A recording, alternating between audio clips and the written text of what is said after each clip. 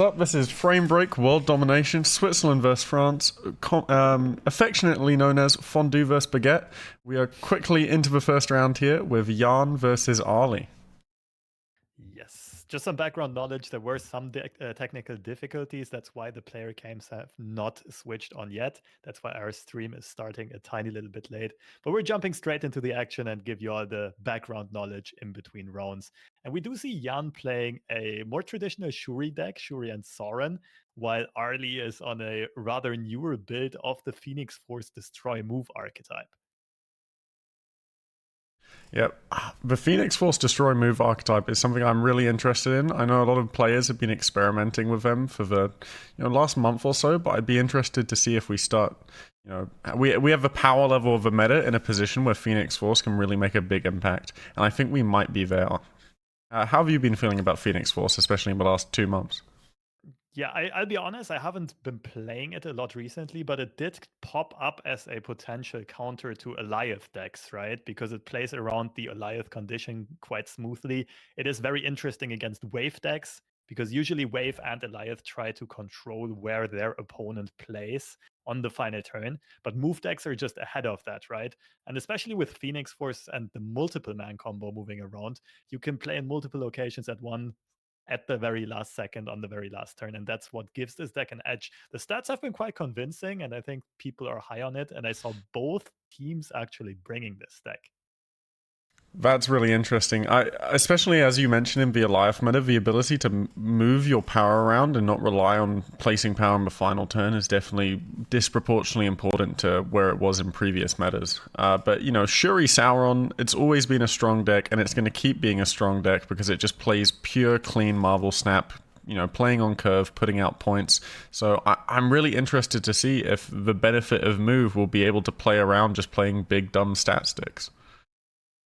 That is interesting. I would definitely say the move deck is more flexible in this. Also, Arlie has a spicy Arnim Zola tech in there for really shuffling things up on the final turn, so Jan can never be sure where the big power bombs actually drop.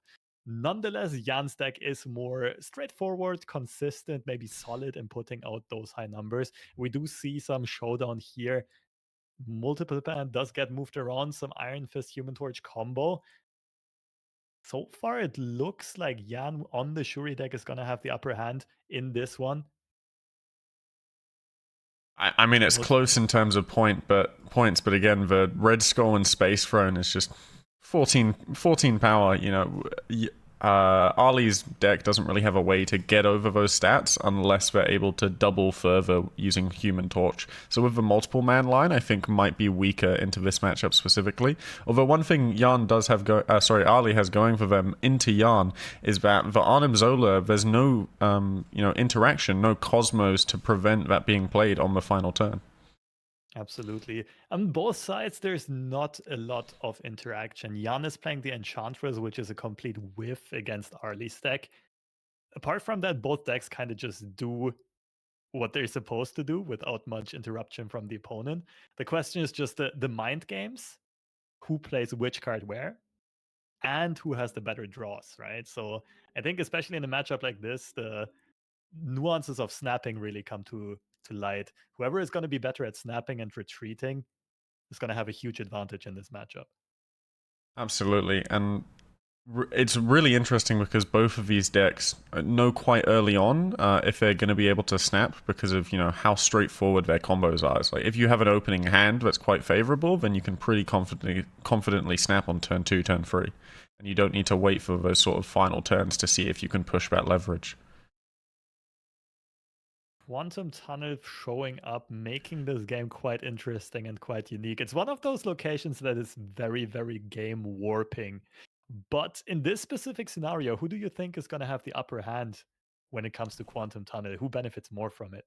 I think Yarn definitely benefits more from it because they have one bad hit in the form of Taskmaster, but every other card in their deck adds value in some way through the Quantum Tunnel. While Ali has quite a combo-dependent deck, so you could end up pulling out some cards, but end up interfering with your own game plan rather than helping. I do agree with you.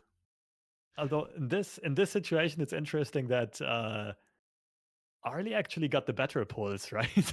Yeah, no, I The mean, I think turn, Ali got really lucky here. If they'd pulled yeah. that Carnage back out and destroyed Vishavez, it would have been a complete inverse outcome to, the crazy Arnim Zola onto Vishavez. And now the Phoenix Force can revive the Human Torch, so All Stars have aligned for Arlie here. I did want to mention there's another really bad pull for Jan, and that would have been an early, what's it called, an early Ebony Maw. While Right, I'm yeah. not sure on your end, do you also have to go through an ad break right now, I or is it was just not me? I was not getting an ad break, but that is something to consider with restreaming that we may get hit by ads at some point. Let Yeah, me see if I can and just subscribe to them real quick to get rid of that. But, we can also just write them and mention that ads should probably be turned off for this event on the main channel. well, But either way, well, you can talk us through the action in the meantime while I cannot see what is happening on screen.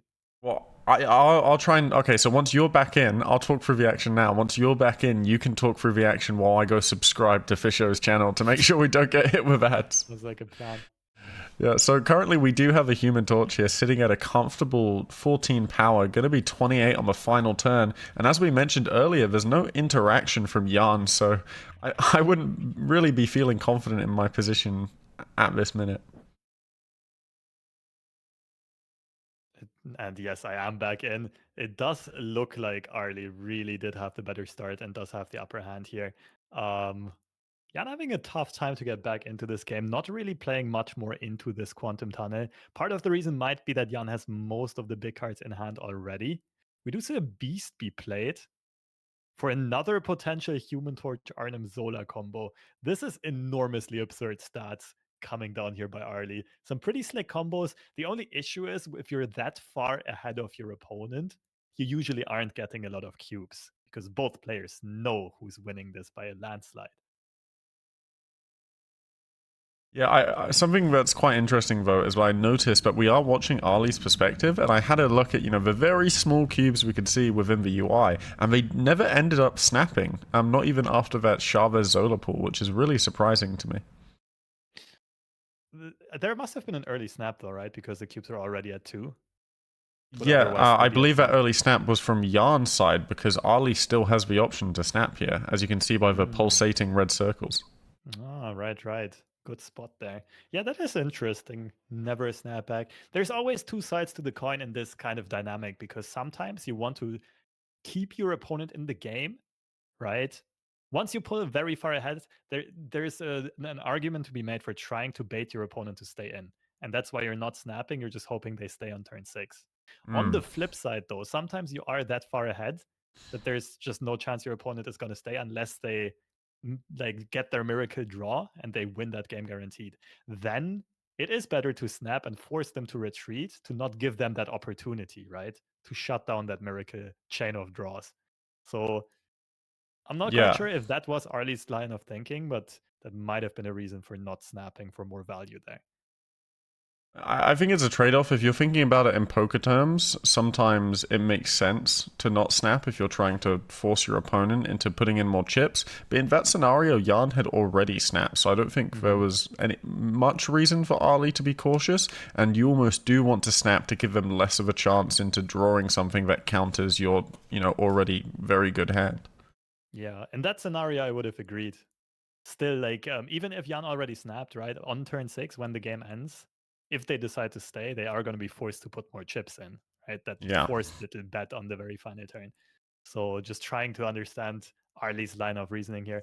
But either way, in this round, both players have a bit of a slower start, but we already see the dream cards in Jan's hand, and the Sauron off the top of the deck ensures the snap right here. We see the Sauron on 3, Shuri on 4, Red Skull on 5, Taskmaster on 6, the absolute dream setup for every Shuri player.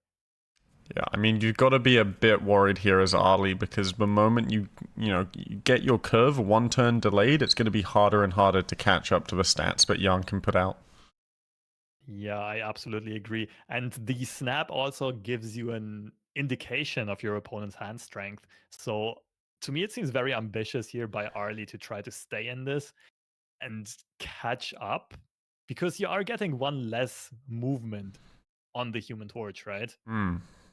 Which is And insane because it's yeah, exponential. That's a whole scale of two less that you're going to be able to reach power wise. exactly. And even though you do have the nice combo of Torch, Venom, then Phoenix Force reviving the Torch, moving it around a bit, and then doubling it with Zola, it doesn't seem like you will get there. You probably won't be getting the Torch to 32 power, which is the output that you need. With the Iron Fist, though, it does enable one more additional tick, basically, one more Mm. additional doubling. But I think the Phoenix Force is just going to be ending up at 16 if my quick maths is not failing me. I mean, that's definitely the great part about Phoenix Force getting buffed to 4 costs, all those patches ago, is that we can be a little bit more flexible and get Oh, our Ghost moves out a Spider turn off the earlier. top of the deck. Sorry Oh, for that's interrupting you, but insane. that's huge. That is another doubling that just perfectly fits the curve. The only issue is the Arnhem Zola is going to be a bit of a wild card here, right? Because there's going to be 3 units in the raft, and Zola is going to have to hit the Phoenix Force. Yeah, no, because even if it hits the Ghost Spider, it's still not going to help because it's just going to move a 0 power Zola around. So it does become a 1 in 3 if played on the raft. Let's see how everything unfolds here. For Jan, there's honestly not that much thinking to do. The only decision was, do I go with Vision instead of Red Skull to have a bit more flexibility and a bit more mind game potential? And for Arlie, honestly, it's just send it. Just full on send it. Human Torch does go up to 28, which would mirror. Oh, Jan is. Oh, Jan makes the Oh, the basically a misplay. pretty big misplay because the Starlight Citadel shifted the locations around. That also means that like Shuri is attached to the location and not to Mm. where Shuri physically is. So the Shuri effect only activates if Red Skull would have been played in. I think it was the raft that was on the left side. Yeah, I'd be And kicking myself for this one, but also come on, second dinner visual effects team. We want to, we want to still be able to see where the Shuri was played, even after it gets destroyed or moved. For all of us forgetful players, making a small mistake like that can have massive consequences, as we're seeing in this game. good point. I'm with you on that. It would be lovely to have a visual indicator for Shuri. But now Arlie is in a much safer position where they don't really have to risk as much. The key point here is actually being ahead in the middle. It doesn't look very spectacular, but that just allows Arlie so much more safety and flexibility with where to commit points and still being ahead in 2 out of 3 locations. That is very easy if you play against a more clunky deck like Jan's Shuri deck that usually can only play for 1, maximum 2 locations in the final turn. You just try to be ahead on all 3 and you'll usually be good, even if it's just by a small margin. Yeah, I definitely think it's interesting how you pointed out earlier that the only decision Jan really had to play in that match, other than, playing in the right location, was whether they went Vision or Red Skull. And I understand the inherent want for more flexibility with the Vision, but I think in this matchup specifically, where our opponent also has movement flexibility, that sort of gets devalued and it's more important to just go for higher stats. But I mean, the fact that they, if you pull off a Ghost Spider that allows you to reach that stat potential anyway, you really have to be thinking about, those point thresholds about where flexibility or just more stats is more useful. Yeah, I agree with your analysis. Personally, I always would lean towards just bombing the stats with Red Skull there. And I mean, it's a significant amount of extra stats, right? If you double the power, Mm. it's 28 instead of 16. Red Skull was silenced by Sauron as well. So usually, I think that's going to be the preferred line of play for Jan, for the Shuri player here. And we see another solid curve with Sauron in hand. And this time on turn 6, Jan will also be able to play Ebony Maw for an additional power spike, but no Shuri in hand yet. I mean, they could pull a Brow Day and just top deck it every single game on turn 4. That's all I remember from a Shuri Sauron meta. The best players just knew how to top deck Shuri, and they played well. But top decking Shuri is a really important aspect. But not all of us can be as gifted as the most gifted Shuri players in this world. Some interesting decisions here for Arlie. Destroying the multiple man in the rickety bridge. Carnage is going to be vulnerable there to mess up the Phoenix pool, Phoenix Force death pool, basically. Mm. right? You don't want more cards to be destroyed than just the multiple man. But Arlie does find this window of opportunity with some pretty precise play, and Phoenix Force is going to be guaranteed to revive the multiple man at 8 power. Yeah, I think that play was safe as Yarn was never going to intentionally play into the rickety bridge and feed that destroy factor, and instead of just counting on them not having a Carnage in the first place. Like, that would have been an insane read to know that they'd play Carnage there and trigger the Carnage to turn it into a 50-50. Yeah, While I do agree. sacrificing some of your own tempo to do it. Yeah, although it would have been an interesting mind game to do by Oh Jan. yeah, for sure. I think as you get to the sort of final rounds where you learn how your opponent's playing, that play becomes more likely once you trust your opponent to make the right play. Mm-hmm.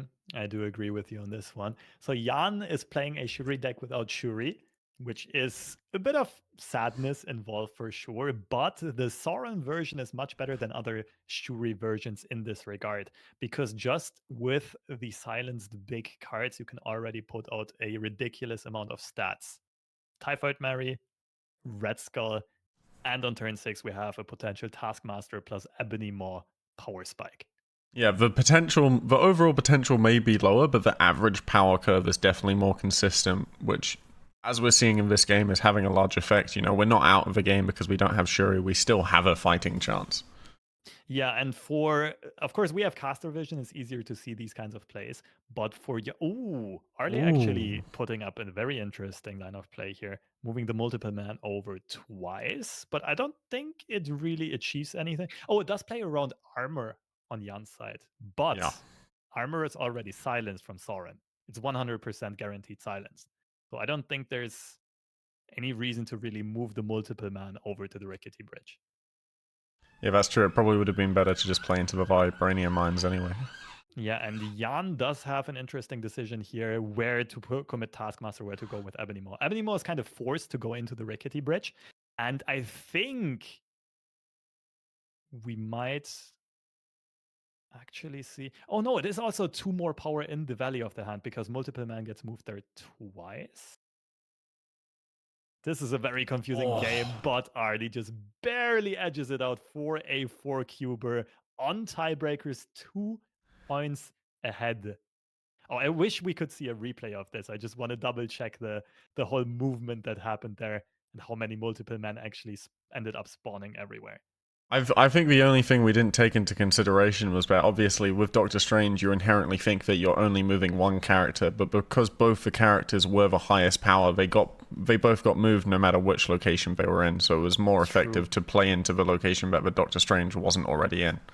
Yeah, so I think Arlie actually found the perfect line of play there, right? Because just playing America Chavez, which is the easy and first instinct, would have lost on tiebreakers. No, it wouldn't even have been tiebreakers. Well, yeah, Rickety Bridge, of course, 0-0. But then I think Arlie would have just been outstatted. So hats off and kudos to Arlie for finding a creative line of play with the very tough to play movement deck here. Yeah, that's definitely what's really exciting about Move. Snap can be quite a rigid game at times, but with decks like Move, there's a lot more flexibility and a lot more angles for you to take for outplay that isn't just necessarily playing more stats. I even think this matchup specifically is sort of a battle of philosophies in deck building more than anything. It's the straightforward play stats, play curve versus the more, nimble, where am I placing my stats, playing around your stats, that you get with the bluffing aspect in Snap with the, multiple locations. Yeah, and also a bit of predictability versus unpredictability, I would say. Like the Shuri deck is predictable, which is usually a huge downside in Marvel Snap, but it just vomits out such numbers, such big power stats that it usually doesn't matter. Now, both players faced with some interesting decisions here with the spamming of collapsed mines. Arlie is considering whether or not to skip another turn here. Jan is pretty much guaranteed going to skip this turn because otherwise they wouldn't really be able to play in this game of Marvel Snap. But for Arlie, it's not an easy decision because they are already behind a full turn by having skipped previously. Yeah, I think Yarn made a really strong play here, playing for a 50-50 advantage, accounting for the mirror dimension, possibly hitting the collapsed mine. Because of that, they essentially get one more turn than Arlie does, because Arlie, is sort of almost forced into a position where to get back into contesting middle, they would have to skip twice. So I think they've made the correct play here in not doing that because they'd lose too much tempo, but it's still a really difficult board to play with, obviously with Iron Fist not being able to proc with the middle location being completely blocked. Mm-hmm. And it does look like Arlie is just deciding on only playing for two locations. Just saying, okay, screw it. I'm not going to play in the middle one. I'm just going to outstat my opponent in both of the other locations.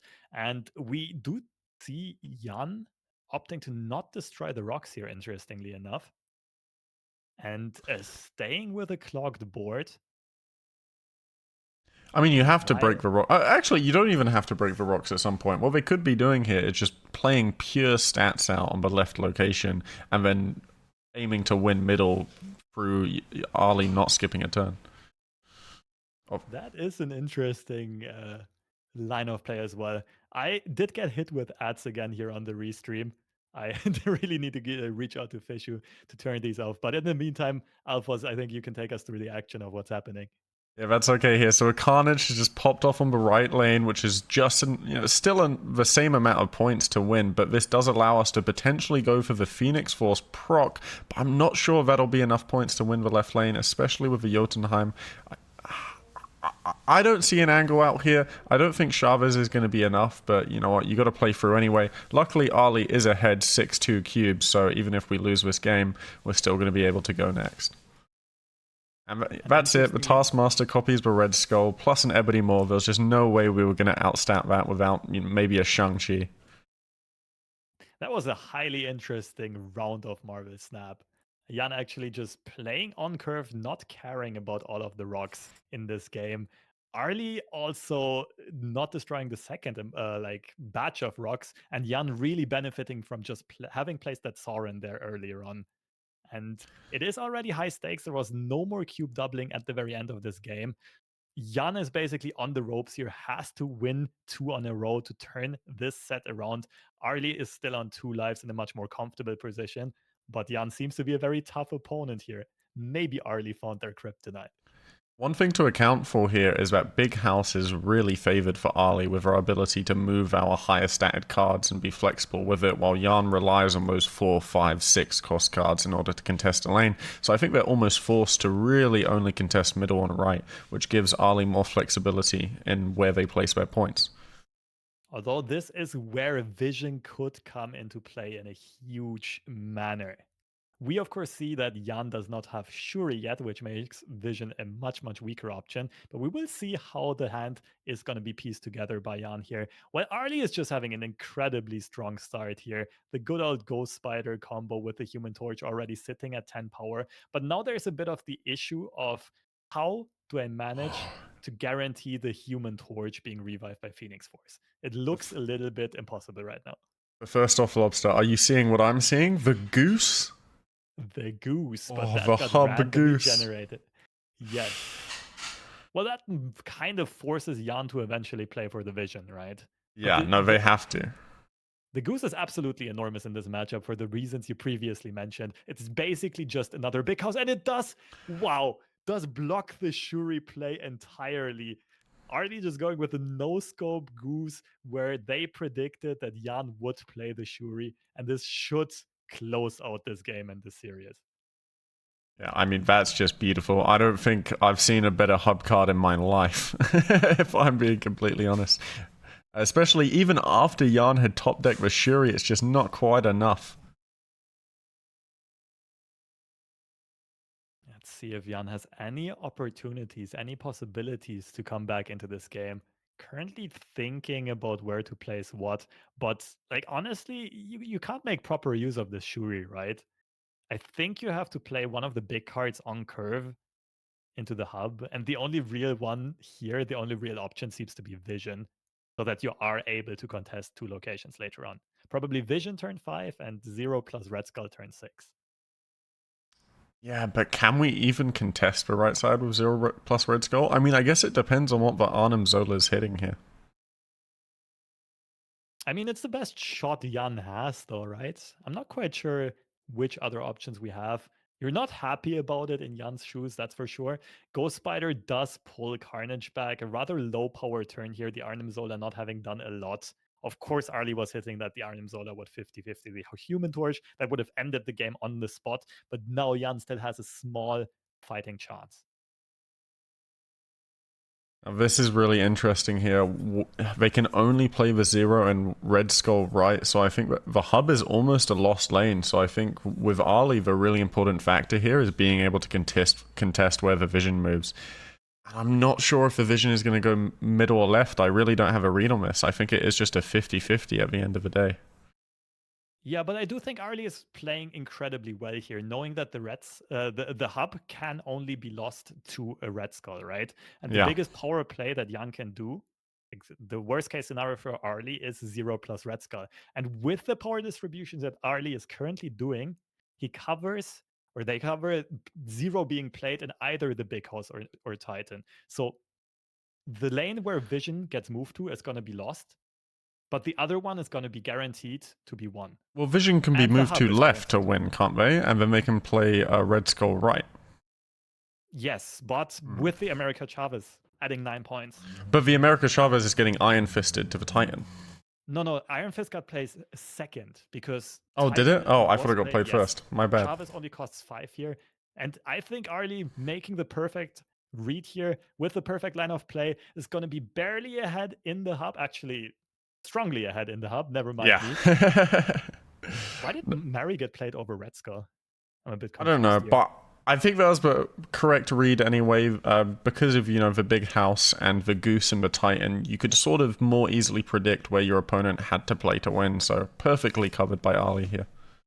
Yeah, some good foresight, some smart plays, some flashy moves with the movement deck, and in my eyes, a very well-deserved victory. We also, unfortunately, have to point out that there was one pretty significant misplay on Jan's side, with the locations having been moved around and missing the Shuri buff in that one crucial game, which ended up being a 2 or a 4 cuber, and that felt like it really shifted the tides of the series.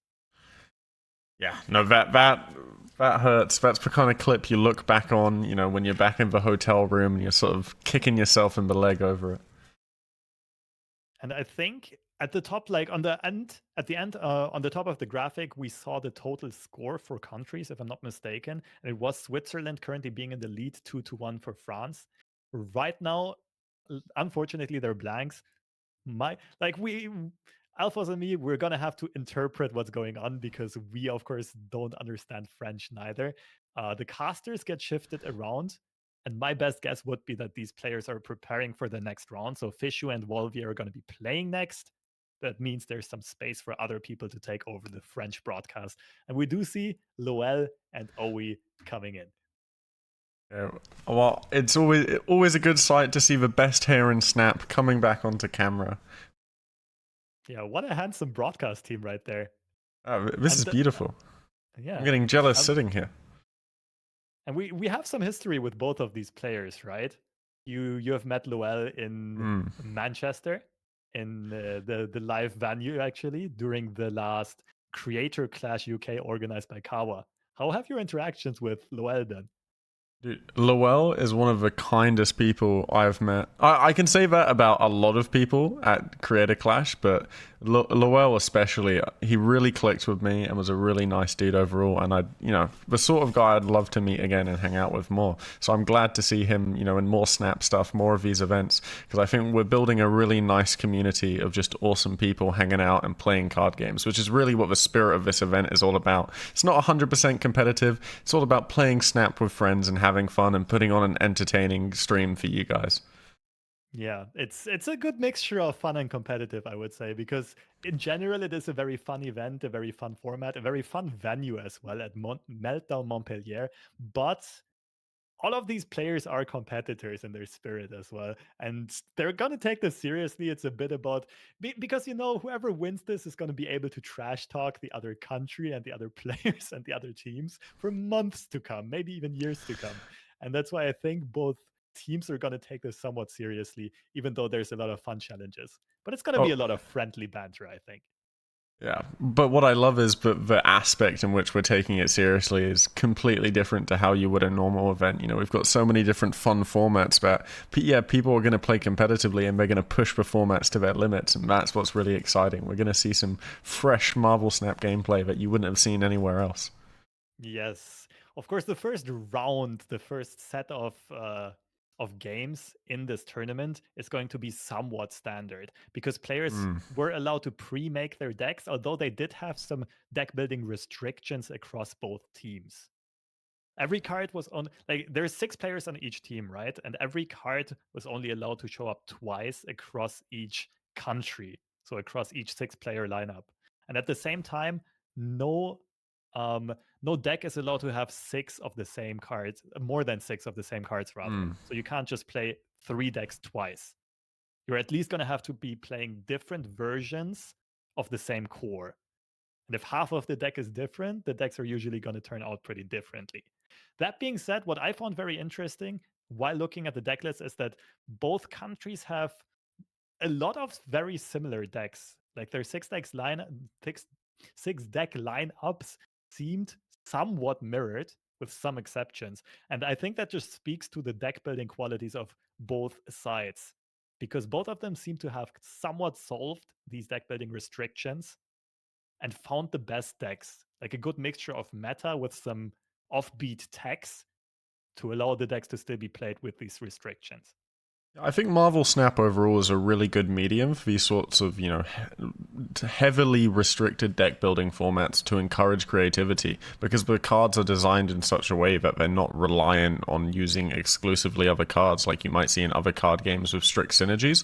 All of these cards have sort of soft synergies where each other, where you can see where some cards would be good with each other, but there's a lot of flexibility for mixing and matching. I think we're especially seeing this in Trek's deck, which while is a Loki deck, which, from the last month we all know really intimately, we're seeing a lot of other options, but we haven't seen like some of the new cards like Elsa Bloodstone and Mobius. Mm-hmm. Yeah, some of the last few cards that got added were really meta warping. They had a huge impact on the Marvel Snap landscape. Like you mentioned, Mobius and Elsa, also Loki, which we currently see on Trek's side. And this is going to be very interesting because Trek's deck features both Loki and Mobius to protect the cards from being increased in cost. I think a really interesting aspect we're going to see here is that the Loki is going to be coming down maybe a little too late in the game to fully benefit off of Shuri's game plan. But on the flip side, Shuri's game plan is just good cards, so that if you can play them out for cheaper, that's going to be quite a lot of value for Trek. Yeah. And it is an interesting matchup, kind of similar to the previous one. Again, one clunky deck against one very versatile explosive deck. And another thing that's again very interesting here is that both decks don't really have interaction with the other deck. Yeah, I think once again we're going to be playing Snap Solitaire with some slight, bluffing and guessing as to which locations are going to be played on. Well, something really interesting here is that because armor was played on 2, the Rickety Bridge, no one has the tools available to be able to disable that unless a Loki copies the armor later on. Hmm, that is a very good point. So Rickety Bridge is going to end up being a tied location most likely, unless Loki pulls an armor or something like Coulson pulls some location changer.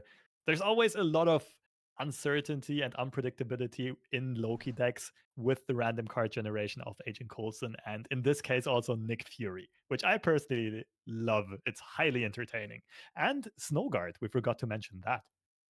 Oh, true, Snowguard is not really a new card, but because of how recently it's been changed and it's had such an impact on the meta since then, it's such a flexible toolbox card that players just love to use, especially players who are more creative with their game plans and want to sort of enable manipulating those locations for that asymmetric value. And Snowguard's effect of temporarily shutting off a location is very interesting with a lot of niche interactions. One thing that maybe many of the newer viewers don't know is that Snowguard's what is it? The hawk stance, right? The bird stance can Mm. actually shut off limbo on turn 6. So therefore preemptively ending the game, even though Limbo has been played. But it does not work the same way with Rickety Bridge, because it only prevents the location effect until the end of turn. And Rickety Bridge But is an after turn effect. after each I'm turn. following you here, Lobster. You know, I've got your line of thinking. Yeah. You've encouraged me to come to the conclusion to myself, which is a great learning process. You'd be a good Marvel Snap teacher. You reckon? Thank you so Yeah, I much. think so. You got to start plugging your coaching in now. I'll get to that later. But yeah, coaching does give a lot of insights and also makes you learn a lot about the game and about how to explain it properly. I love Oh doing it. yeah. I think that's one of the big things that's so great about these sort of community style events. You meet people that you can end up playtesting with, which will make you better for the solo events, because something a lot of people who are more casually into card games might not know is that all of the best players, they're not really playing it purely on their own. They're playing it as teams where they're performing on their own, but a lot of the practice and research and deck building is happening in these groups where people test together and help each other to strive to become better and more competitive.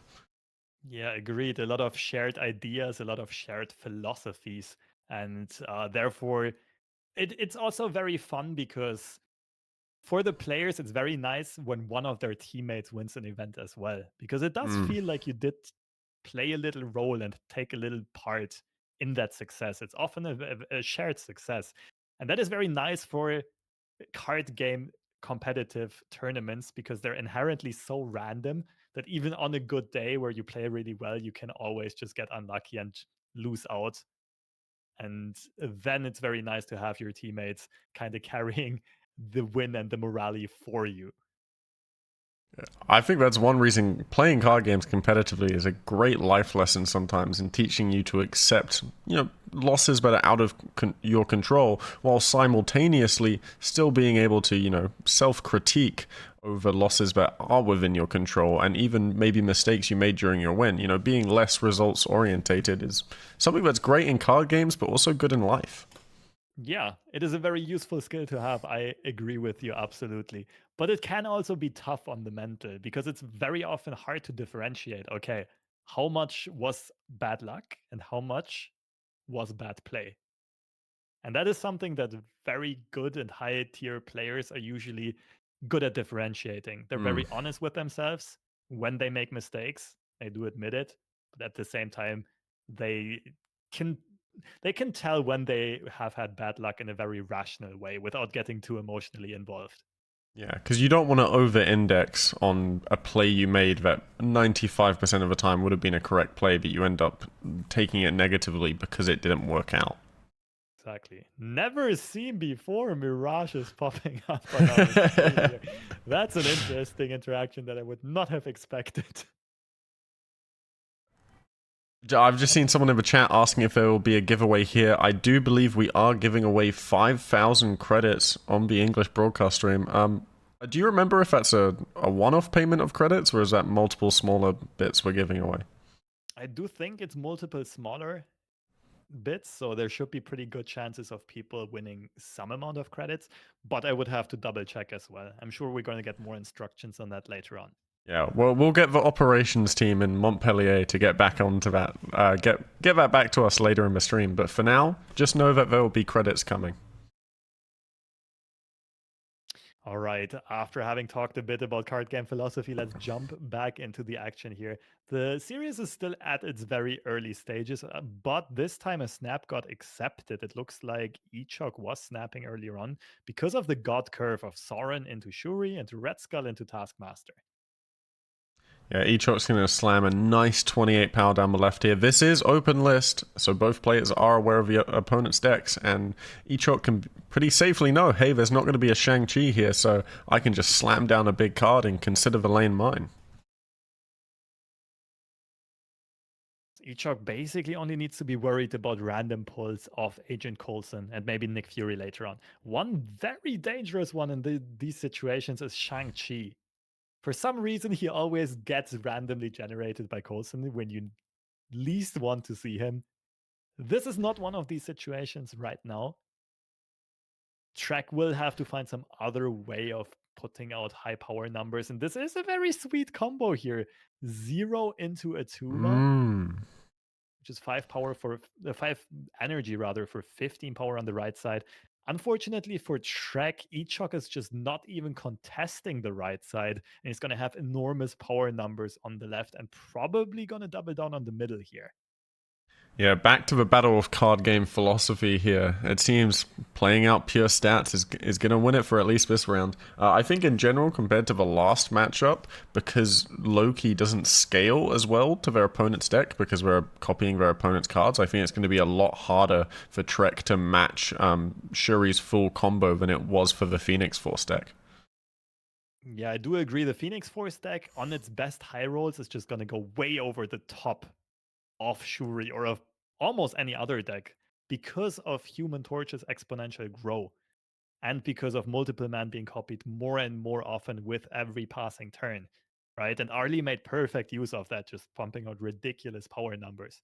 But for Trek, it's not that easy. You can sometimes get some crazy collector combos off, and sometimes you can get some crazy Elsa with Kitty Pride repetitions.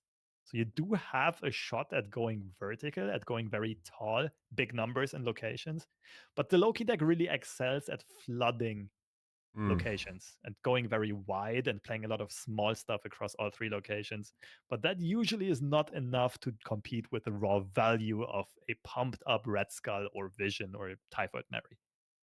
Yeah, I think it's very interesting that due to the nature of the format, usually in a normal constructed tournament, some of these tech cards like Shang-Chi and Cosmo are going to appear in 50, 60, 70, 80% of decks. But because of how limited the deck building format is here, the teams have had to be really careful with where they're placing their tech cards and trying to hedge them into the correct opponents. Especially with the strategy of choosing which player goes next in the series and which players you're going to leave towards the end. I think a lot of teams might backload some of their decks that have tech cards into where the decks become more predictable as to which players they'll play finally, because if you're going into the tie-breaking match, the decider of the whole series, and you have a Shang-Chi in your back pocket and you know your opponent's playing something that dies to Shang-Chi, you're going to be feeling a lot happier.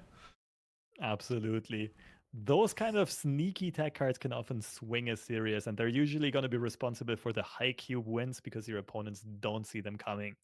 I don't think this is going to be happening here, though. Both There's players a are chance. aware. There is a Agent tiny chance. Coulson, it could pull Well, something. with Coulson, that's absolutely true, and it would be a huge upset. But first, the numbers are not in Trek's favor. Let's put it that way. The Yeah, raw no, I definitely think probability. Trek's unfavored here. Let's see. Coulson pulls out a Crossbones and a Blue Marvel, which are good all around Marvel Snap cards in a vacuum, but not when facing a highly synergistic deck like Shuri. They just cannot keep up enough. Trek is trying to go for a crazy Loki play here. It might be too little too late already. Loki on turn 5 usually means you can't really get that Shuri combo out on turn 6 anymore. Just not enough energy. I think if Trek... Oh, Quinjet. Ooh. Okay, that definitely changes things. I think if Trek analyzes here that they are unfavored in the matchup, I think they can go for the risky play of just stacking a certain location and assuming their opponent's not going to risk losing a card to Danger Room. So if they just try and barely win by 1 point in Danger Room and then stack left or stack right, that's probably the correct play. Mm-hmm. Actually, Trek is not in the worst of positions here because the Quinjet Loki combo came down on turn 4 already, leaving a lot of time to play multiple of those big Shuri cards at a heavy discount. And Echok did have a pretty good opener, but not the whole dream combo, right? Yeah. The Red Skull is still unsilenced. That means the ongoing effect is still activated. And especially a deck like Loki is really going to punish that. Because Red Skull is usually going to buff up 4 targets, since it's so easy for the Loki deck to fill up all locations. I think the only difference to that is they could just play the Red Skull into the Danger Room and take the 25%, but Trek is choosing to fill out the Danger Room. So that might not work as well as they had hoped, especially with the Danger Room not proccing on either of these cards. And Nick Fury calling in some support and pulling some interesting cards. Galactus is absolute nonsense at this point, but Magneto could shuffle things around in an interesting way. At this point in time, though, Magneto would only pull Shuri around, and Shuri already got her effect off, so that's basically useless. The other big potential blowout card would be Living Tribunal, but I don't think it's good enough to be played in this position. I think the only way Magneto has any effect here is if they decide to play the Typhoid Mary, which there's a pretty high chance they do. Knowing that they had an Agent Coulson in hand, they could be scared of a possible Shang-Chi pull, which could lead them to want to play a 4+2 so they can play armor. That is a good point. But Magneto would still not do anything because priority is on Trek's side. It is the final turn of the game. But True. both players are now in a tough spot because there's been so much randomness on Trek's side and card generation and Loki pulls that Ichak has no idea how tall Trek can go. How many points can Trek really pump out here? There has not been a snap yet, though, so the risk-reward ratio is favorable for both players to stay in here, I would personally say. I am kind of expecting a showdown. We do see Trek fully committing to the right side, expecting Ichak to play there, but Ichak did make the right read and play the Red Skull to the left. And here we see, Trek's deck basically morphing into the Shuri deck and also going tall instead of going wide. Interestingly enough, did not predict the vision movement correctly. I think Trek was thinking that Ichak would stay there with the vision, and Ichak just taking advantage of that movement and of that flexibility. Oh yeah, I'd be pretty happy if I was Ichok here, pulling off a nice win against that way. It was a bit scary with the Loki and Quinjet. You can't really predict where the power's going and how much power it is as easily as you can into other decks.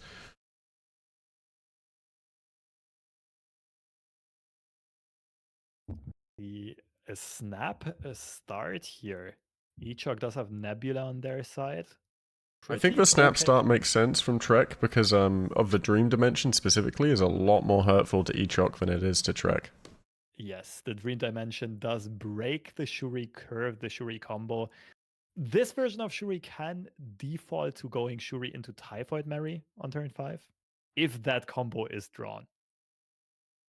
But Ichok being punished super hard for staying here because the Nebula did get played into an unrevealed super flow, and Trek is going to take full advantage of that permanent energy generation, while Ichok would have really liked to have that as well, but just won't get it.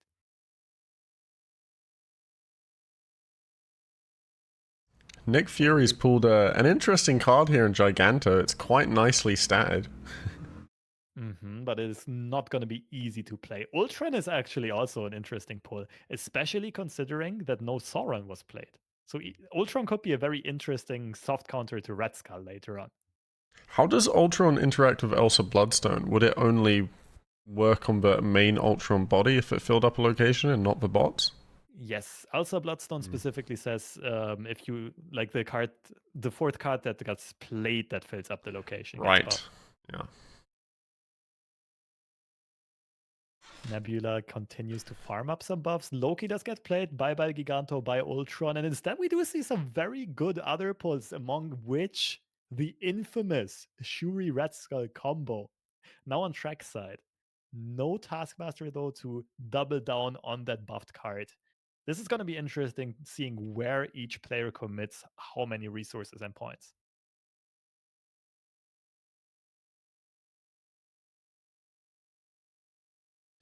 Yeah, the Shuri maybe coming in a little too late here, but maybe not. Could still have quite a large impact. The Superflow definitely changes thing up. Trek's still getting advantage of the Superflow, which lets us have more energy to play around with. And we'll be able to fill up the locations more easily and benefit from Elsa Bloodstone, so I think Trek's in a pretty decent position here. I would agree here. Right now, I would also think Ichok's going to lean towards retreating on the final turn. But of course, at this point, there's no reason to retreat. You can just try your best, see maybe Trek's pulls just weren't good. Maybe Trek just makes a misplay. Who knows? Ichok is going to take this free fighting chance, see how the game is going to unfold. But I do think Trek is in a very favorable position. Enchantress does silence the Typhoid Mary debuff. Of course, does not hit Elsa Bloodstone because it's not an ongoing effect. It's just a regular text card that can't really be interacted with. We see two lizards coming down on Trek's side, a rather rare side. And because of the Superflow having 7 energy available on Trek's side, Shuri and a Red Skull can both be played on the very final turn. Yeah, I mean that's a lot of power. Nebula's had a lot of turns to stack up, but it's probably not going to be enough. So It Weird all World it has all a depends on where Echok plays this turn. I think if Echok stacks everything middle, they could have a chance of winning. yeah, but Echok also has only 6 energy available, right? So Hmm. what is I like think you go Trek Red is Skull basically plus Ebony, right? Or is yeah, it? but Ebony can't be played Oh, has it because not it been overrides Sauroned? anything. Yeah. Yes. And I think Trek didn't Trek pull a 0 earlier on? I don't quite remember. But I think Trek is scared of 0 plus Red Skull coming down in the middle. But I don't Yeah. quite remember if Trek actually drew it off Weird World. And as expected, we do see Echok going for the retreat. RNG just not on their side. And, That's well, playing some cube control, some pot control, basically, and giving themselves more opportunities to fight later on. definitely the correct move to make, especially with Elsa Bloodstone on the board and with the cards they had in hand. I didn't see a line out. I think the only way they would have had a line out is if they had hit their earlier curve, but alas, this is a card game. You're not always going to have your ideal game plan in line. And we do move on to the next location. Interestingly enough, Space a Throne gets shown in the middle, and this usually favors the Shuri player very heavily, as we have seen earlier on. Yeah, it's a pretty lovely location. Although Trek does have access to some location control in the form of Snow Guard if they're able to draw it, which will let them disable the Space Throne for turn 6. Or for any turn they would like, actually. And some more location control could be randomly generated. But for now, we will say that I think Echok is in a very favorable position here. Vormir is something that's much easier to take care of for Trek. Trek has more small units that they don't mind dying, whereas most of Echok's cards in hand are very valuable. Thinking about committing the 0 here just to free up Vormir, the armor has unfortunately already been used up on another location. Yeah, we're in the same position we were in last time, which is the armor has been played, and then the destroy base location comes up the turn after. There's not much you can do about that. Loki still could have an effect, but that doesn't look like that's the play they're going for. Snowguard does get played. Just making use of Vormir though, not going for some disable later on, but that does open up the possibility of opening up the space throne basically, right? And filling it up with up to 4 cards, if possible later on. We shall see. Sorin does get top decked a little bit late on turn 4, but can be paired with Nebula. Forgive me, I'm not too confident on how the Snow Guard interactions work. If you activate a Vormir, does it reset the first card played here as destroyed? Yeah, no, it does not. As far as I know, like it does not work with any of those types of locations. It also doesn't work with locations that activate at a specific point in time. So, Right. for example, Sakari doesn't get activated multiple times, Okay, so it or has to be a like more X-Men. generalized location, like Yes, a central park for adding squirrels. exactly that kind of stuff. We do see. Wait, was that a snap back? Did I see that correctly? Echok has not snapped here. Looking at the pulsating. Wait, or have they? No, Echok has not snapped. Trek has snapped. Okay. No, it does seem like both players snapped. It does go up to 4 cubes. We're not in high stakes rounds yet, if I'm not mistaken. No, I think And we must be in high stakes because I see the pulsating circle, don't you? On Echok's side. okay, you do have a point. Well, it's currently a 4 cuber. The stakes are pretty high.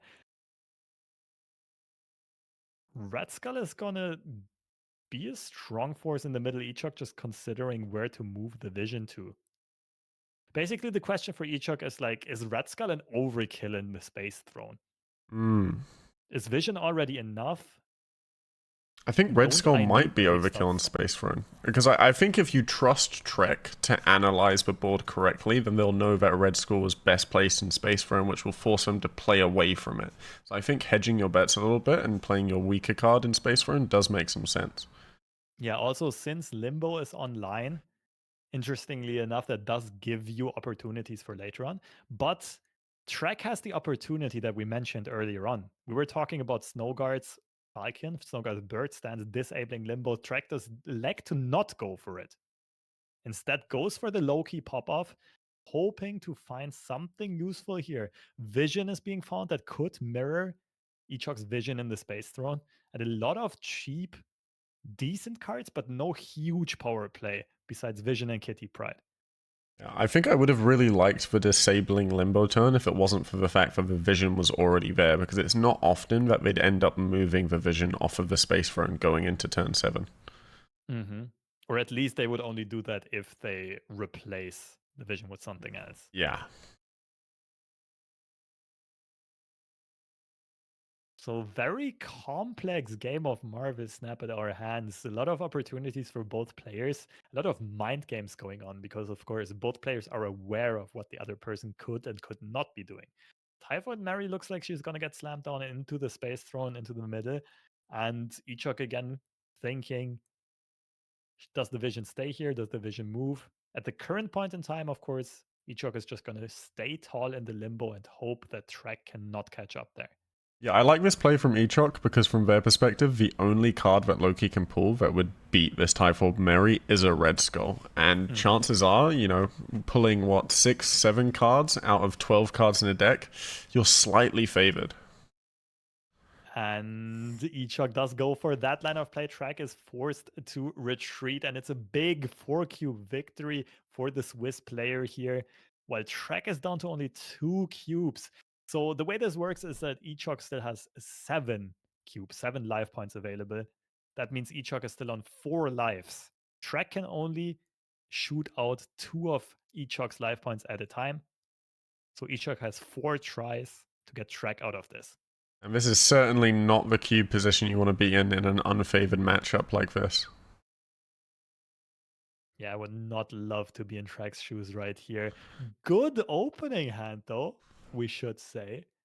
But it can still be very hard to piece everything together, especially if the Shuri deck just does the Shuri things. And we do see a 0 into Ebony Moss start, which is ugly power numbers early on. Yeah, I mean, that's just a lot of tempo, especially when you're not running key tech cards like Killmonger to remove those stats. I don't think we've seen a Killmonger or a Shang-Chi or even a Cosmo yet from either team, so maybe my analysis was correct in that we'll be seeing those tech cards later in the game where they have a better idea of the decks that their opponents are playing thanks to the deck building restrictions. Possibly. And it's also the thing is you really have to choose which decks you put these valuable tech cards in because you can only run them 2 times across your whole lineup, right? Yeah, so you have to really carefully play them in the decks that are going to benefit the most from hedging their weakest matchups. Exactly. I do remember I saw Yorick playing a Destroy deck, and that, for example, is for sure going to be having Killmonger in it. Oh yeah, absolutely. And it might be a good call anyway, because there's not that much Mobius running around in this subset of rules, because there can only be 2 Mobiuses on each side. So Destroy can often run rampant. There's not too much armor, there's not too much Mobius. It's Yeah, an interesting decision to bring that. I definitely think these players have made the correct choices in their deck building theory. In a format like this where there aren't many tech cards, you're going to lean into playing decks that just rely on building their own points as much as possible. I do agree. That's why we see a lot of pop-off decks basically, and not as much interaction. For sure. Here we have another. Sorry, I was going to say you're probably not going to see a Cerebro deck in this sort of format. Especially not if you're expecting people to bring Shuri. Red Skull can just mess up Cerebro so easily. Yeah, I think the only situation where I saw a Cerebro deck win against a Red Skull deck was in my match with Bralde, where I popped off on the Nexus. Yes, the Scarlet Witch miracle pull. I do remember that. And here we see, both players going for Hela. And Red Skull is going to buff up everything on Trek's side, and that should be enough to take out the Red Skull. Overwhelmingly so with the Elsa Bloodstone buff as well. That is That's a such a massive tempo swing for Trek. and just the most valuable resources out of Echok's deck are lost. Taskmaster does not have a good target anymore. This is the kind of situation where I'd be banging my fist against the desk, wishing I had more cubes to gamble with. But Echok is on the safe side anyway. Yeah, Trek would have loved to snap this prior to that turn, or at least now. But like we mentioned earlier on, Trek already invested all of their cubes. There is no possible increase of, well, stakes anymore, basically. Yeah, it's And that definitely a means both difficult players, dynamic.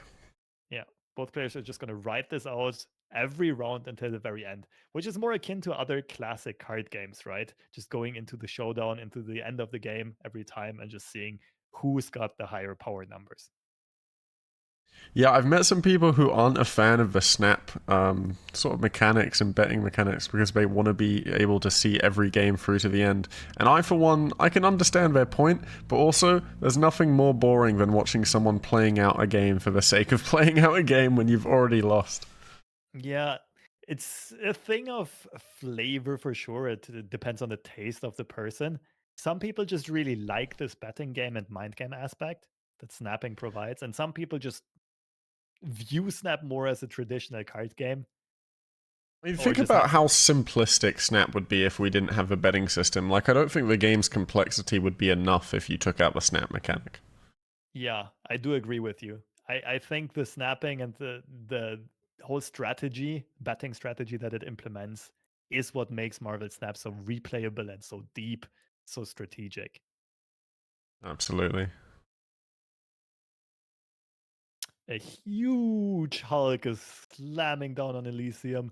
Ridiculous numbers all over on trackside. This is the Loki deck just popping off. I mean, it wasn't even enough points on the Xandar. That was just an overwhelming win for Trek. Yeah, very, very strong showing here, but it's only worth 2 cubes, only worth as much as every other game. So Shrek is still going to have to repeat this 3 more times to take down this series. But there's definitely something to be said for that mental momentum. I didn't mean to alliterate there, but destroy that massive read to destroy the Red Skull has got to hurt Echok's mental a little bit. They're going to be more scared of the kind of plays that Trek is willing to make. Because now that they've got 2 cubes left and really not much to lose, they can play more recklessly and more aggressively. Absolutely. Back to the wall. That's usually the most dangerous kind of Marvel Snap player. Limbo pops up as a location, which again should favor Trek quite significantly because Trek has more opportunities to replay Kitty and the Elsa Bloodstone buff over and over, but at the same time also runs Snowguard in their deck. So if Snowguard gets found, Echok is going to have to worry about Limbo being deactivated on turn 6 and the game ending preemptively. Yeah, I definitely don't think this is the game for that, though, because once Trek sees that Echok has got him the perfect Shuri curve, I don't think they're going to be too keen on ending the turn on turn 6.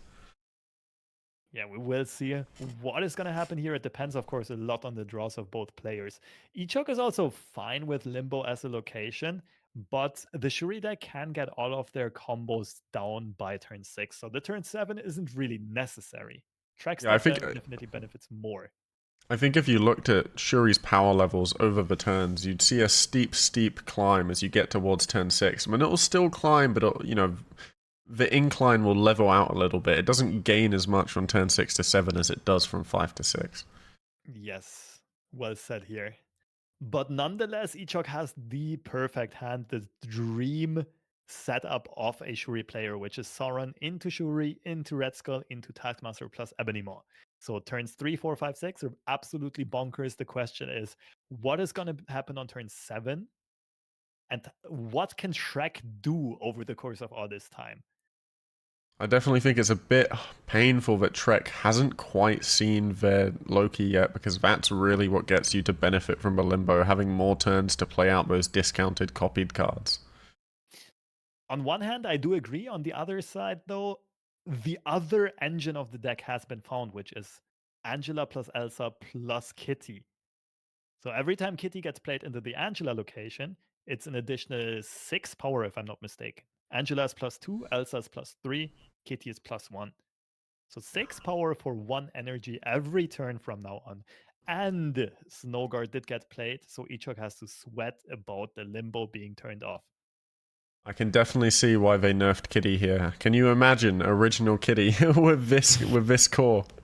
I mean, I would argue the deck is already borderline broken anyways. I could see Elsa being tweaked in the future. And the whole bounce package is just at a very strong point right now. But we'll see. We'll see what the folks at 7 Dinner are cooking up in the future. Ichok, of course, going with the Taskmaster, maybe opting for a different line of play here. Can, of course, delay the Ebony Maw pop-off for the final turn for more flexibility on points. Ichok just has to decide whether or not Trek is going to play that Snowguard bird stance or not. Oh, we didn't even touch up on Nick Fury's pulse yet. Do you see what I see, Alphas? The leader. Oh my god. Such an unconventional moment in line of play. But the we have issue priority. for Trek right now is that we have priority. That is true. So the Taskmaster would only copy the leader power here. One of the rare situations where priority is really unfavorable here. Yeah, I've definitely seen that interaction play out poorly casting a match before. This is certainly the situation where you wished you didn't have priority and you maybe had hoped you didn't play Nebula into the negative zone. But you can't really predict the cards you're going to pull off a Nick Fury, can you? As much as you'd like to. Yeah, unfortunately. That does add a lot of depth to Marvel Snap, though. This, like, having a rough overview over what Nick Fury can pull and like Agent Coulson can pull, and still like assessing that risk adequately, like not being too scared about single cards, but also respecting that some cards can be pulled that will be very unfavorable for you. Some stuff like Magnetos, like Leader, like Eliath. Yeah, it's such a difficult thing to play around as an opponent as well, because at least as the Nick Fury player, I can know, you know, what cards I get and what potential plays I have. But the opponent, it literally could be anything. It's almost impossible to play around every single card in the game. Yes. And this is another thing where the snap mechanic is very nice, because, or rather the retreat mechanic is such a nice addition, because this, you have to factor in what your opponent could have had pulled. But very often, like, you don't need to be scared of everything, because you just get a good risk reward ratio to stay in the game. Because a couple of cubes are already invested. Like in this scenario, you only have to invest 2 more cubes to win a total of 8. It's often just worth it. And we do see Ichok on the final turn slamming down a lot of points on the left side and on the right side with some nice power separation. Trek is trying to pop off, is behind on the limbo there. Hellfire Club is going to be won very easily, but Negative Zone, I think, is no way of catching up this huge power deficit. And in comes the Shang-Chi we never saw, and sealing up the game.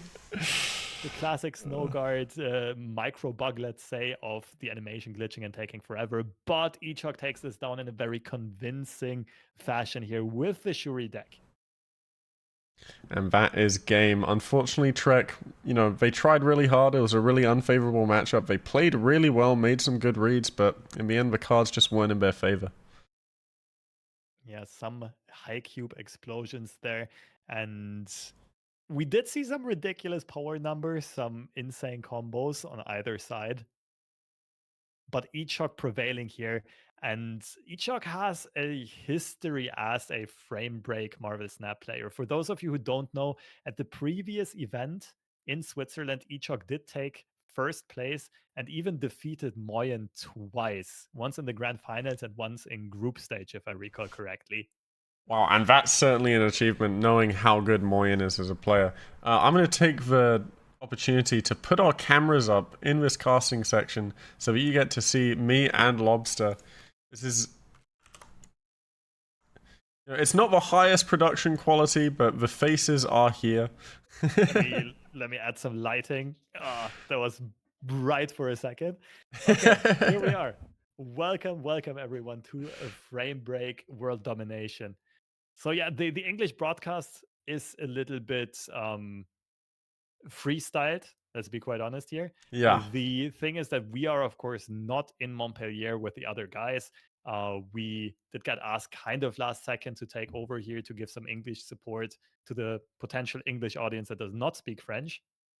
And that's why we were originally going to have a clean feed, but there were some technical issues, unfortunately.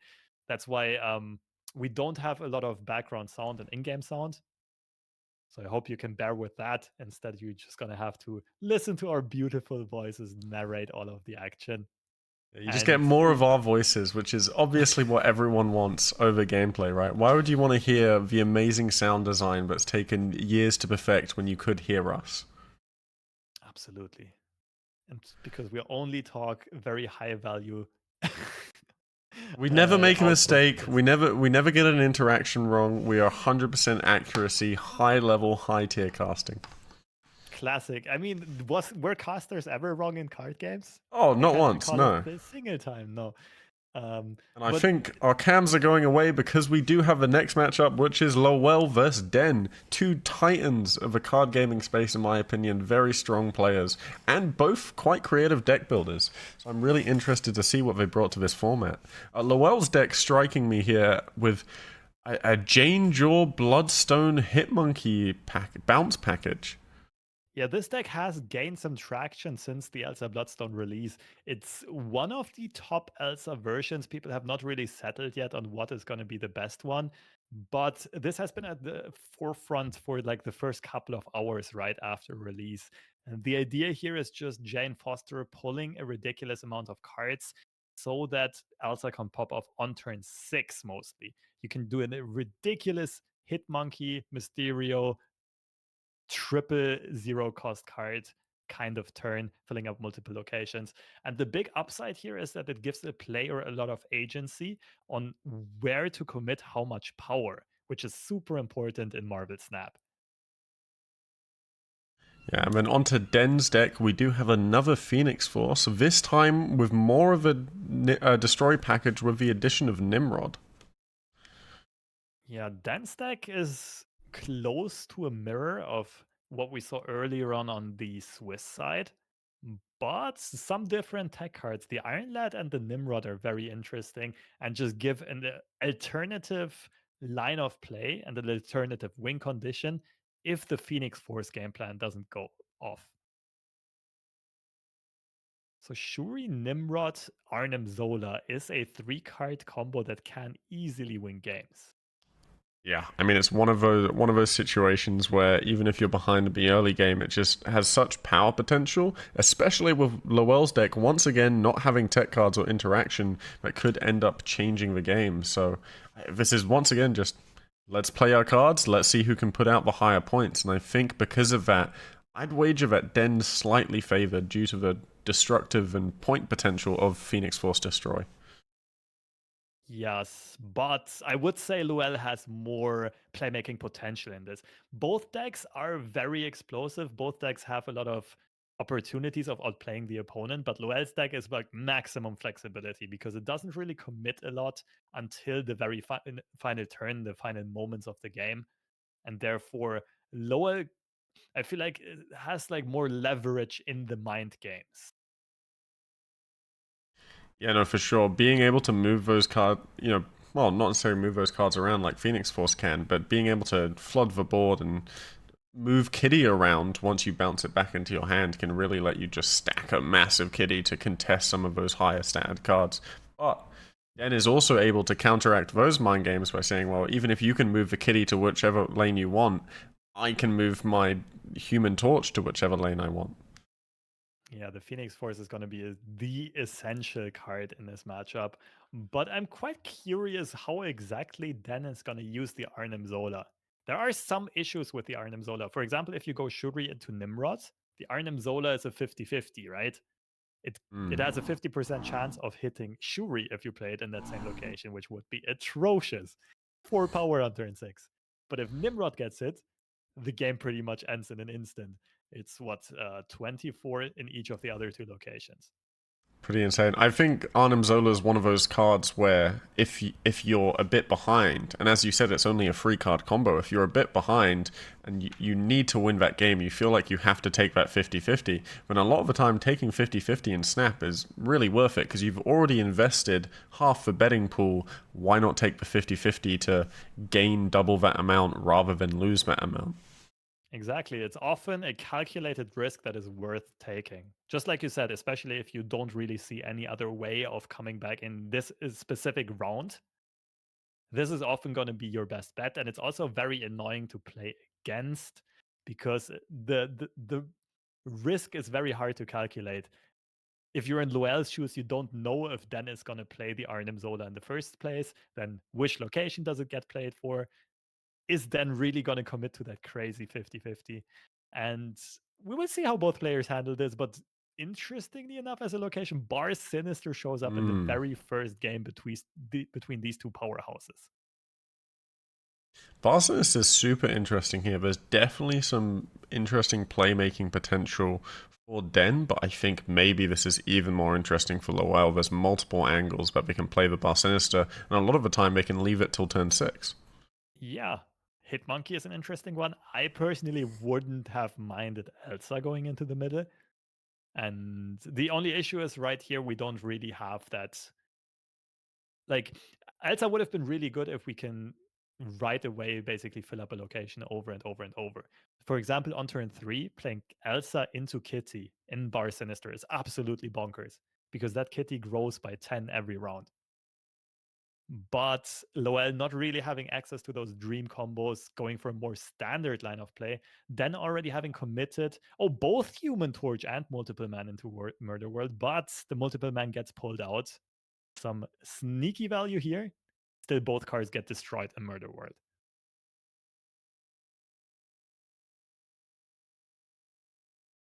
Eternity Range adding a rock to Loel's side.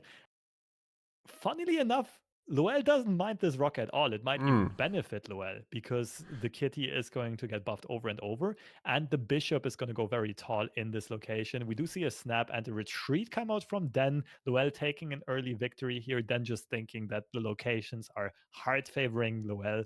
And I would personally agree with that assessment. I think that's a good quick retreat by Den. Yeah, I think Lowell rightfully saw that at that point they had the advantage just off locations alone, and they needed to push it before Den had a chance to draw into something to keep them in the game. Next round starts, then having the Human Torch in hand again with the Mojo World. Deathlogger. Yeah, sorry. Mojo World is once again a location that affects Lowell with our ability to clog the board. Onslaught Citadel not doing anything for either? Yeah, no ongoing effects in either deck here. That's a neutral location. I do agree Mojo World does seem to be favoring Loel. Then might opt to go for some Nimrod line of play though. Nimrod is also very good at filling up locations. So it's not too unfavorable yet. We did see a snap come out. We did see it get accepted this time. Both players are confident in their positions and then get screwed pretty hard by the unrevealed location, which is the Superflow. But yeah, I would not be happy to see the Superflow come out here. It's always the risk of playing into the unknown location. Most of the time, you're going to come out with something neutral, or hopefully something that benefits you being first. But there are some pretty, awful locations to hit, and Superflow is one of them. And for Den, there's no clean way of clearing out the Superflow. Den is playing some Destroy, but Killmonger is the only one that can free up the Superflow without occupying a space again. And that means that Loel is going to be at an energy advantage for the rest of this game. And Loel has to be very happy about this. Energy advantage plus location advantage plus good draw. Although the Jane Foster is not going to be too impactful later on, only going to draw the Mjolnir, but it's still good stats. Loel is still missing some key pieces here. Yeah, I Hitmonkey think is that's the really reason missing. why Lowell hasn't snapped yet, despite, the amazing advantage they have. Yeah, and Hitmonkey, just as I mentioned, does show up in the hand. All of a sudden, Loel has a super solid final turn combo. Still would prefer to draw some more cards which allow Loel to make use of all of that superfluous energy that the Superflow generated.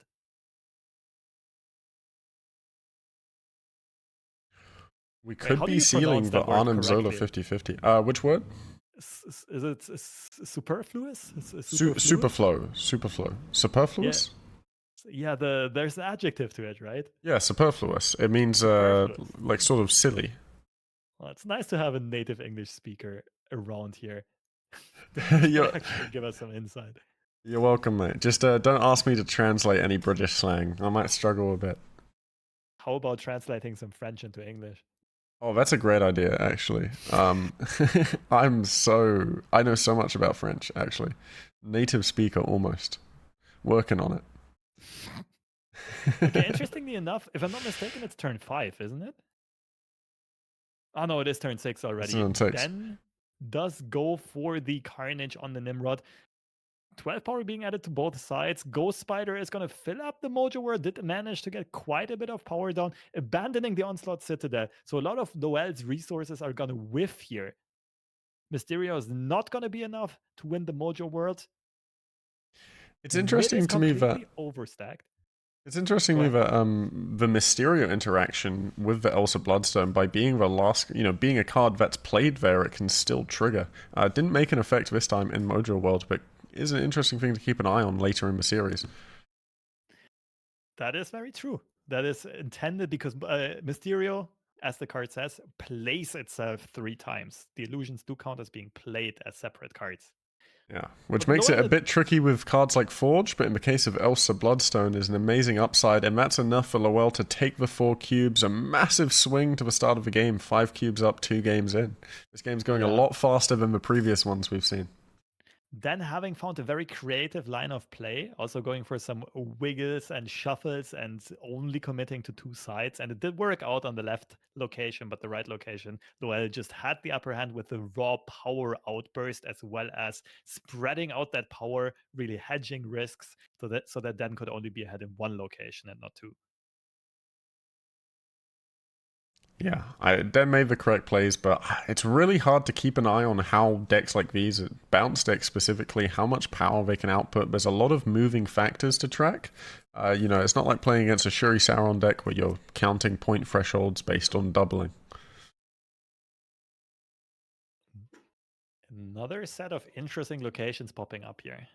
Nidavellir should be favoring Loel slightly, but both players should not have issues of filling up that location over the course of the game. What are your thoughts on Vibranium Mine? I feel like for Den and Lowell, once you've found your combo pieces, it's actually a really nice way to get some extra static cards to slot into any energy gaps you might have. Yeah, especially for Loel, it's really nice to fill out more locations in a cheap way. For Den, it's really nice to have more fodder for Nidavellir as buff recipients. I do agree, but I think both players are first going to prioritize finding their important cards. For example, on Loel's side, Hitmonkey is still missing, Jane Foster is still missing, and for Den, the whole Phoenix Force setup is still missing. I think you have the opposite of Caster Curse, because every time you've said Lowell's missed a card, the moment you've said it, they've drawn the card directly after. Mm-hmm. First the Hitmonkey, now the Jane Foster. I think Lowell should be paying you at this point. I hope so. No, but unfortunately, it only works on Loel's side. Den is not really having the better part of the cake here. Loel seems to be setting up another solid combo. We do see Luke Cage coming out, interestingly enough, a tech as protection against Shadow King most of the time. Mm. Luke Cage, especially with that variant, is a card I've come to love more and more over recent formats. I've been playing it a lot in my Surfer decks, and overall, it's just it's a niche card at times, but where it's effective, it's very effective.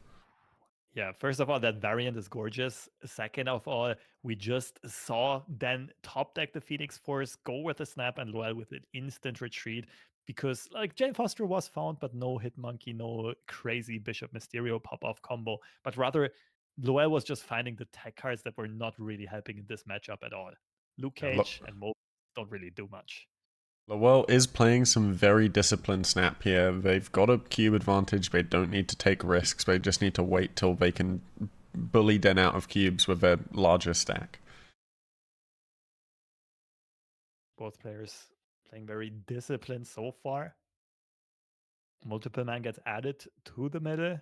might get shuffled around a few times, might get gobbled up by Carnage. We'll see here. Shuri's Lab is pretty darn big for the Phoenix Force that can come down soon, and also could quadruple the Shuri effect instead of doubling it. Both players snapping, if I didn't see that correctly. Yeah, but it's also big for the kitty. Lowell has not snapped actually, but Yeah. I think it's bigger for Phoenix Force than it is for kitty. True. That was probably just the animation being slightly delayed on the main game screen and on the cube screen. That And makes sense. okay, we'll keep an eye out for that. But it does make a ton of sense for Den to snap here. It also does make a ton of sense for Loel to retreat because knowing that Den can just take much more advantage. Ooh, the P coming down turn 1 and hitting Arnim Zola as well as Kitty Pryde and Bishop. And we see This Lowell time, go in for the snap here. They've got the cube advantage. Den has to be very, very careful here. And I think the Arnim Zola 0-6 might be enough to keep them in the game. honestly, And I it think is. Den is happy about that snap. I think Den is happy about that snap because of the Zola being so sneaky and able to swing games easily on turn 6. For Now the sure. flexibility advantage is on Den's side. And Den can like commit power in a very, very unpredictable way here. I think this is really up to how much Lowell can sort of read their telegraph. Like, if by turn 5 they haven't seen the card that was flipped through peak, then they can be 90% confident that there's a Zola waiting in hand for turn 6, which might cause them to not stay in for the full 5 cubes. We shall see. The pop off on Loel's side is absolutely insane as well, though, because having that Elsa Kitty combo activated by turn 2 is unheard of.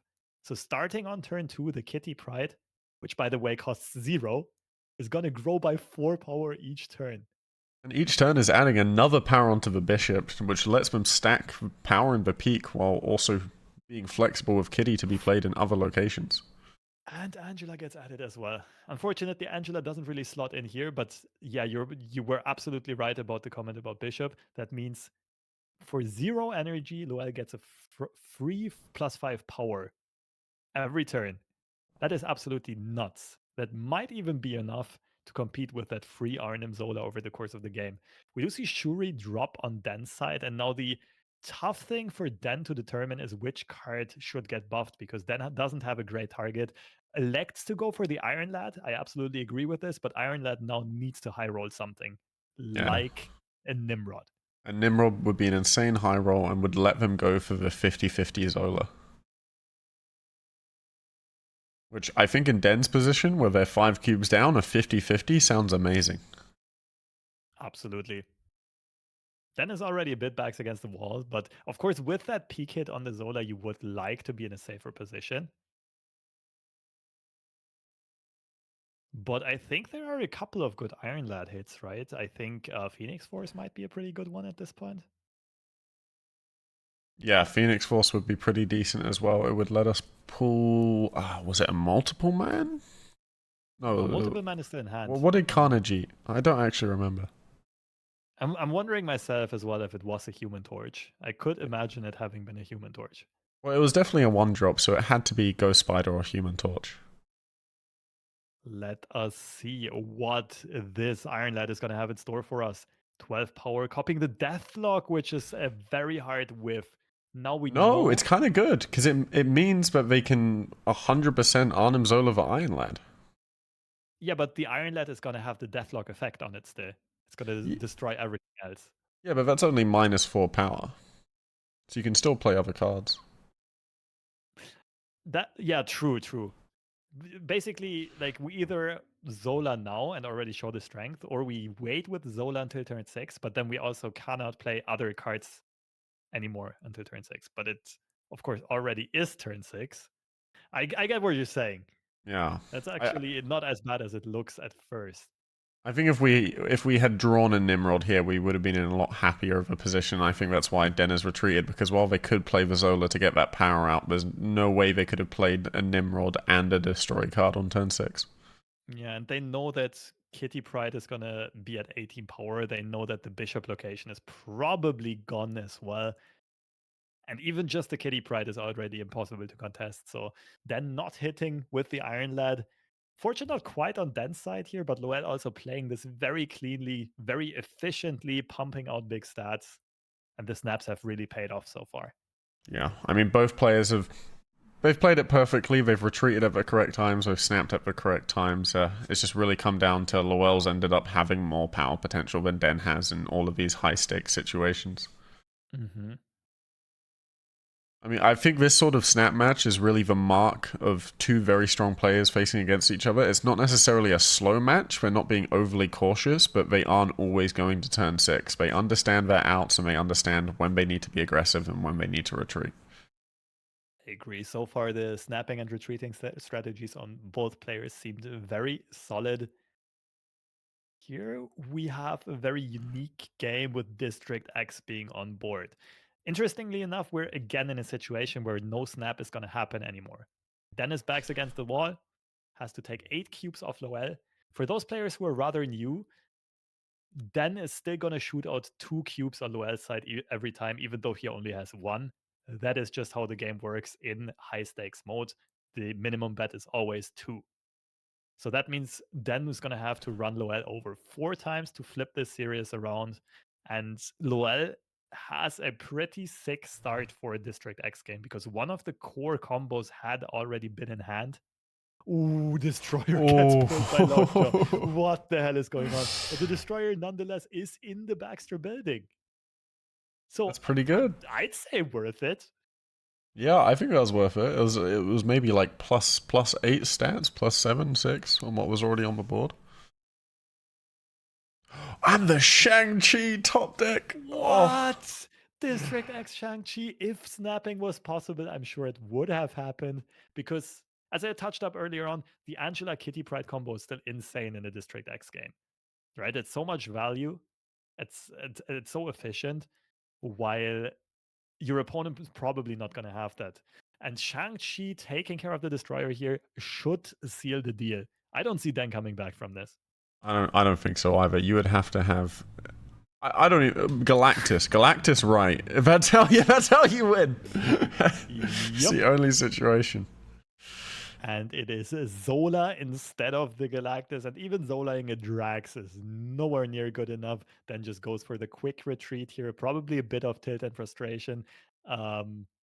Understandably so, I would have gone because for the then Zola. There's like a 0.1% chance I do that agree Lowell with you can there. play around On it. paper, yeah, Dan wasn't that yet. But just taking the short way out here. And Loel taking this in a very convincing manner. Good play, but also having had fortune on their side. Nonetheless, having made good use out of that fortune with some very precise snapping. Den did have 1 or 2 good retreats, but it just wasn't enough. You still need to win eventually to win a round of battle mode. Disciplined retreats on their own will not be enough. For sure. I mean, that was a really fun match to watch.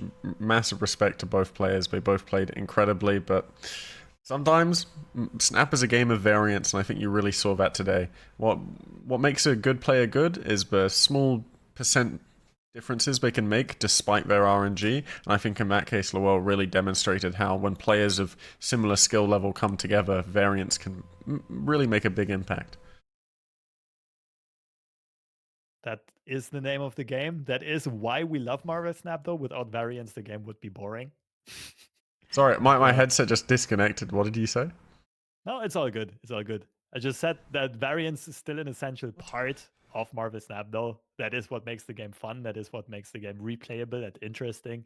That's why we all actually love Marvel Snap, although many people would not like to admit it. But I was thinking the interestingly, other day that RNG is maybe the prime factor that makes watching certain card games, especially digital ones like Hearthstone and Snap, so enjoyable. Because I was thinking about I don't know if you played much Lorcana. I was thinking about the aspect of streaming and tournaments and those matches and traditional card games where there's no RNG, and it feels like there's a lot of downtime and there's not much uncertainty when it comes to watching these games. That is what makes Snap so watchable compared to other card games. I personally absolutely agree. But I mean, there's variance in every card game. And for me, the difference maker is not the added variance in Marvel Snap. It's more about the explosiveness. That's Mm. what I think makes it so viewable, because all of the games are so fast. Although I do agree that, like, for a single round of Marvel Snap, variance is more impactful, right? Because Yeah. like location RNG, discard RNG or whatever. But that kind of gets balanced out by rounds being so short, and therefore battle mode is actually a good equilibrium there. Oh, for sure. When battle mode came out and starting to play battle mode, it completely shifted my perspective on Marvel Snap. It went from a hey, this is a pretty fun game to a wow, I can really see this working at a high competitive level. It's Yeah. to the point where you know, when Rank Ladder came out, I wasn't motivated whatsoever to grind that ladder because it just didn't feel like Marvel Snap to me. Like battle mode is what Snap is to me now. Like playing, you know, one match at a time just doesn't do it for me. It doesn't excite me. It doesn't challenge me. Yeah. Personally, I absolutely agree. Um, there is some charm to it as well, to just the quick rounds, and that is Mm. the casual friendliness, the how compatible it is with everyday life, just playing it in a short break and whenever Yeah. you have time. But for competition, battle mode currently surely is the apex. I still hope that some draft mode is going to be implemented at some point Please, for some second nice dinner. mix up. Please, second dinner. Draft mode, when? Draft mode, But spectator mode. That's all I ask for. yeah.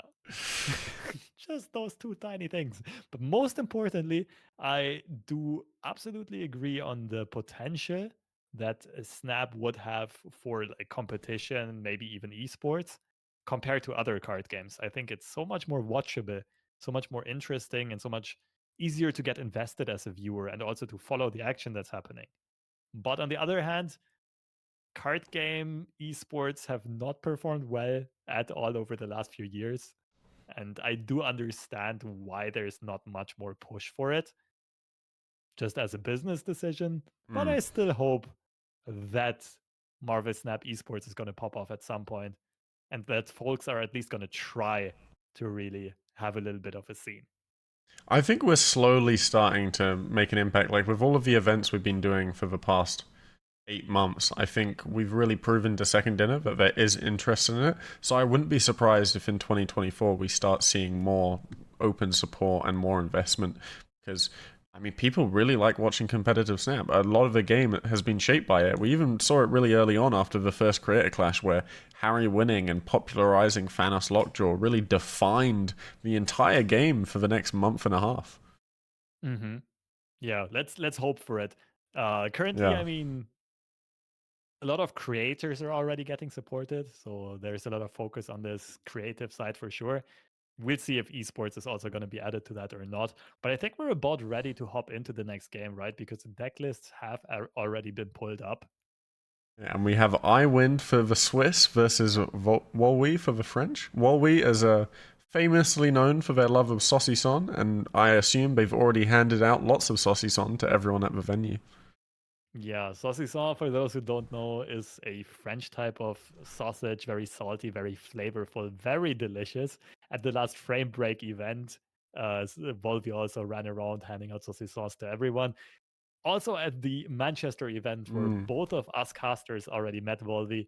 Very lovely person, by the way, very kind, very nice, and also really helped with organizing this frame break event. Volvi is is an event planner themselves, and alongside Dan, they really had much to do with the planning and generating ideas for this frame break world domination event, and for with the format and all of the challenges specifically. Okay, so as for the decks, moving on from Saucisson, as much as I'd love to talk about Saucisson more, we do have what looks like a W style HE Hulk Wave deck running our first Cosmo scene so far versus the, what was it? Not Dracula version, but just normal big Jane Jaw. Yeah, it's a bit. It almost feels like an outdated deck, but it does make a lot of sense in this specific format, because we mentioned earlier on there's a weird lack of tech cards, right? There Mm. aren't a lot of Shang-Chi's running around, and that is usually what kept Lockjaw decks in check. Like punishing, committing all of those big cards to one location, because Shang-Chi can just flip that location around entirely. But that is not the case here. I think on Volvy's side, we currently have the wrong deck list up. That was still Dense deck. We did see Ah, Volvy having a Cosmo, yes. which can be a bit annoying for Lockjaw because it can block off things like Thor, Thor's Hammer, Spider Jubilee, Woman. Spider Woman. Yeah. Interesting tech, by the way. I really like Spider Woman as a tech into the current meta because you know a lot of people are wanting to play Elsa Bloodstone. They're wanting to fill the board, so Spider Woman is almost always going to be quite impactful. But into Woolwee's deck specifically, you're really only going to be able to get good value out of a lane where they're stacking their 1-drops. True, true. Okay, we have the deck list updated on Volvy's side. Like you said, a more classic high evolutionary list rather. The interesting combo here that most viewers are maybe not as aware of yet is Mobius plus Wave, Mm. right? So Wave is still going to disrupt your opponent. Wave is going to discount your own Hulk and Doctor Doom, but Mobius is going to stop your cheap card's cost from increasing. So you can still play Hulk plus a 1 cost or a 2 cost on the very final turn if you have Mobius online and then trigger Wave. Yeah, and it's. I don't think it's going to have much of an effect into the Jane draw, but against certain decks that rely on those discounted cards like Loki, that Wave Mobius combo is super impactful into the current meta. Yeah. It's weird because there's a different subset at this tournament, right? It's not a very standard meta Mm. in a weird way. I mean, we are seeing meta decks, but they're in a different flavor to how they are normally. Yes. Because of the deck building restriction, spicing things up. I'm a bit confused here by Iwin's play overall. I'm not quite sure why the Jeff got moved and the left location already got stacked up.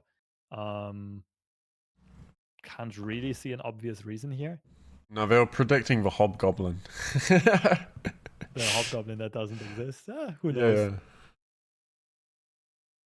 yeah. No, I agree with you. I don't think moving with Jeff that early made sense. But yeah, there's nothing in the deck where that. But you know, sometimes you make mistakes. You don't, especially in these high pressure situations.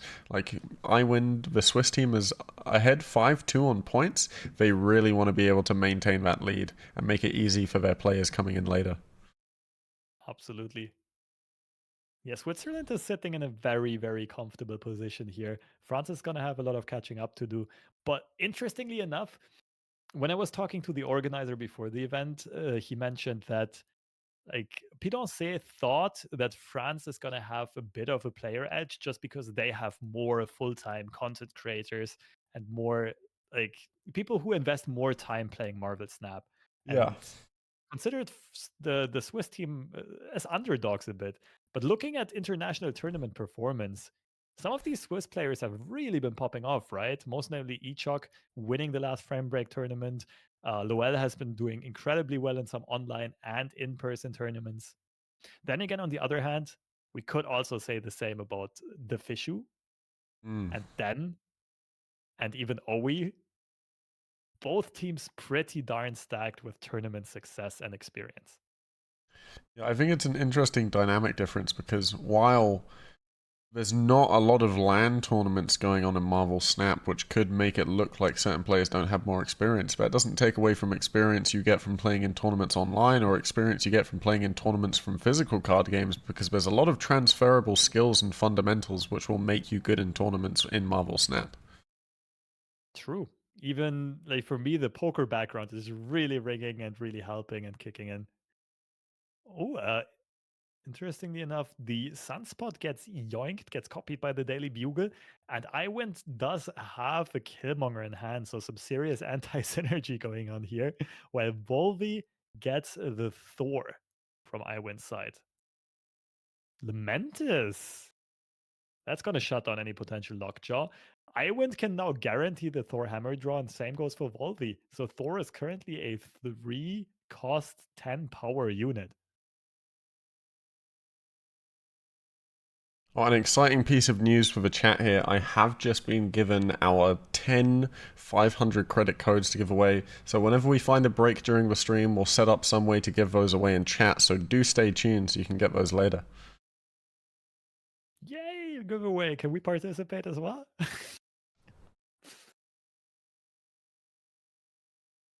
Wakandan Embassy buffing those very wide hands that both players have. Now the game is starting to get a bit bonkers. I went staying on curve here, shooting out the own Sunspot with the Killmonger, but it does also hit Volvi's Sunspot that already put some work in, that already did grow a bit. This is interesting. I think I would have preferred Iwin to keep the Killmonger and play the Thor instead now, because you know that Volvi is playing more important one drops, and maybe you can hit more cards with Killmonger later on. Like for example, here of course we have caster visions. It's easy to make these remarks, but on the other hand, maybe Iwin did go for the completely 5-head read here and predicted the armor being played. It was supposed to protect the Sunspot, but didn't come down in time. And now, with one turn delay, we see both Thors coming down. Easy 12 power.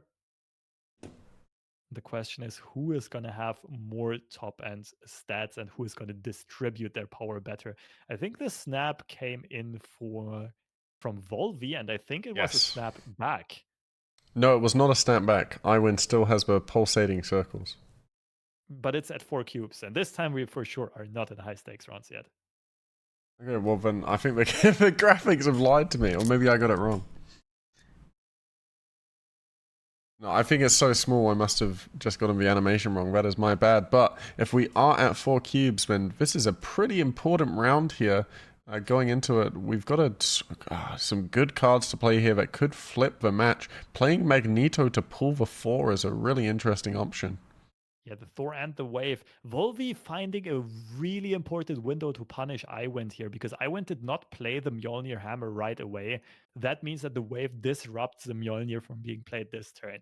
The Thor is missing an extra 6 power that could have been had if we would have predicted the Wave potentially being played. And Iwind is going to be forced to retreat because of not having enough power to keep up with the Hulk. And also the Magneto being a double-edged sword because it pulls both Wave and Thor. So the Magneto is not even able to win a location. This looks like a pretty easy retreat on Iwind's side. Yeah, and I think we just lost to Doom in every situation there anyway, so the only way we would have won is retroactively if we had played the Mjolnir on turn 5. Mm-hmm. Although even then, I think we're in a sticky situation on turn 6. Volvi just having a bit of more useful top end there. Jeff being doubled, Volvi with the instant snap, if I'm seeing this correctly. Let me have a look here. I don't understand why either of these two players would snap with these opening hands, to be honest, but Yeah, I think that was a Woolway snap, which is really interesting. actually, no, I'm not seeing the circles. That might have been Iwind, but like with that hand? You're right, it was Iwind. It was an Iwind snap. Maybe just having 2 Jeffs felt like enough, and with Luke's bar coming up, Yeah. the 2 Jeffs does actually contest the Doom bot. I mean, it did really pay off here, but we're not playing the new Watu the Watcher, so we couldn't really have known. But either way, Iwind does get rewarded here for the early snap so far. Maybe it's just a snap to try to get back into the game, right? Just to catch up on cubes. Lockjaw, wow. Iwind actually gets rewarded big time. Now Lockjaw just needs, like, Iwind just needs some fodder to actually give into Lockjaw, because all of the expensive cards are currently in hand. All of the cheap cards are still in deck. I think my only critique with the gameplay so far is that Iwind seems to have a habit of moving the Jeff straight away, and I think in this case it was incorrect to move Jeffs to Luke's bar straight away because you want to try and lose priority for your Spider-Woman on turn 5 if you ended up playing it. Yeah, I agree. I also just don't see any reason to be moving the Jeffs yet. I don't know what the upside would be, but Yeah, it's you just want a to keep your options minor thing. open. Yeah, I mean, yeah, it's a minor thing, but for Woolweed now they know that the Jeffs are definitely in Luke's bar, so they don't have to worry about those 6 points in calculation on sewer or time theater. True. Yeah, I'm with you on this. And they know that it's like easier. Now it's easier for Wolvie to play Hulk instead of Doctor Doom. Exactly. So Giganto gets dropped into the left, Wasp gets dropped into the right, and we do see Wolvie retreating here. Very good call on Wolvie's side, very nicely disciplined. And Iwan's early snap actually being rewarded here because of some good run out on draws and locations, especially. Yeah, I mean, you love to see an advantage like that early on, especially after the retreat they had in the first round.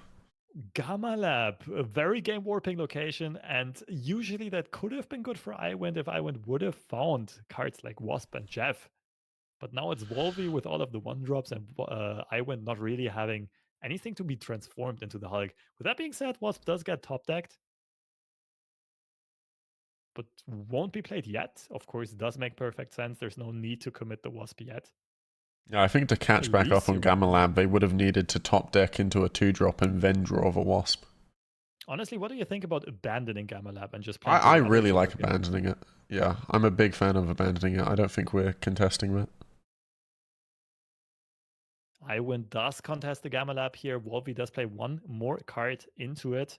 3 Hulks versus 2. That's usually a very tough feat to catch up on. Nonetheless, we do see a 5 cost Giganto. So that's one interesting way to flip that location around.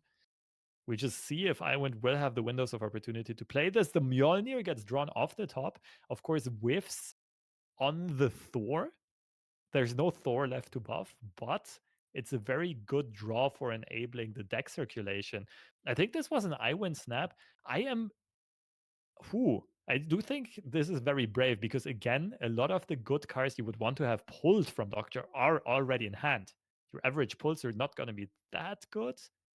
Let's see what Lockjaw can pull out here. The America Chavez is pretty darn decent. I think this is... You know what? I still don't like it, mainly... Oh, but the Magneto could change things. I was gonna say I still don't like it because the Giganto doesn't beat a Doombot left, but if they're able to clog up the board with High Evolutionary, win the Vault this turn, then they can guaranteed win by just playing something big left. Yep, but now the vault is depending on what gets pulled. Oh, that is very unfortunate for Iwind. Iwind really needed something from the middle to get pulled, and this does look like Volvi has full control over this game now because Wave has been played, and there's no way for Iwind to contest multiple locations at the same time. Volvi just needs to play anything into Elysium, and it's game over. Yeah, the Killmonger's not enough to contest left side, so that's just GG.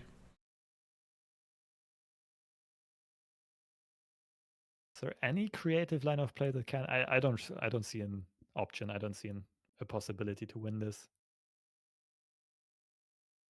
Yeah, I think Volvi something that's taking. really interesting to note here is if they had abandoned the Gamma Lab, we would have been in a much stronger position having given that +6 power to 4 and recycling the Mjolnir. Yeah, absolutely agreed. Like hindsight is 2020. It's easy to say these things, but I mean, to be fair, we said that at the start. yeah, I do agree with you. Subterranea, the nightmare of every Lockjaw player, but both players having a very subpar hand so far. Volvi having all the early momentum, while Iwind only has the top end. This is probably going to be a very conservative round of Marvel Snap. Let's see what's going to happen here. Tinkerer's Workshop comes down too early for Iwind. Let's see the top deck Jubilee not being able to play her really hurts here. Just Jeff the little baby land shark contesting the board for now.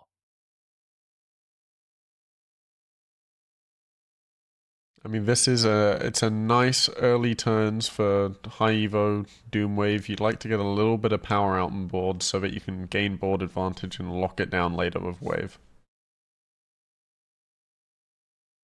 But like you still need a banger, like a big card to play after Wave. And right now, Volvi just doesn't have that.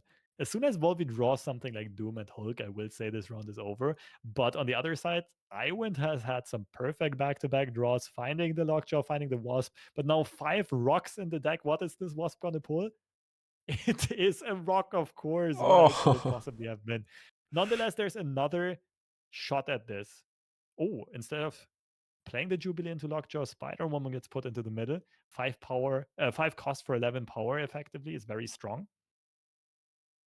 What are we gonna see Iwind do here? This is gonna be a very peculiar, very tough final round. we Volvi just has a weak turn here with just high Evo dropping and Sunspot and Misty Knight's effect going off. Yeah, I think, with Caster Vision and seeing Warwi's hand, this looks pretty good for Iwind here, but from Iwind's perspective, this is actually quite a difficult round. Because of the wave, we're only able to contest one lane. The Jeff can move, but that's about it. Iwind going for a retreat. That will leave Iwent with only 2 cubes left to Volvi 6. But there's a chance that Volvi retreats as well, and this is going to end up being a draw. Because Volvi cannot be happy at all with his own turn 6. I think it depends on if Wolwy knows that Iwind knows, is able to respect the board state that they're posturing, right? Because Iwind doesn't know that they have a terrible hand in 3 rocks, so Wolwy could just hedge on the bets that Iwind is going to respect Wolwy's predicted board state. I got you. Yeah, this is the interesting dynamic of the bluffing game, the thinking game, the betting game of Marvel Snap. That's what the cube dynamic adds. Yeah, it's a hard thing to verbalize sometimes, but you know, often the board your opponent thinks you have is more important than the board you actually have. Yeah, and the cards that you could have are more important than the cards that you actually have. That is something important to consider with early snaps as well. Right? Let's say you are playing a Forge Brute deck, and you play Forge on 2, but the rest of your hand is absolute nonsense. If your opponent has a bad opening, you can just snap and force them to retreat because. Oh, yeah, I've done that once or twice in my time. You just need to get. It also depends on the game state and the flow of the game. If you pull that off at the very start of the game, where the opponent hasn't learned to respect your gameplay, then it's probably not going to work. But when you go to the highest stake stages of the game and your opponent knows how you play, that's where you can manipulate those expectations more. Exactly. Little fun fact, I actually did that twice or 3 times in a row in our tournament series recently in the Johnson Cup. When I was playing the Loki deck and you were playing the Brute deck, I just had like a Quinjet or a Collector down, but the rest of my hand was absolute nonsense. But I realized, okay, you don't have Forge, I can just snap this. And it worked all 2 or 3 times that I did it. It's like it's something that you don't really need to worry about too much if you're still newer to the game. But at the higher stages of Marvel Snap, this is just some free cubes that are going to be so important for your bottom line and your long-term performance. It's actually crazy. I also remember doing the exact same thing in that series, but I don't know who it was against. But there was a really big round where I won 4 cubes off of a complete bluff. And even in the next game, in the finals, there was it was a round against Kimberly, where I had absolutely nothing in my hand, but I had 3 Cerebros down, and they respected it to the point of a 5-cube retreat. Yeah, I mean, sometimes you just have to respect it. Because it's just so likely that your opponent has good follow-ups. Oh, the Lockjaw being pulled into Crimson Cosmos is very unfortunate here for Iwind. Because Wasp is the only card that is still cheap fodder. Wasp and the Thor Hammer. Yeah. Currently, Iwind has no access to either of those. So, triple Spider Woman making all of those Jeff's cloggers. I really like that. Play. I really like that too. That is creative play by Iwind. Thinking that Wolvie is not going to move this turn. Only one Jeff gets saved. Bzz, bzz, bzz. And then the rest go to 0-cost cloggers.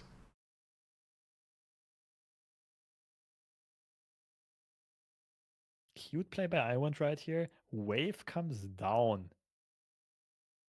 That means, well, Volvi was probably setting up a triple Doctor Doom. But now with all of these cloggers, that play is much harder to make. I mean, I think Magneto mid is probably enough. Whoa, actually, with the Hulk, it's not quite enough, is it?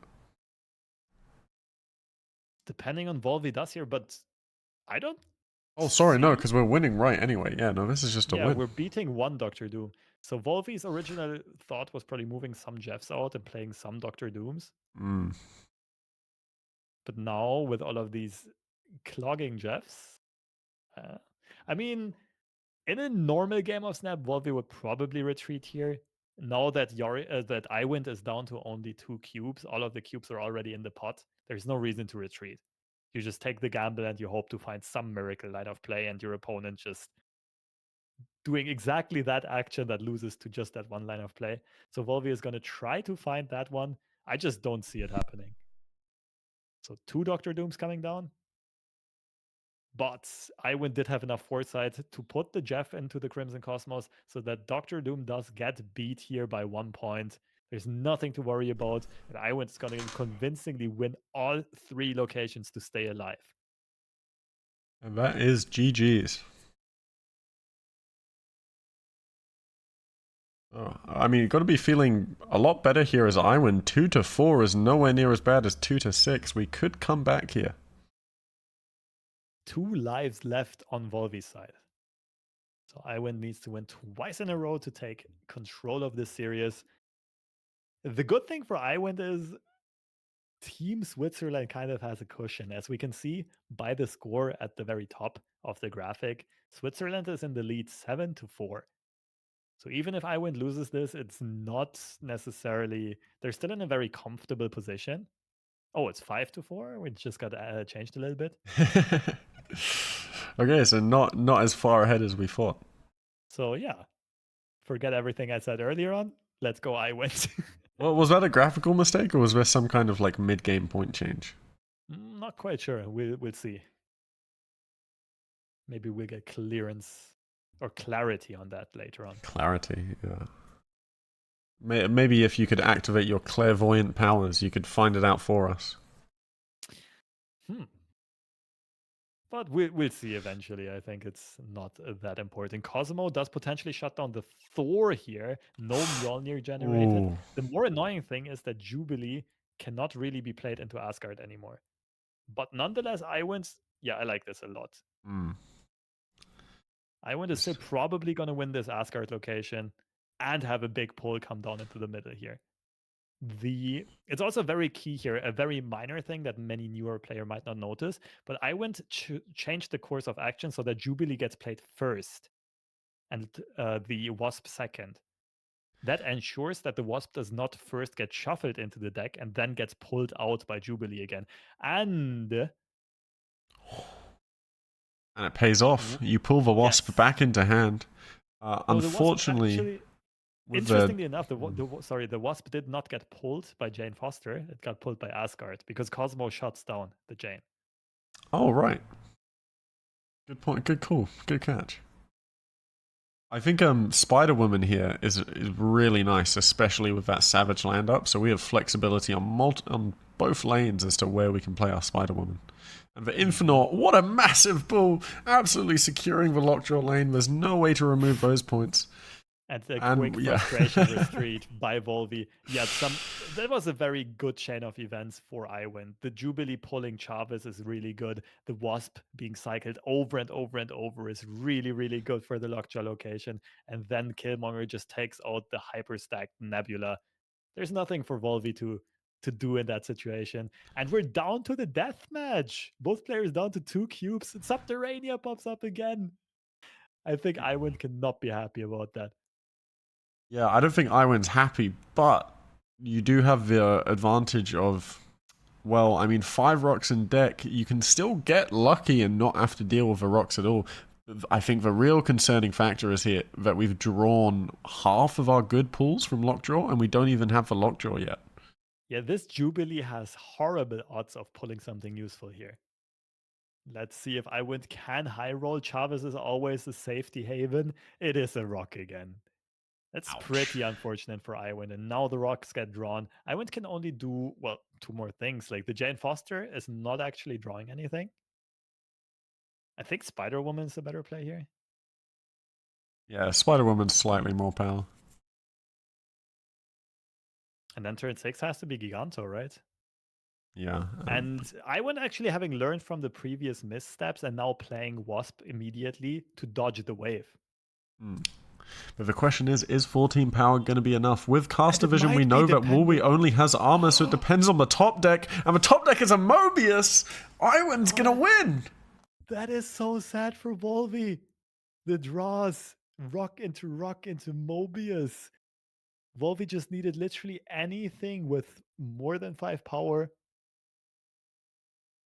To be fair, in Volvi's deck, that is only Doctor Doom or Hulk. And after the rocks got shuffled, the odds are not that great of pulling those cards. Yeah, it's very interesting. It does look like Iwin is going to secure the series for Team Switzerland. It's very interesting to see here how, both decks were fairly susceptible to variants. Iwin saw some bad variants in drawing all of their big cards in hand and then jubileeing a rock, but still ends up winning anyway because we got even more unlucky by getting those 3 poor draws in a row. That was a crazy game, crazy serious overall. So much back and forth, so many tough decisions, and both players got RNG screwed pretty heavily. But Iwin also redeemed themselves last round, like the Lockjaw redeemed themselves at least. Yeah, I mean, Wolvie's patiently looking for an out here, but no matter how you cut the cookie, I don't think there's no way to come out of this. I mean, Jeff can still move, right? Wolvie is just hoping that Ivan doesn't specifically have something like Giganto, but fortunately for Ivan, the Giganto does drop Misty Knight, does buff the left location, but it's not quite enough. And Ivan takes this series razor thinly, 2 cubes to 0, and does ensure that Switzerland goes back up on the scoreboard. Man, this overall score has gotten a lot tighter. Didn't it start like 5-2 or something like that? Well, it was like 5-4, and for this match, I just saw France's points go up by 1. So I think there's maybe something being explained in French about the point changes that we're not quite aware of. I could try to listen in, see how much my school French helps me to understand things here. Yeah. It's gotten dark here, so I'm going to quickly turn some lights on and then come back and turn our cameras on. That sounds perfectly fine. See what is going to happen. We're probably going to have a very short break while the main broadcast also switches casters.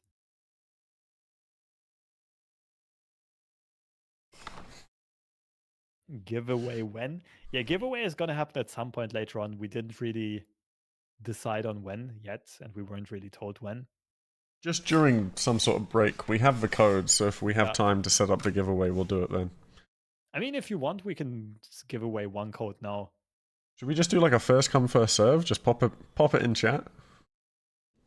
I would like... What we could also do is everyone who's interested in a code just writes it in chat right now, and we just randomize. We could do that. Right? And we just do that every break, basically. All right, chat. Who wants a code? Say baguette if you want a code, because this is baguette versus fondue.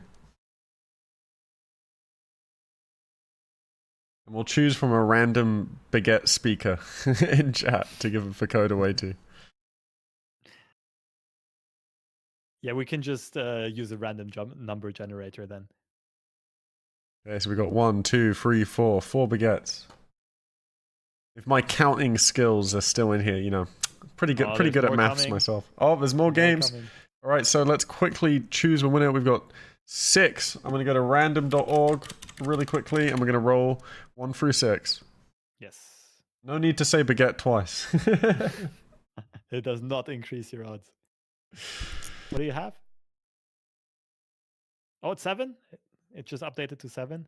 Oh, 7. We got Wanderer in. Cool. Yes. All right, last chance to get your baguette in. Okay, and we're rolling in. Unless we get another baguette, we're rolling in 3, 2, 1. Number 7, Wanderer 7192. You have won the first code of 500 credits. I'll be DMing that to you now. Yeah, just DM on Twitch. Should be the easiest way to do it. I don't even know how to DM on Twitch. We can't copy paste the codes. You're gonna have to type them in manually. This is painful. That's rough. Okay, in the meantime, I can just take over and explain the decks a little bit that we're seeing here, because on the Fishu side, we have a rather new archetype that is really making some big splashes. Actually, both players are playing the same kind of archetype, just with slightly different techs, and that is Elsa Bloodstone Move. A lot of players currently think this might be the best version of Elsa. This might be the best deck in the game because of the insane flexibility and the player agency it allows. And it also has this weird unpredictability about it. Because if you play against Elsa Bounce with Hitmonkey and so on, that deck can get countered pretty hard by Eliath, by Professor X, by Cosmos. It's kind of easy to see what that deck is trying to do. and shut it down. But this version does have so much more randomness and so much more opportunities to move around, and it does not fall prey to the likes of Eliath. And that's why people really like the flexibility of this build. Okay, I am back. What are the decks? Both are playing Elsa Bloodstone Move. Ooh, a mirror match. Interesting, interesting. This will be exciting. Are there any significant differences between the lists? Yeah, the French side was playing Arrow and Legion, so a bit more additional interaction and control. The Swiss side was going for more consistency in form of Iron Lad, and I don't quite remember the one or two other attacks, but both lists did look very strong. And I don't have enough experience in the mirror to know how this is going to go. I just have played the deck myself previously, and it's so good for laddering. It's crazy. Like, it does need a little while to get used to because it's really complex to play. But once you got it figured out, this deck is enormously, like, it's just a mixture of consistent and strong. Hmm. What would you say was a good mirror card for the list then? Like, if you knew this was going to be the tier 1 deck and most people are going to play this deck, which card would you use as VTech card to gain advantage in the mirror? That's a good question. Let me think about this for a second. Which cards really shut down move? And it has to be Like, asymmetric too, because it can't affect exactly. yourself. So it can't really be something like Prof X.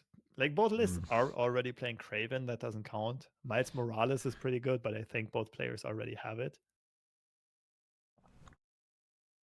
Would you ever I play can't. Kingpin?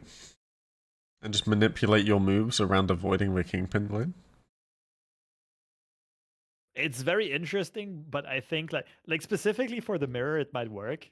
I would Yeah. not recommend that for Conquest or Ladder though, because in any other matchup, Kingpin is not only a dead card, but actually screws you over. Yeah, it could be wild in like a closed deck list environment where you know the players going into it. But yeah, no, I think finding those sorts of asymmetric tech cards can really be what makes the difference in a meta, especially if it's considered a solved meta, which we are not in right now. But maybe in a week's time, if we consider this a V tier 1 deck, these are the sort of questions you want to be thinking about before you go into your own tournament games.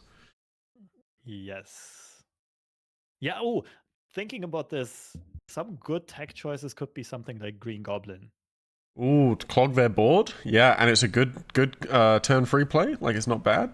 I like that, yeah. Mm-hmm. I feel I like feel there's probably also some better stuff that I cannot think of yet, but Hood Viper Hood Viper, maybe. could be even slightly better than Green Goblin, because that way you're also getting cards for you to fill your board. Yeah. But Viper is always a bit tricky because if Hood is the only good target, then Viper is not that great of a card. Yeah. Wait, maybe Sentry Hood Viper package? I find the rule of synergy in Marvel Snap, like the ratio I've found is if you're including a card that relies on another card, you want at least 2 cards that it can rely on. Because Yes. 2 in 12 feels a lot better than a 1 in 12.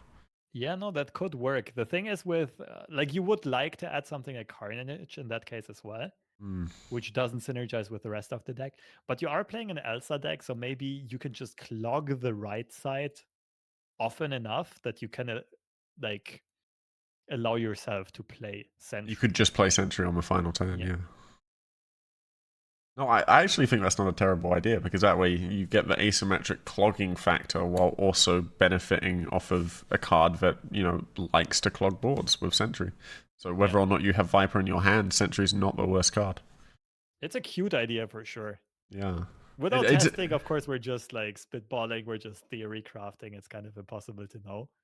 It sounds like the kind of deck that Specky would play, knowing what they brought to create a clash. Yeah. Specimen, a good friend of both of us, was originally also going to cast this tournament, but couldn't due to personal reasons. Some pretty cool personal reasons, I think. It was some, what was it? A stag do, something like that. Yeah, something like that. He's always traveling around going to cool events. I'm jealous. What a life. Content life. creator life. Yeah. Okay, I'm wondering what the holdup on the mainstream is about. There seems to be a lot of discussion between the players on cam. We Yeah, should be we need about our French translator. true, true. I mean, we should be about what, halfway through, a bit more. Maybe we actually are through with phase one already. Wait, phase one had a total of 18 matches. So there should still be a couple of games coming up.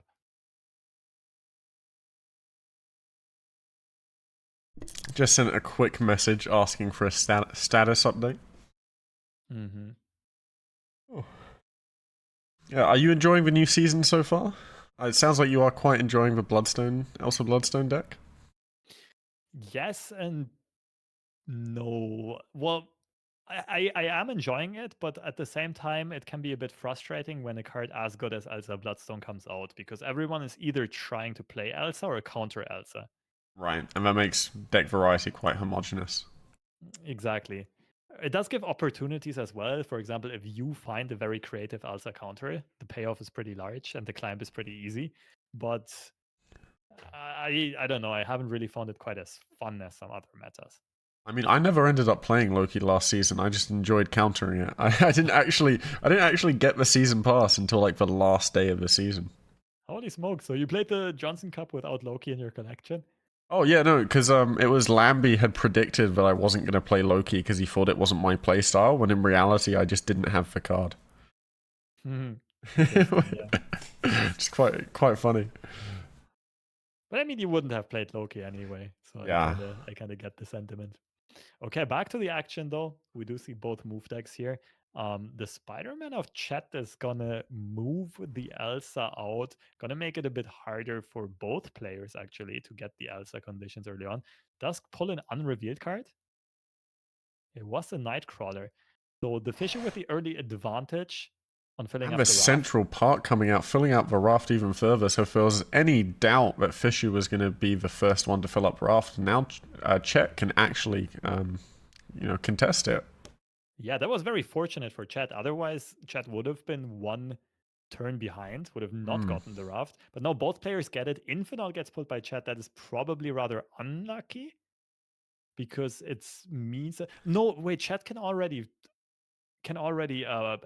pass this turn. Yeah. Interestingly enough, because the Infinite is free, you don't have to pass turn 5 in this rare occasion. You can just float now on... Oh, wait, it is already turn 5. Forget what I Yeah, said. no, so it's turn 5. I think we full float now, and then this lets us play our Infinite next turn. Why did we move for Jeff? Good question. Maybe priority reasons for Alive. Could be. That would make sense.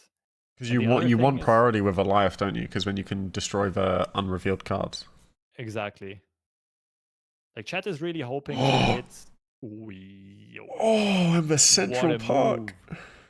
But Central Park gets close, and the Infinite can get played in there. This is game. So it doesn't And pay I don't off. think, I don't think Fishu is going to leave here because you can't really predict your opponent having gotten a random Infinite. Okay, maybe with the turn 5 pass you actually can. This is huge for Fishu. This is I'm very very curious what the move is going to be here. Yeah, because I feel like bypassing the turn, it's the only way you'd be able to get that Infinite from Raft information. But whether or not, they pick up on that in the heat of the moment is really going to be the deciding factor for this match. Yup. This is both a very tough retreat and a very tough state to make. The snap came out from Fishu? Question mark? No, I don't think so. No. The snap must have been by Chat, yeah. And Fishu retreats. Do you think the snap was overzealous? Yeah, I think it might be, because if there was any doubt that they didn't have the Infinite, the snap confirmed to Fishu that they had the Infinite. Yeah. I agree with you here. I didn't really like the snap because, like, if you don't snap, there's also the mind game of Fishu could think that Chat would retreat. And that's part of the reason why Fishu would stay. But if Chat snaps, there's no chance that Chat retreats. Like the whole risk reward ratio moves a ton.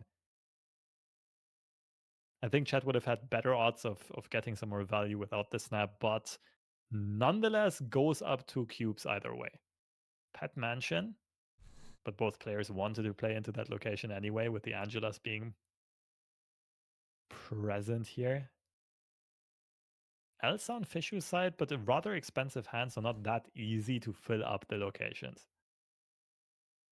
Having the Iron Lad here is quite nice in most decks, but there's not a lot of good hits with Iron Lad, is there? I mean, Eliath is insane and Vision is insane. Apart from that, Craven is specifically for this matchup very insane. I think it's most of the time you kind of just want Iron Lad to move around. I think there are enough good hits that it kind of makes sense to. Right, so you just want to be hitting those move cards like Nightcrawler and Vision. Yeah, but Iron Lad is surely like the 11th or 12th card in this deck. I think Mobius and Iron Lad are the flex spots. Yeah, that makes sense to me. Yeah, which are exactly the cards that are not in Fishu's deck, which are replaced by Legion and Arrow. I find it really interesting that ever since Silky Smooth gained such dominant popularity after Lambie won that tournament with it, in every single meta henceforth we've seen experimentation on a much wider scale with the move archetype than we saw in the first 5-6 months of Snap Battle mode. Yeah, and especially the evaluation of Silk as a card really went up, which is cool that some creators and some competitors have that much impact. But it's also just a good thing because, like, what's interesting about card and strategy games is that, especially card games, they're usually never solved. There's always more to learn and to discover. Like, card games are just so incredibly deep that no player will ever be in a position that they know everything about the game. And I think in a game like Snap, it's even more apparent that people get less complacent in the game being solved because the game changes so frequently. Like, you get a new card every single week. You don't get that in other card games. Like, most of the time in other card games, you'll get somewhat content droughts, right? Where you don't get new cards for a while, and then maybe someone finds a new combination of pre-existing cards. But with Snap, it's got people trained to constantly be looking for new combos with new cards and pre-existing cards to counter new cards. It makes it a really fluid and dynamic meta. And it's not just new cards, it's also balance patches and so on. Yeah. Oh, Iron Lad, that's not something that chat wants to see, actually. Does pull the Spider-Man out, though. Might still work out, but no, it's not quite enough, because chat really needed that Elsa Bloodstone buff onto Murder World. And the Iron Lad morphing into Spider-Man actually prevented chat from getting that extra Elsa Bloodstone buff. That was very unfortunate.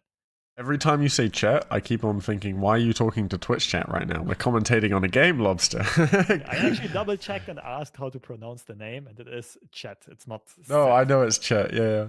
I just in my brain for a split second. It's like. What's interesting about Chat is at the last Frame Break event, he was actually a photographer on site. He was more on the content team. And he did recently start to create content of his own, mostly in French, and also joined an esports organization. I think it's called Dream Team Switzerland. And this is the first esports event that Chat is attending.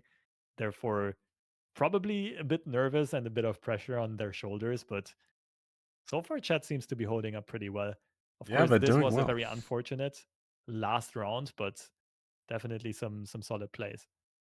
I especially think this kind of tone of event can ease the nerves a little bit. Like, we saw a similar dynamic at Creator Clash where almost everyone involved knows each other and is friends, so it's not that sort of cold tournament environment you get at a big open regional at a TCG event where there's hundreds of people and if you're lucky, 2 or 3.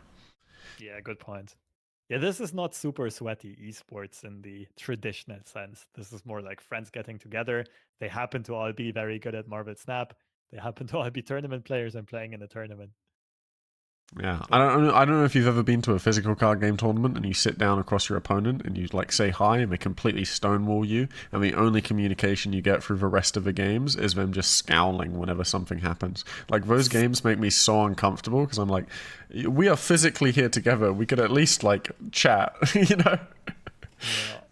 No, that actually never happened to me, but I also haven't been at a physical card game tournament since I was a kid. Oh, okay. Yeah, no, I went to a Digimon tournament last year where this guy was just scowling the entire time, and the only time he talked to me was when he tried to call a judge on me for something. You Damn, do, that yeah, does you not get sound some super comfortable. sweats. Yeah, it's so No, uncomfortable because he's just sitting there in front of him, not saying a word. It's like that. It's like an awkward silence prolonged over 45 minutes. no, yeah. Well, back to the action though. So far, this round has been a very symmetrical mirror for a very long time, but on turn 5, the Fishu was able to edge out priority and play some bigger cards. And both players know that that's incredibly important because both players run Eliath in their decks. And that makes it easier for Chet to retreat. It was another 2-cuber though, so now the cube difference has already grown pretty large. Yeah, Alive feels like a very feast or famine card because it's quite decisive. Usually games are a lot more up in the air on turn 6, but Alive can really give you that like preset board control that will say, I will win if I have Alive, so you have to respect that possibility, even if they don't have it in hand. And especially with the restricted locations of the last round. That rang very true. Okay, Craven being found early by Chet, unfortunately clogging one of the cloning bat spaces, but the Fishu doesn't really have any cards that can make good use of cloning bats. So far, still a very even opening of the game. Chet is going to go for the sneaky Spider-Man, pulling the Angela out.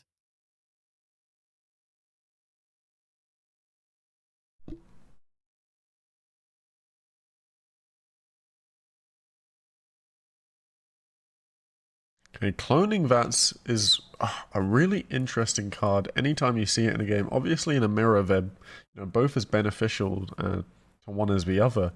In this case specifically, I think if we'd drawn that kitty earlier, the Cloning Vats would have been more impactful, but I'm not too sure how Cloning Vats affects the current match layout.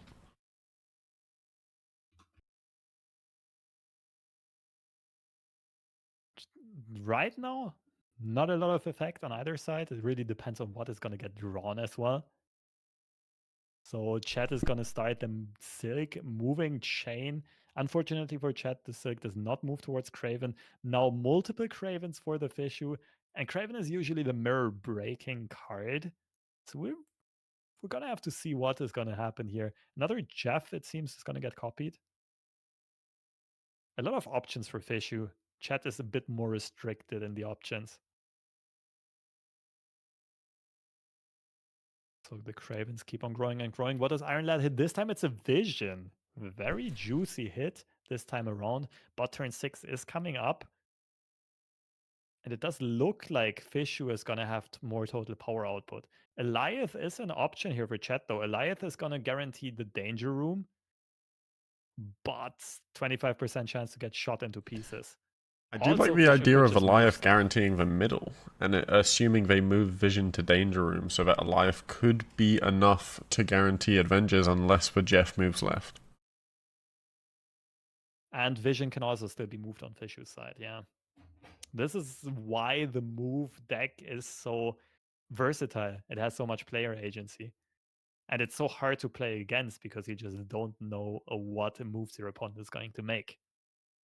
I can also see why Alive is being used in the move core itself, because you're able to shift those points along and then contest another lane with Alive.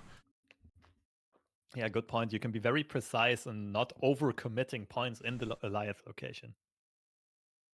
Right? You can ensure that you win the Eliath location just by 1 point and invest your other points more efficiently somewhere else. Yeah, absolutely.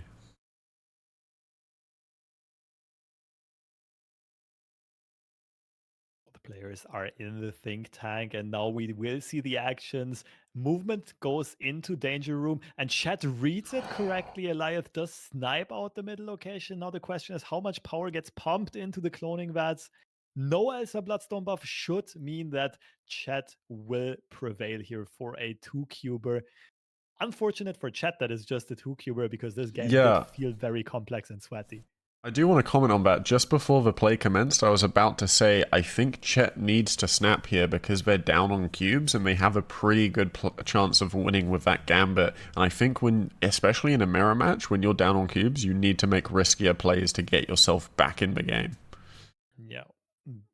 It's always a double-edged sword because we had the other dynamic earlier on where we scared off our opponent in a game we were guaranteed to win. But here, I totally get your point. It might have been a good risk-reward assessment to just take the snap.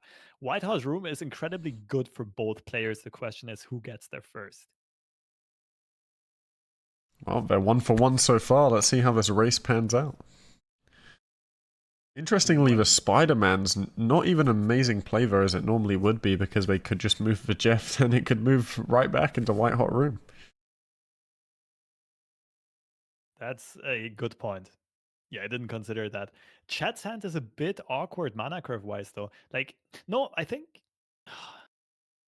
was it Spider-Man to already guarantee the Miles Morales debuff? Yeah. It would have, like, of course, this is hindsight, this is results oriented, but it would have worked out here.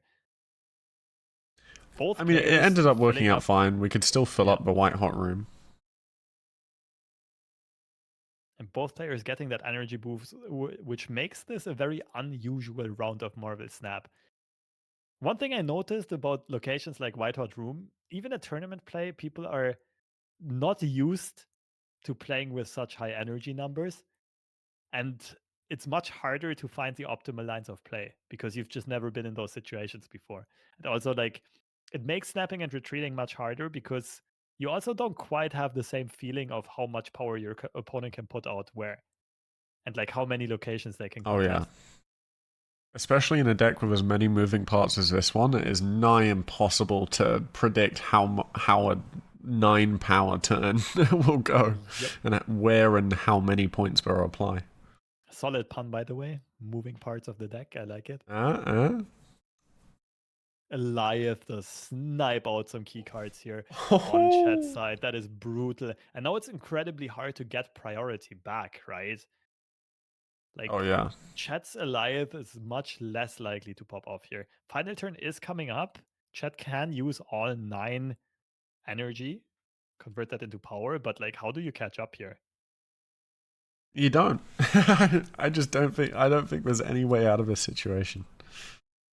Angela and Elsa do amount to a lot of buffs, though. I think Nightcrawler can still be moved. I'm Yeah, pretty it sure can Jeff still can be still be moved. moved. And the Jeff. To me, this looks like a retreat on Chat's side, but I like the Eliath play, but I don't know if it's enough. Yeah, the question is, do you win the left side? This is where it's all going to come down. And I do think Fishu is at least going to move one of the cards out and going to get another Elsa buff here. I think both players should be aware. I mean, the Silk moving out energy. is an issue. So if they move Jeff and Nightcrawler to Morag, then that's 5 points. And if they play Eliath, then Eliath plus Nightcrawler definitely wins Morag. So I think it's all about how many points they put left. Kitty gets dropped into the left side. I didn't do the maths quickly enough, so we will just see how everything unfolds here. Mobius with the Angela buff is 5 power, and Miles is enough to take it. Chat flips the tides of this series, goes up 4 cubes to 2. That is incredible. I love that play. You're right. I did not do the maths either to know that that would be enough. Was not keeping an eye on the kitty power, and damn, that was incredible. I loved that. What a great out from Chet, and has got them into the dominant position now, 4-2, 2 lives to 1. And Death's Domain pops up, which is a deck, a location that movement decks like to see, but both players are on move, so it's a pretty even location for now. No 1-drop on either side.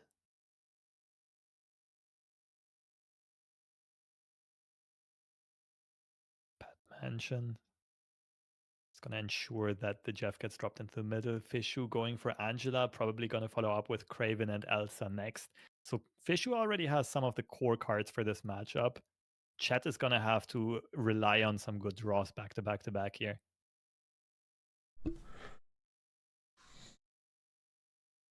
Angela is gonna get yoinked. Oh, Angela being pulled into Death's Domain or Shadowland would be pretty big. Yeah, that would be pretty Let's nice. see what Spider-Man grabs. It is Angela being 50-50? pulled into Death's Oh, Domain. that is insane. Juicy. I keep realizing that, like, I think you're a second ahead of me. So it's like by half a second you're spoiling me of what's about to happen. Not in a Maybe you bad need way. to refresh the Fishu stream. If I do, though, that'll briefly interrupt Okay, the mainstream, the English stream's visuals. So I don't think I can afford to do that yet, but I'll do it in the break. yes, that sounds like a good plan. So Silk is going to get moved around as well. Let's see if she eventually end up in Death's Domain. The Craven might end up benefiting big time from Silk, depending on where she goes. And Chat can mirror the Craven. But the question now is, where do we play the Craven? Do we want to contest the middle? Or do we just give that up? I think And contesting the middle makes sense to some degree because we have more space to work with than they do because they've already played the Elsa Bloodstone. Fair. Chat goes for another interesting line of play here, and that is just going for the big Eliath. Unfortunately for them, the Silk. Ooh, this. Maybe it's Arrow, you know? We were thinking about the tags that were really good in the mirror. Maybe it's Arrow with the Craven. It might be, yeah. Because Arrow could also pull a life, couldn't it? Yep. But now we are in this situation Oh, where there's not a lot of movement on Fishu's side. Jeff can still move, but it's not enough to contest Death's Domain. So Death's Domain is pretty much a guaranteed win for Chat, if I'm not mistaken. And Eliath is a guaranteed win on the right side. I don't well, think not there's anything that necessarily. They Fishu... can play Kitty. They can play Kitty left to add extra power onto the Angela. Ooh, So they move true. Jeff and then play cards left and then win middle and left. Right. They can buff Angela. And I also forgot to mention Spider-Man. If Spider-Man pulls the Mm. ninja into the Death's Domain, that's also pretty big. Or just And pull a just card out of Death's Domain. also an idea. But no, would it work with Spider-Man dying? Would it still pull a card with them? I don't know, actually. I think it should. Also, it couldn't pull though because Spider-Man can only move to Shadowland for Fishu. And that's Right. already clocked for Chat. Yeah. But No, still no, an no, no, because interesting if you move the Jeff, it can move to Pet Mansion. Ooh, true.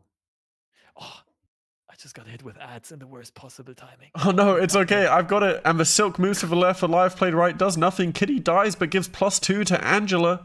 Oh, the Silk 50-50 is really bad, but it does move back to the Shadowland because priority is on the side of Fishu. Spider-Man pulls the Nightcrawler to the middle, and that's going to be a win for Fishu. Sheesh, you were right after all. Yeah, I forgot about the Jeff freeing up space so that Spider-Man can wreak mayhem as pleased. Yeah. It's okay. There's so many moving parts in these decks. It's we can't keep track of it all the time.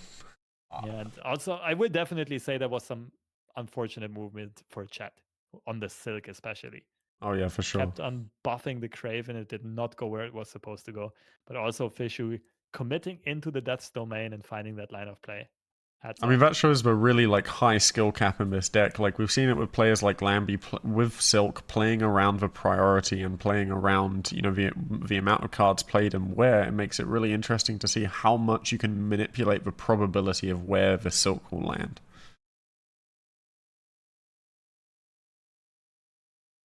And it is currently deathmatch. Both players are down to 2 cubes. The Craven already gets deployed on Chat's side, probably having had the better opener so far, but Fishu finds the Elsa and has the full engine going. And Angela, Elsa, and Kitty Pryde already ready by turn 3. This is absolutely insane. So now Fishu has the option to add, what is it, 6 power every turn for 1 energy. By keeping like by repeatedly playing that Kitty Pryde into the Agile location. Chat's only way of shutting us down is finding the Spider-Man that did just get top decked, but it can only move something out, right? You're not going to be able to move something into that location because you know that the Fishu is going to be playing Kitty there over and over. Yeah, so you can't move anything into the Dream Dimension.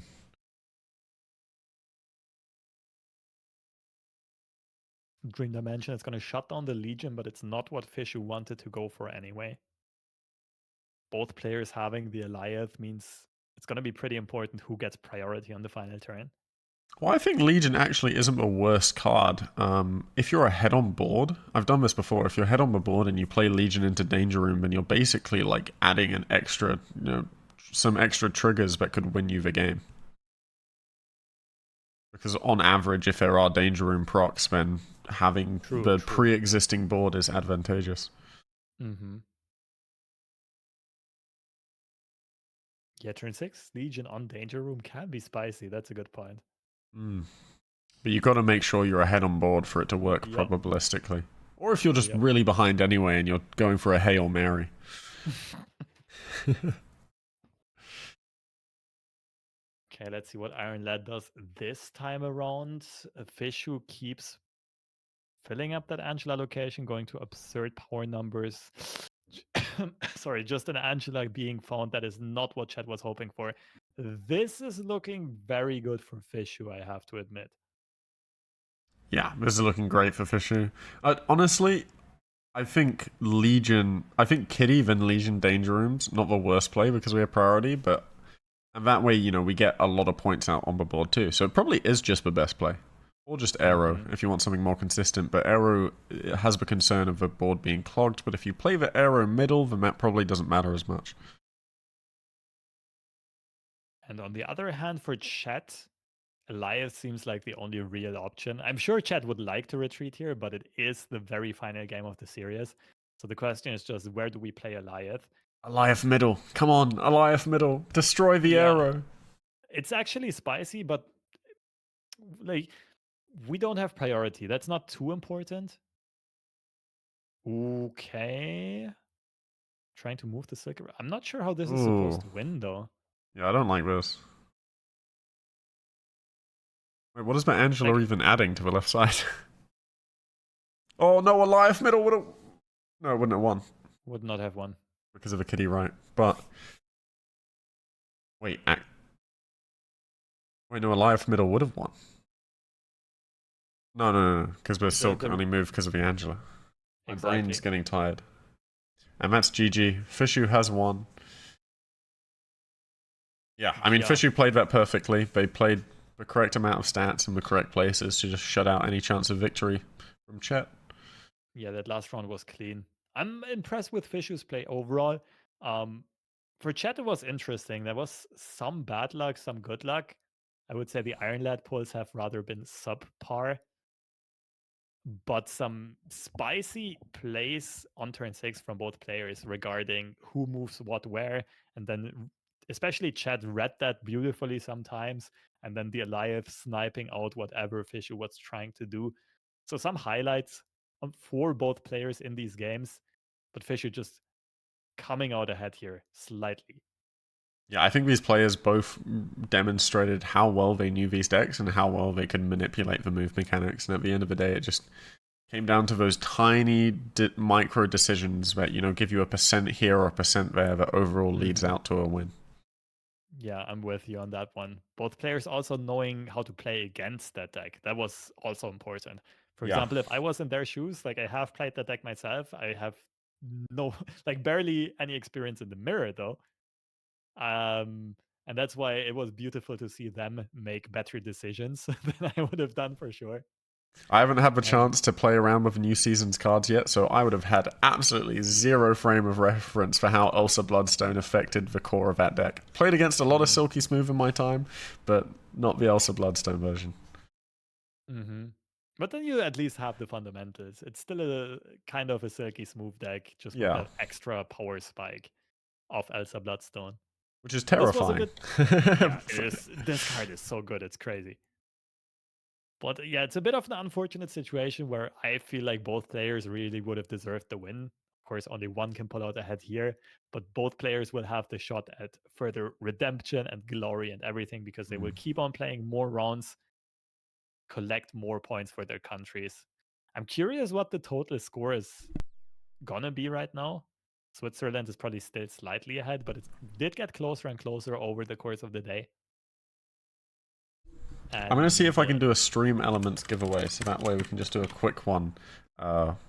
Actually, I mean, we could just do the whole text and chat thing again. For our second code of 500 credits, put in fondue in chat, and then we'll do a random.org. Yeah. We can also give away 2 or 3 codes in this break. Banshee actually has a very good point here. In Europe, it is getting rather late. That's true. Yeah, can well, maybe- CET, we're at 8:45 right now. Mhm. Okay, well, yeah, let's give away two codes this time round. Yes. Put fondue in chat, however you want to spell it, and then after after 30 seconds to a minute, we'll pick out a couple names.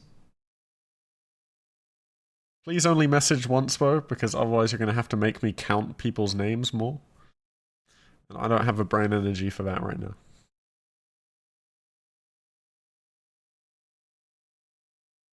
Ooh, people are starting to spell fondue correctly. I like it. Oh, we've got some cultured people in chat.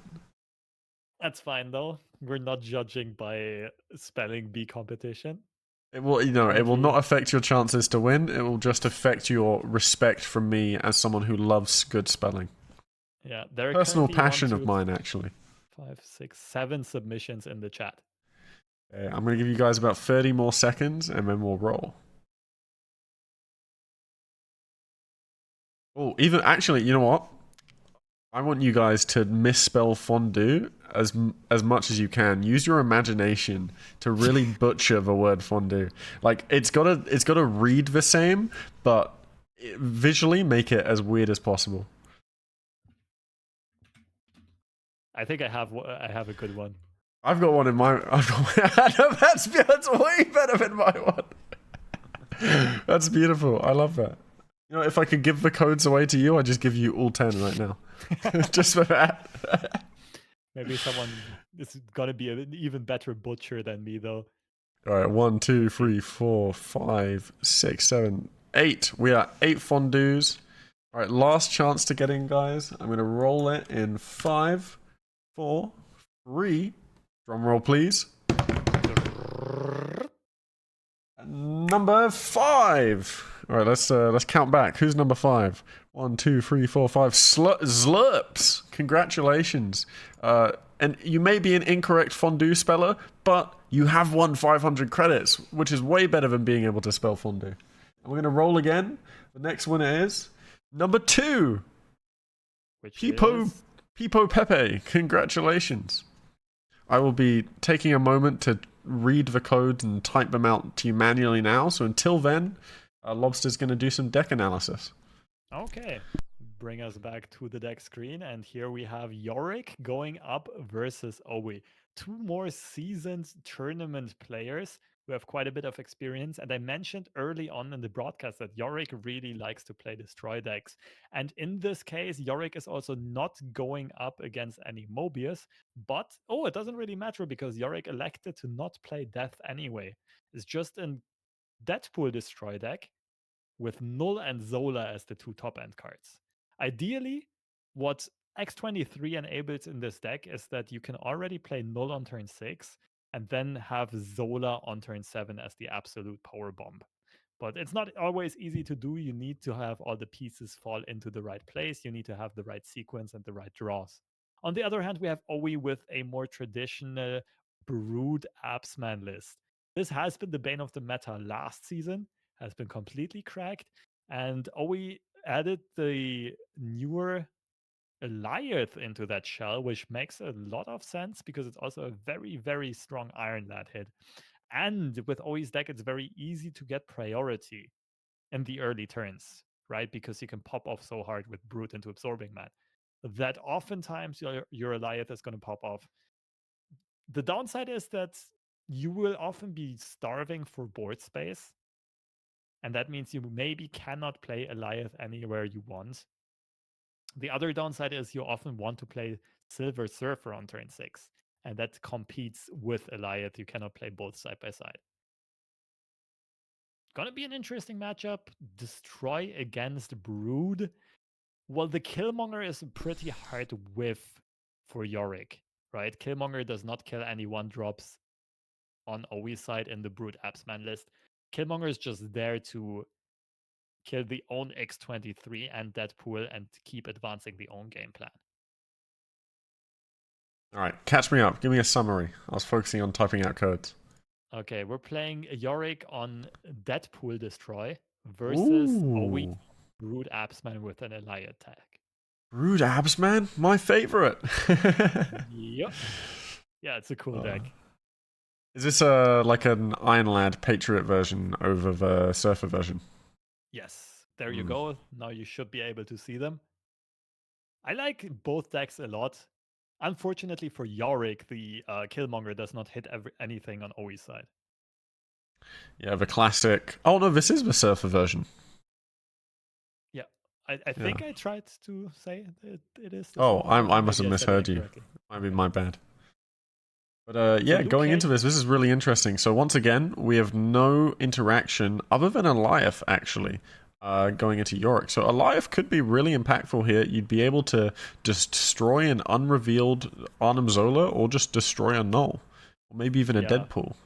But on the flip side, it can also unintentionally buff a null somewhere else. Because Yeah. Yorick's deck, of course, has the opportunity with X23 to already play null on turn 5.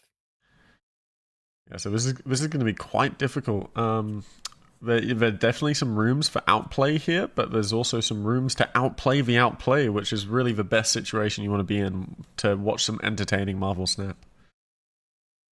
Okay, turn 4 coming up. A potential Deadpool into Venom for Yorick. It's not an easy turn to piece together, though, because you don't have much follow up left. After that, you really need to draw into your big, chunky pieces now.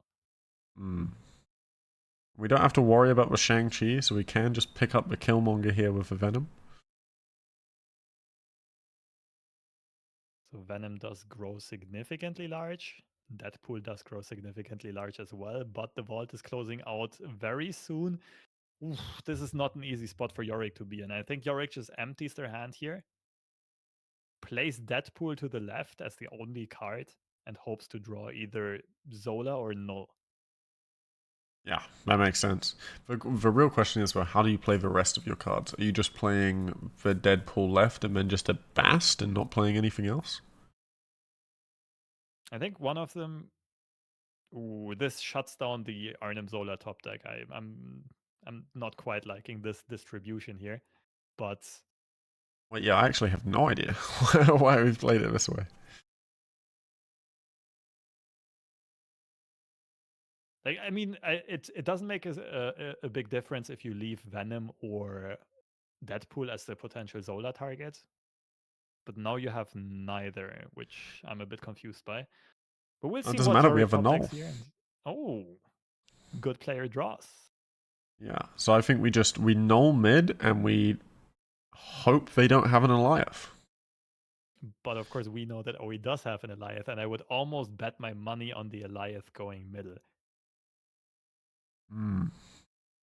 I think we stay in because we haven't been snapped. If we had been snapped, that would have been a retreat.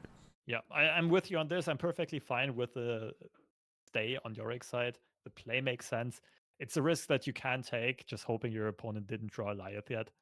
Yeah. Because, of course, they are running Chavez in their deck. So, over the course of the game, the chance of drawing Eliath goes from 75 to what, 72.7%, I think is the precise number.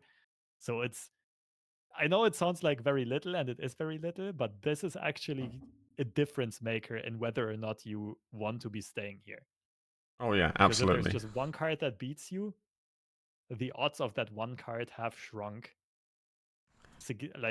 reasonably under a risk reward threshold. I'm not going to go too much into the maths and details here, but if you look into pot odds, risk reward ratios, and do some maths, it's actually significant that OE is playing Chavez here. Especially when the player skill gaps are so similar. I think Chavez can sometimes hurt you in a mirror for that same reasoning, but when it's not a mirror, Chavez is consistency can really help you accelerate your game plan and allow you to win more often than not.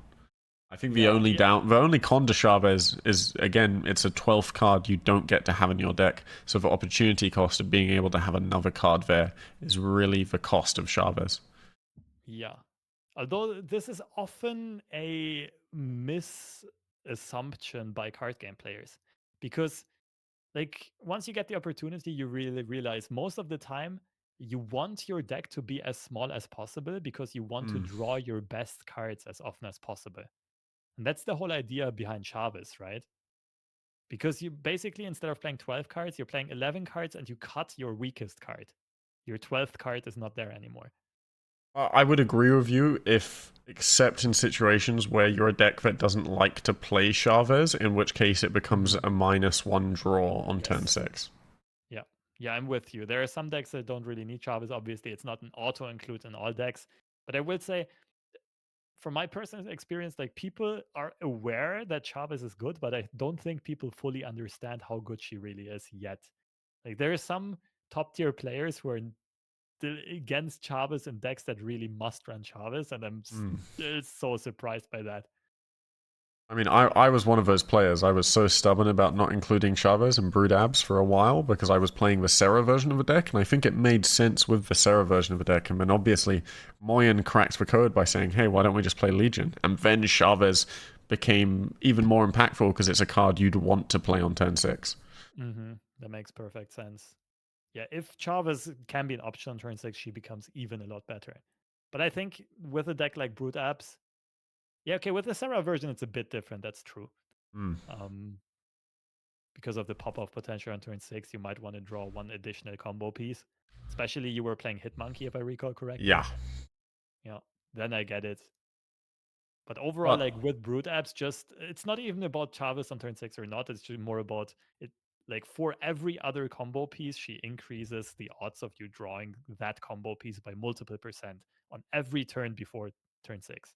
which is incredible for Brood Abs where you're wanting to go 2, 3, 4, 5. But in this case, did you see that Killmonger Kamartage interaction with X23 getting +2 energy this turn?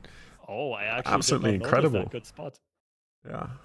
And So that's why this we see the actually puts us null. in a position where we might be able to contest the high roll of Brood Abs. Holy smokes. And now, as we mentioned earlier on, the null comes down super early.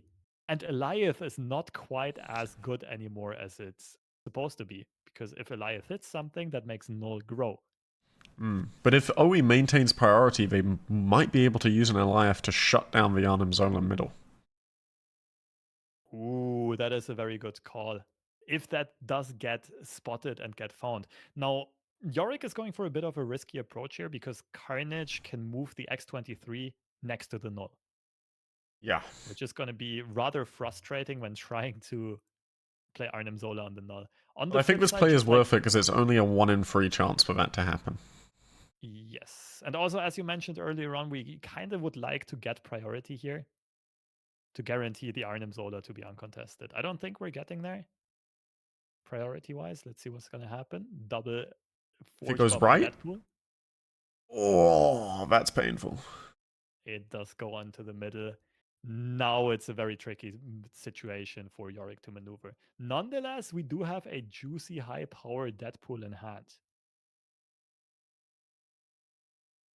Do we even need the Arnhem Zola at this point? No, I don't think so. We can just go something like, I don't know, Deadpool Rights? It's a Yeah, ton of I power. like that. Although, Eliath, right?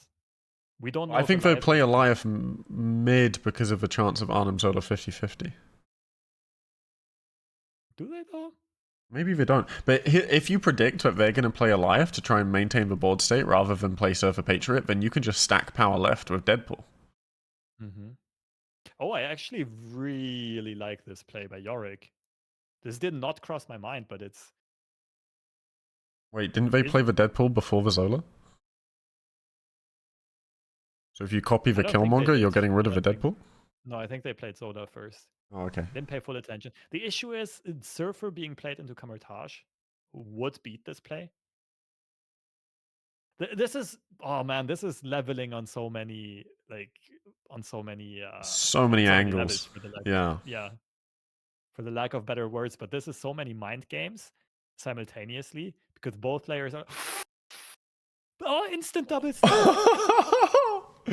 Oh my god. Oh, this is a bit of a trap. Like people out of habit snap super quickly when they see something like peak and it's very favorable for them. And I'm pretty sure both players did not just take enough time to really think about how good this could also be for the opponent. Also, on the Because for flip side, Yorick, it's this always is... better. Sorry, Yeah. you finish. Yeah, I was just gonna say for Yorick, this is so insane. Like the two absolute nut hits in Null and Arnim Zola. Yeah, and to further support your point, it's almost always better. Well, always better to hold that snap, because if you do have the best hand, you want to give your opponent time to think they have the best hand. Yeah. So you can snap them back. Yeah, I also got baited again by the slight animation delay. It was not a double snap. I thought it was an instant double snap. It was just a snap on Yorick's side and a retreat by Owi. So I got to take back what I said earlier on, and props to the players, especially to Owi here, for being a bit patient, because the hits were also good for Owi. Make no mistake, it did look very well, very, very nicely, but I think Owi spotted the potential of the inverted Arnim Zola and Null and went for a very nicely disciplined retreat. You've got to respect that. I'm interested here that they didn't play X23, because if you play X23 and you Killmonger on 3, then you have 5 energy to work with on the final TVA turn. Yeah, TVA opens this game up in a very interesting way. What Also, do you no think? Bast being played early. What do you think of Forge here? On Yorick's side? Oh, now it gets rewarded. Oh my goodness, Carnage into Bar Sinister is quite juicy. Okay, yeah, now it's rewarded. Yeah. We don't quite have the time to go like X23 into Killmonger. It would be very fun, but oh wow, whoa, yes, I like this. Oh, I really like this. I really like this. And this is why Yorick is a Seed Destroy player and we aren't. Yorick just spots these lines of play. So what's going to happen here is 3 5-power X23s are going to spawn. Then the Carnage is going to gobble them all up. Carnage is going to go to 8 power. And then there's 3 more Carnages showing up, which are all going to be like 10 power. There's also the opportunity that some X23s bounce back into Bar Sinister. So this is going to be pretty insane. Also, next turn, Yorick is going to have, I don't know, 8, 9, 10 energy on turn 4. This is going to be nuts. Absolutely insane. I love this snap as well. Super aggressive, taking advantage of this fact, that OE can't have predicted this play. It's 7 cubes invested. That means both players are all in. After playing so disciplinedly, we will see this showdown come down here. What is OE's game plan? I was about to say I don't blame OE for staying in, but now that they've skipped turn 3, I really don't understand why they stayed in.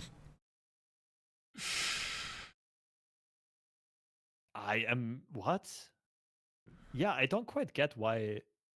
Was that a bluff snap by OE? It must have been.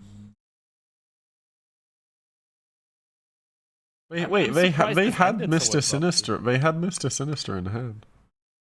Yeah, but no play came out. Maybe a misclick, maybe a disconnect, or maybe just a bluff snap that didn't work. I'll be honest, I'm a bit confused here by how this unfolded, because we did show some great discipline in the retreat earlier on. Like, it would be very uncharacteristic for OE to just go like basically punting cubes away at this point. And yet the players are shaking their heads. Yeah, no, yeah. If we look at the caster's face, I don't think they knew what was going on either. Yeah. Gonna be curious to see if we get any update here from production or from the other players. That was a weird sequence of events, which is a bit unfortunate because the matchup was interesting and the series has been a banger so far. But also got to give some kudos to Yorick here for that creative line of play that was just an absolute blowout. Oh, that was a beautiful line. Yeah. Forge into X23 into Carnage. This is something that, yeah, if you kind of need experience on the archetype to find those lines of play. Okay, it looks like on the main stream, we're already hopping forward to checking out the format of the next phase of games that is going to come out. So this is a really interesting format, guys. So this is going to be custom deck building rules where all of the staff members, including us, and all of the players have been allowed to come up with custom rules that all get put into a hat and then randomly drawn that both teams have to follow those deck building rules. So they get 8 minutes to go away with that custom rule and then to come back and battle it out. Super interesting format. Much akin to Twitch Rivals, if you watched that event. Yeah, I really like the ideas. I really like the format as well. The other very cute thing that is planned is for the breaks between these deck building challenges, because not all players are going to be involved. Some players are going to have some breaks, and that means that they're not only going to do French interviews in the meantime, but this time they plan some fun challenges, something like push-up challenges, something like what else? I think there were some other sub games in which both teams can also collect some number of points. Maybe they're gonna do stuff like rock paper scissoring. I don't know. I have no idea what to expect in the meantime. And I'm very much looking forward to this. I think this is going to be the most freestyle and most creative part. I'm waiting for the arm wrestling event. Oh yeah, arm wrestling. Let's go. That would be hilarious. That'd be great. Although, man, after seeing Lowell's arms, Oh yeah, I wouldn't want to go up against that. Yeah. I mean, they're at a gaming bar. Who knows? We might get like a 10-liter chug event. Ooh, true. It might be something fun with drinking games. It might be something, maybe some other board game, some dice game. Who knows? Okay, so while we are in this intermission before we go into phase 2, let's give away another 2 codes. This is your chance to win 500 credits. Lobster, would you like to choose the keyword for people to put in chat? Okay, so we already had baguette, we already had fondue. What about, let's just give some props to the location of where the event is being hosted. The bar is called Meltdown. Yeah. So everyone who's interested in more giveaways, just write Meltdown in chat. And we will pick 2 winners to win 500 credits each. Yeah. That's a full week of dailies almost. Let's go. Also, in case any of you are planning a France trip soon or are from the France area, and for some reason checking out this broadcast instead of the French one, the bar that these people are at is called Meltdown in Montpellier. It's southern France, if I'm not mistaken. Yeah, like southeast. And it looked super duper dicey and spicy. They have even made custom made drinks just for the Marvel themed drinks. Yeah. Scarlet Witch, they made the Hulk, and they made Squirrel Girl, which are all respectively green, red, and like yellow, orange. Yeah. I wonder if we could get a picture of those somehow. I know they're on the Twitter. Maybe I could bring it up on stream. Yeah, maybe. I'm sure we're gonna get some pictures later on, or some more insight into the bar, at least when they do those real life challenges in between games. That'd be really interesting. Maybe we could see all 3 of the drinks shown at once. Who knows? That would be lovely. Okay, we already have a bunch of Meltdown submissions in chat. Pipo Pepe, I think you just won a giveaway already. I we won't give away to the same person. Yeah. We'll minus out Pipo Pepe. Sorry, Pipo Pepe. As much as you want 1,000 credits, we're only giving away 500 credits. Per person, at least. Per person, true. We're giving away 5,000 overall. Big number. That's a half the credit cap. All right, so we have, ignoring Pipo Pepe, we have 1, 2, 3, 4, 5, 6, 7. No, 6. 6 total. Awesome. So unless anyone wants to get in. Oh, Boomerang, 7. How are you doing, Ang? Been a while. Good luck in the giveaway. It's nice to see some familiar faces in here. I know I haven't streamed Snap in a while, so always good to see people hanging out. Alright, and I'm going to give you guys about 30 more seconds. Put Meltdown in the chat. Support Montpellier Meltdown. It is the venue of the tournament, and it looks amazing. Go check it out if you're in the area. Which, again, as Lobster says, you probably won't be, else you'd be watching the French language stream. But maybe if you happen to be in the area because you're in France, you're on holiday, you're like, oh, I think I remember these guys on Twitch saying Meltdown was a good gaming bar. Who knows? Who knows what the future will bring? While we're at it and while we're waiting anyway, I think we can give some more shoutouts to the rest of the affiliates and sponsors. Yes. The biggest one, of course, goes to Exploria, which is a Swiss gaming organization, basically. They have a pretty sick venue where they sometimes host tournaments as well, like the last 2 Frame Break tournaments. And they will do more live tournaments in Switzerland in the future. Stay tuned there. Exploria is really, really a nice name to remember, and they put a lot of effort into these events. Then, of course, the Marvel Snap Zone as the partner. I don't think I have to say much here. One of the top resources for Snap content, as well as meta tier lists, which one of the players is actually doing. Then the head of the meta tier list on Marvel Snap. having huge influence over the Marvel Snap meta. And further partners, GS events, Snap Romandie, the French-speaking part of Switzerland, and as we mentioned earlier on, the gaming bar Meltdown in Montpellier. Yes, thank you all the sponsors for making this happen. This is a really cool event idea, and hopefully we'll get to see more of it in the future. There's some extra countries on the cards, maybe Fresh Lobsters Germany or My UK. You know, who else could be next? It's going to be really cool to see how this sort of format progresses if we do get more of these. Yeah, and how the teams are going to shape out for each country. Because there's some clear participants and favorites for each country, but like there's also probably going to be some lesser known participants, but maybe some very strong tournament grinders or ladder players. So always an opportunity to discover some lesser known players and maybe have some players have a competitive breakthrough. Okay, and our first winner for 500 credits is JN Skittles. Congratulations, JN Skittles. I'm rolling the second one now, and it is Sky Lake 86. Congratulations, guys. Lobster's going to entertain you while I once again manually type out these codes in whispers. Perfect. So what can we speak of? Let's see. We have another like minute of a break going on before we continue with Switzerland versus France. The current score, by the way, is 10 for Switzerland and 7 for France, it seems. So there's probably one more game that's about to be finished because it's supposed to be 18 points total. And to the surprise of many, Switzerland is in the early lead. But we mentioned earlier on, right? There's a bunch of tournament grinders. And what's special about the Swiss team is that they have a lot of live tournament experience. Because that organization that I mentioned earlier on, Snap Romandie and also Exploria, is hosting in-person events pretty frequently, which is not very common for Marvel Snap, right? Not even in other countries with much bigger player bases.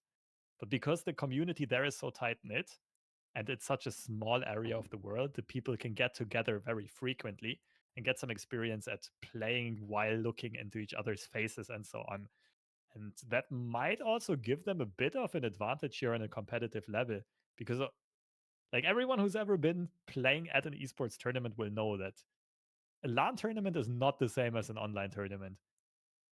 You just like there's so many different surroundings, so many factors to come in that you have to adapt, and it's like you don't have the same level of comfort as playing from your home, and that makes things very interesting. I think it's you can probably get our face cams out of the way soon, Alphos, because it looks like they are currently drawing the deck building rule on the main French stream.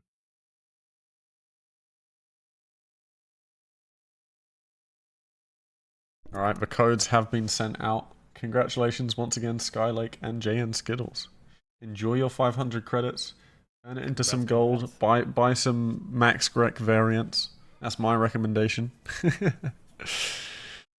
Okay, we're gonna try to have someone translate the rules. Oh, Dan is already on it. Perfect. Thank you, Dan. The first deck building rule is players can only play on curve for the first 2-on-2. So that makes certain cards really interesting, like Quicksilver, Domino. That means you won't have to run any other 1 and 2 costs. And then you could just try and hope to build out a good 3-4-5 and then play Chavez to always have a card to play on 9. Oh, I love the idea. We should mention to the viewers, by the way, that the teams only have 8 minutes to prepare these decks. And then they're going to play in a 2-on-2 format. So 2 players sitting next to each other on each side of the table, and they're both going to control one device. So while these players are deck building, and I love your idea, I'm sure they're going to come up with those kinds of decks. There's a little beer pong game going on in the meantime. Ooh. So we do have a drinking game. You know what? Yes, I thought about beer pong and I didn't know if they'd do it because I thought it would be quite hard to capture on camera. But it looks like we've got a dynamic sports POV going on here. We have the overhead camera. Hopefully we can capture all the action. Oh, I love it. And also they have, like, we're getting some insight into this Meltdown gaming bar, and it looks lovely. It's much more spacious than I thought it would be. There's quite a bit of a crowd. Yeah, there's a lot of people. I love it. Okay, Maybe can you take us through this beer pong game where I get a drink and Oh do a yeah, no little worries. tiebreak? So Right. Jan's gone for a couple shots here. They've missed it both times, unfortunately. They're going again. That's 2 whiffs. One does bounce across the top. You know what? When I said I was going to cast a Marvel Snap tournament, I never expected to be doing live shout commentary for beer pong, but here we are. Frame break world domination. This is you've never seen an event like this. Looks like Yorick's already gotten a cup in. Once you do get a cup in, your opponent has to drink it. I do not know if these are alcoholic drinks or not. They probably are. So this might affect their gameplay later on in the tournament if they end up getting too drunk. Gotta keep that in mind. Jan might be drunk already. Hasn't made a single shot into Yorick's cups. Yorick's killing it though. I think they've taken out 2 cups already. They're going for more. Walwy's in the camera. You can see him there in the bottom right.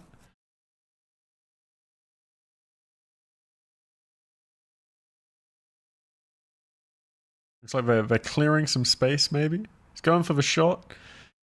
We need the cameraman to follow the ball. We're missing where the shots are landing. Walwy, you're covering the stream, mate. Get out the way.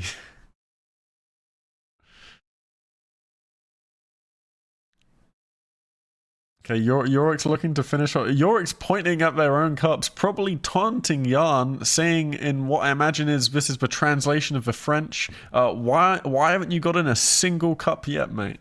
That's my translation, at least. I speak French. It's perfect translation, actually.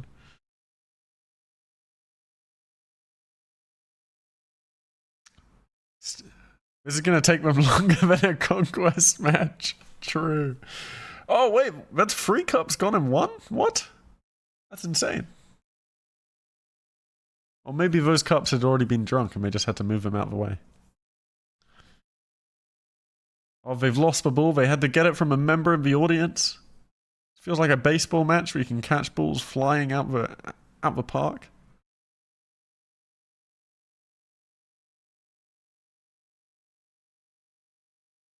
Yorick's lining up another shot. It looks like he sunk it, and he did. You can see it in the bottom left cup there. 3 cups remaining. Yorick pulling ahead 4-3.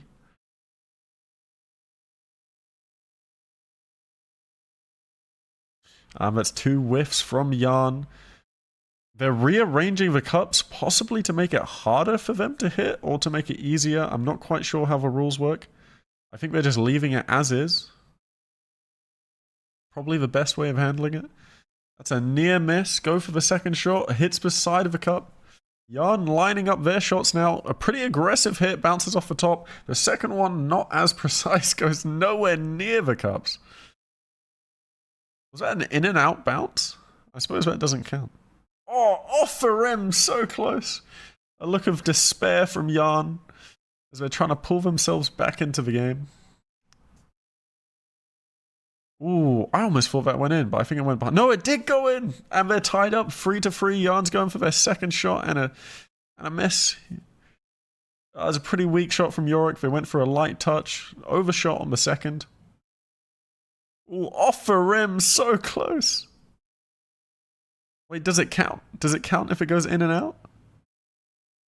Whoa, he's super excited. They're celebrating something.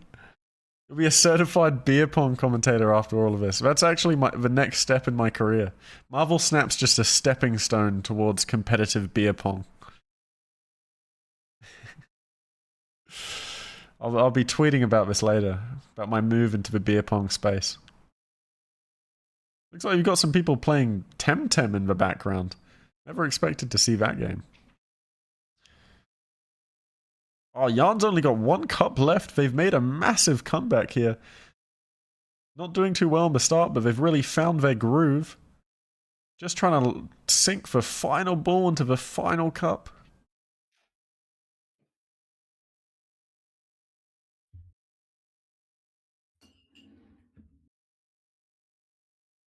Oh, and close, but not quite. Can we get him a second? Oh, just behind it. Maybe off the rim. Couldn't quite see with that camera angle. Yorick, mate, you're not even trying at this point. Come on, put a little bit more effort into it. Wait, Jan's shooting technique is really clean. Nice Oh high yeah, curve, high angle. Although Yorick good has a bit of an form. unfair advantage here because he's so tall. Mm. Ooh, was that a back-to-back? I think he hit both, right? Ooh, it's Let's hard to check. see because Jan's nameplate was slightly covering the cups. Yeah. It looks like it just got one in. You missed the start of this here, but Yorick was actually really far ahead with Jan having not landed any balls in a while and has pulled it back and is now landed the win. Yep, Jan just went Oh, full Kobe mode, bucketed it in. it's a He seems big to be W for enjoying it. France. Let's go, Jan. The most seasoned veteran probably has the most beer pong experience out of all of these players. Yeah, no, we should have done some trivia onto the background of these professional beer pong players and just how much beer pong they have ponged. You'll love to see it. That was a very cool idea for a side event, though. Yeah, this is a beautiful camera angle, actually. Yeah. Some live action movie. Now, this is where paranormal activity is going to start. I feel like this is the start of a horror movie. This is where the ghost comes in.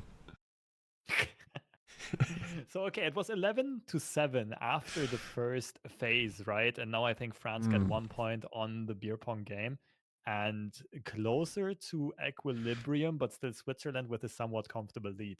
The way this format is built, there's a 41 points up for grabs in total. That means the first country to get to 21 points is going to win. But the last points, the 6-on-6 match, is going to be very points heavy. So if we are lucky, it's going to be close and interesting up to the very end. Yeah, okay, so for now that you've get some water for this second phase 2, I also need to grab a glass of water, so I'm going to leave the stream with you for a second. Okay, perfect. I am actually about to crack. I didn't get water, I'll be quite honest. I got a, which is basically malt beer, but alcohol free. Oh, that sounds Delicious drink. amazing. I'm not sure if it's not. I'm wondering if it's actually just a German thing. It's No, more of a soft drink, really, than beer.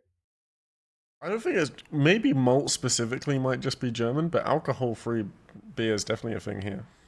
Yeah, for sure. But this doesn't really taste like beer. It's like it is like a brownish, so it kind of looks like dark beer, but it's definitely got a sweet note as well. It's got quite a bit of sugar in it.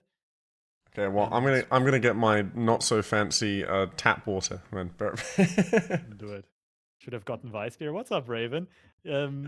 Yes, I personally don't like to get drunk while casting. I'm not sure how your own personal like rule set is there, but yeah, Weiss beer is pretty good. Any wheat beer in general. One is fine, that's true. One would be perfectly fine, especially at this hour, and especially for an event like this, right? Which is a lot more lax and chill. There's not a huge production behind it. It's more friends getting together and hosting something in between a fun and competitive event. I think they did hit the balance pretty nicely with enough competition to make it interesting, but it's also very creative with all of the deck building restrictions and all of the challenges where they just find out last second what the actual deck building is and got to come up with creative stuff on the spot. Haven't been able to watch it all, so not sure where we are up to. I think it's gonna be like another 3 hours or so. Because the It's for bar sure not closes gonna in go 3 much hours longer than anyway. midnight. Yeah, it's for sure not gonna go much longer than midnight. But like at some point they might have to try to rush it a bit. But I think we're not far behind the run of the show. Unfortunately, at the very beginning, there were some technical difficulties which delayed the start of the stream by a solid hour and a half. So that might Yeah, have to we might have to narrow everything down which a is little also bit due why to that. we are just cameras over the stream as opposed to integrated into the stream itself. Yes. Yeah, unfortunately we were supposed to be getting a clean feed, but we couldn't.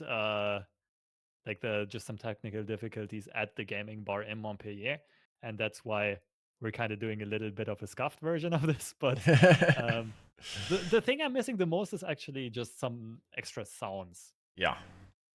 Just us talking, which is fine in itself, but some in-game sounds, some snap sounds would have been lovely as well. Adds to the ambiance, especially with hearing when people snap. I think that really adds to it.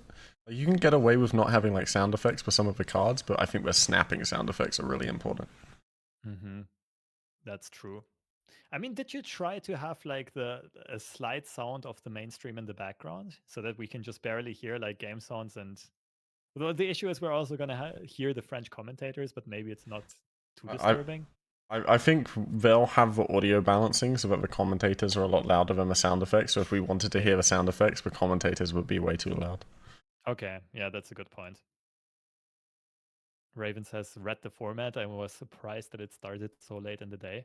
Um, yeah, I agree with you on that. I think the gaming bar only opened around 4 or 5 p.m. So Mm. I think like they didn't have that much time to get everything set up, and then they also had some additional technical difficulties on top. That's what made it a bit tricky. All nighter.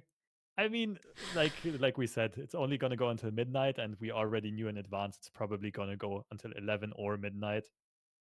Yeah, But I then was they got it. prepared for this to go to midnight. Yeah, It's a tournament. If there's a chance there'll be technical difficulties, there will be. There's no way the around it. classic. Yeah, yeah. You guys know as TOs and as shoutcasters and everything, the worst will always happen. It's just classic Murphy's law. Exactly. I think I've had one tournament in my entire lifetime where not a single thing has gone wrong, and I spent the entire time being like, "Why hasn't anything happened yet? Where's the fire to put out?" And it stayed all the way to the end. That's amazing. It's insane. It's a once in a lifetime thing. It's just for a random battle arena, and no one really notices the difference because it's a matter of like minutes difference for these kinds of problems. Yeah, speaking of problems at tournaments, like the last one for me especially was extra tricky. It's funny that we have Alphos and Raven here because maybe you guys remember Yeah. the lobster door trap. It's a. I should probably tell this to the audience for those who don't Oh, know. you should. Uh, It's a great so story. we were all at the Manchester tournament and we were renting an Airbnb close by to the venue. And the morning of the tournament, everyone left in Ubers. It was like 18 people of us, so we split out on like 4 or 5 Ubers, and it was a bit messy because we left last second. And the tricky part is that Dan and me, no, wait, who was it? Freddie and me arrived Hmm. very late the previous night. We arrived at like 3 a.m. or so, overslept a bit. And like last second, I kind of woke up. I got into the shower. And while I was in the shower, everyone left with their Ubers. I get out of the shower. Everything's completely empty, like this whole huge Airbnb. I'm like, yo, where is everyone? And they said they already left. And I was like, okay, I'm going to get an Uber myself. So I call up an Uber. I just rushed to get all my things because the Uber is only 2 minutes away. And the special thing about this Airbnb is it actually had 2 front doors. And I rush Hmm. out of the first front door and I realize that the second door is locked. And there's like just this like, 3 square meters in between of like a little entrance hall. And I try to open the door and it's locked, and I try to turn around. And just before I can make it back, the other door falls shut. And it was another door that you could only open from the inside. From the outside, that door was also locked. And Yeah, there so I am, stuck on like 2 square meters in between 2 locked doors. And the Uber arrives. And I am like, okay, there should be a key in the key box. I asked the super duper nice and kind Uber driver, like, yo, could you please type in that key to open the key box and give me the key? And he does it and says the key box is empty. And I'm like, I oh have the snap. key. Yeah. Yeah. And then I found out that the key was taken to the venue, which was like a 20-25 minute drive away.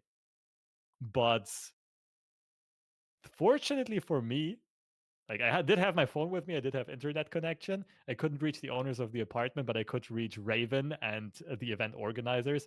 And Raven's girlfriend, along with Kawa's girlfriend, came to rescue Mm. me. They hopped into a car because they did not have to be present during the preparation of the tournament. Like they weren't involved. They had a bit of time, and they did rescue me from the infamous lobster trap. And I did get to the tournament on time. I did not even miss a round of gameplay. So huge shout out again to Kim and to Kate. I hope I'm still saying the names correctly. Thank you, Thanks Kim for and Kate. saving me from the lobster trap. My personal nemesis, man. Like a feel like a couple of like marine wildlife protesters coming to free you from the fishing trawler. Oh man, I think for them it was quite the experience too, though. Yeah, so hopefully we should be getting into a game soon here because we have the match code up on screen. No one snipe this, please. There's no delay. I'll keep our cameras up until we're properly into the game here. Mm-hmm. That does make sense. So the first 2-on-2 is going to come out. On the French side, we have the Fishu and Owi who have known each other for a long time. Both arguably I think the two biggest French streamers, if I'm not mistaken, and also some of the most active Marvel Snap players. Owi and me also have a bit of personal history from Legends of Runeterra, where he was also a very talented, gifted card game player. We actually played once against each other in the European Grand Finals, and it was a super duper close and good match. But unfortunately, Owi did manage to, I think, top deck me out in the last game of the best of three, and did get the victory there. But he was very nice about it. He's a very fun person to hang around with, and just a very good card game player.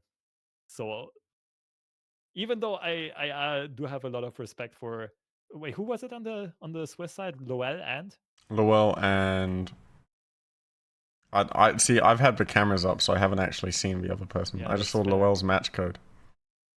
I just say that by default, I think the French side is going to be slightly favored in this 2-on-2 because both of them are like, especially Fishu in my eyes is a very creative deck builder, and I think Owi is a great pilot, and they kind of bring everything together. And okay, Arlie and Loel on Swiss side also a very formidable team though. So keep in mind the rule for this one was you can only play on curve, and neither of the two teams is going for the Quicksilver Domino Chavez. Oh, that's really interesting. Oh, the Iceman though. The Iceman is spicy because it messes up the curve of the French team. Blue Marvel gets hit. They dodge the bullet. They still have the Forge into Brute combo. That's enormous for them. That's massive. I think Forge Brood is actually a really solid deck to choose with this type of format because you don't mind missing out on your early curve as long as you can play after. But okay, so with it being played on curve, does that mean the turn you're playing it, or does it mean the amount of energy you have that turn? Both. I think Dan Both. specified that on turn 1, you can only play a 1 cost. On turn 2, you can only play a 2 cost. And so So on. if you have Tinkerer's Workshop, can you play 2 1 costs and turn 1? I think not. But no, maybe. That's a good question. These are the kinds of technicalities that you want to try and eke some points out on. Ooh, this is huge because we know that the Swiss team is playing a couple of move cards. And on the other hand, the French team is going to be so starved for board space.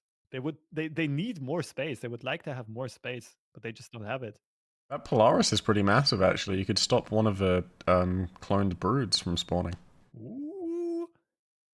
So even though I think the French team has incredible opening draw and also made a good call on the deck they're playing, the Swiss team actually has some very spicy counterplay, but these locations are crazy. Like Also, the these silk locations are moving absolutely right was nuts. painful. Yes, that was very unlucky for Loel and Arlie here. Captain Marvel is a cute addition here. This is always going to move into Sanctum Sanctorum. The issue is you're not winning tiebreakers if you do that. Oh, they're hoping that Team France is not going to have a 5-drop, right? Because that means that they can actually get the vision off safely. Yeah. Especially with And the Iceman hitting the Blue Marvel, there's a much higher chance of that. yes, and I will assume that both players are going to be playing Chavez on the final turn. Although France now also has the option of playing Blue Marvel, right? Yeah, I think Chavez is a no-brainer in this format. Quicksilver and Domino have more trade-offs, but Chavez you definitely It have to hit run in this rule. Ultron! Whew. The Iron Lad hit Wow. Ultron. That's huge for the French team. Especially now they're blocking off the vision because it can't be played into Kiln. Yeah, I think this is all she wrote. I think the French team just takes it here with, even though they're playing a deck that really requires a lot of space, and their space is being taken from them completely by these locations. They just got so much of an early lead that I don't think France can that the Swiss team can keep up. Yeah, Yeah, no, both I don't think players are so drawing either. Chavez. This looks like a retreat to me. Because if you both play Chavez, then you just both lose. Oh, well, sorry. Both lose with Chavez, meaning the Yeah. status quo maintains. Yeah, and Loel and Arlie even know that Fishu and Owi are holding Ultron. So even if they're not playing Chavez, they for sure have a 6 drop. Yeah. But I think in this format, it's pretty safe to say that both teams are playing Chavez. Chavez is definitely a no-brainer in the deck building for this rule. Asteroid M is also a huge location for both players. I wonder how many more move synergistic cards Loel and Arlie are playing. Something like Craven would be enormous here. But apart from that, I would say it kind of benefits the Brute deck because you can move the main Brute away from the Broodlings. It does not take up quite as much space anymore. Mm. So Ooh, Silk we've got options Craven. here, both Craven and Silk. Yeah, Craven is big. Craven is huge on Asteroid M. No, I really like Craven on Asteroid M. That's such a good way to get power in that location.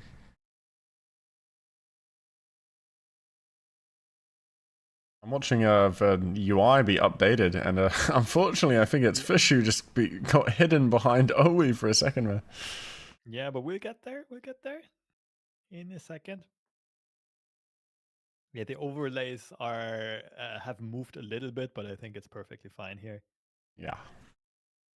Overall, it's so cool though to have these like high quality pictures of these players that were also just taken at the event, if I'm not mistaken. Yeah, it's almost live. There's just a few hours of delay. True. Okay, Spider-Man is gonna take out Nebula here and then move back into Asteroid M, if I'm not mistaken. I think it's gonna pull it back after the whole play effect resolves. Which is very nice for the Craven, actually. Oh, it does not hit Nebula, but that's perfectly fine. The Nebula growth effect still gets stopped. It would have been nicer, though, if the Nebula would have been moved out as well. Oh, but pulling Swiss the team Brood steal. out, being able to reactivate the Craven through Asteroid M is pretty nice. Yes. Captain Marvel makes a lot of sense. On the French side, what do they follow up with? Absorbing Man doesn't get full value anywhere. It's a bit unfortunate for them that Miniaturized Lab was one of the locations. But they do have Appsman into... Oh no, they played Iron Lad, I think. Well, I And think then I missed a Legion and... balance patch. When did Captain Marvel become a 4/4? When she was too OP with Zabu. That was already a little while ago. Hmm. I I think I don't just forgot quite about remember that when. change.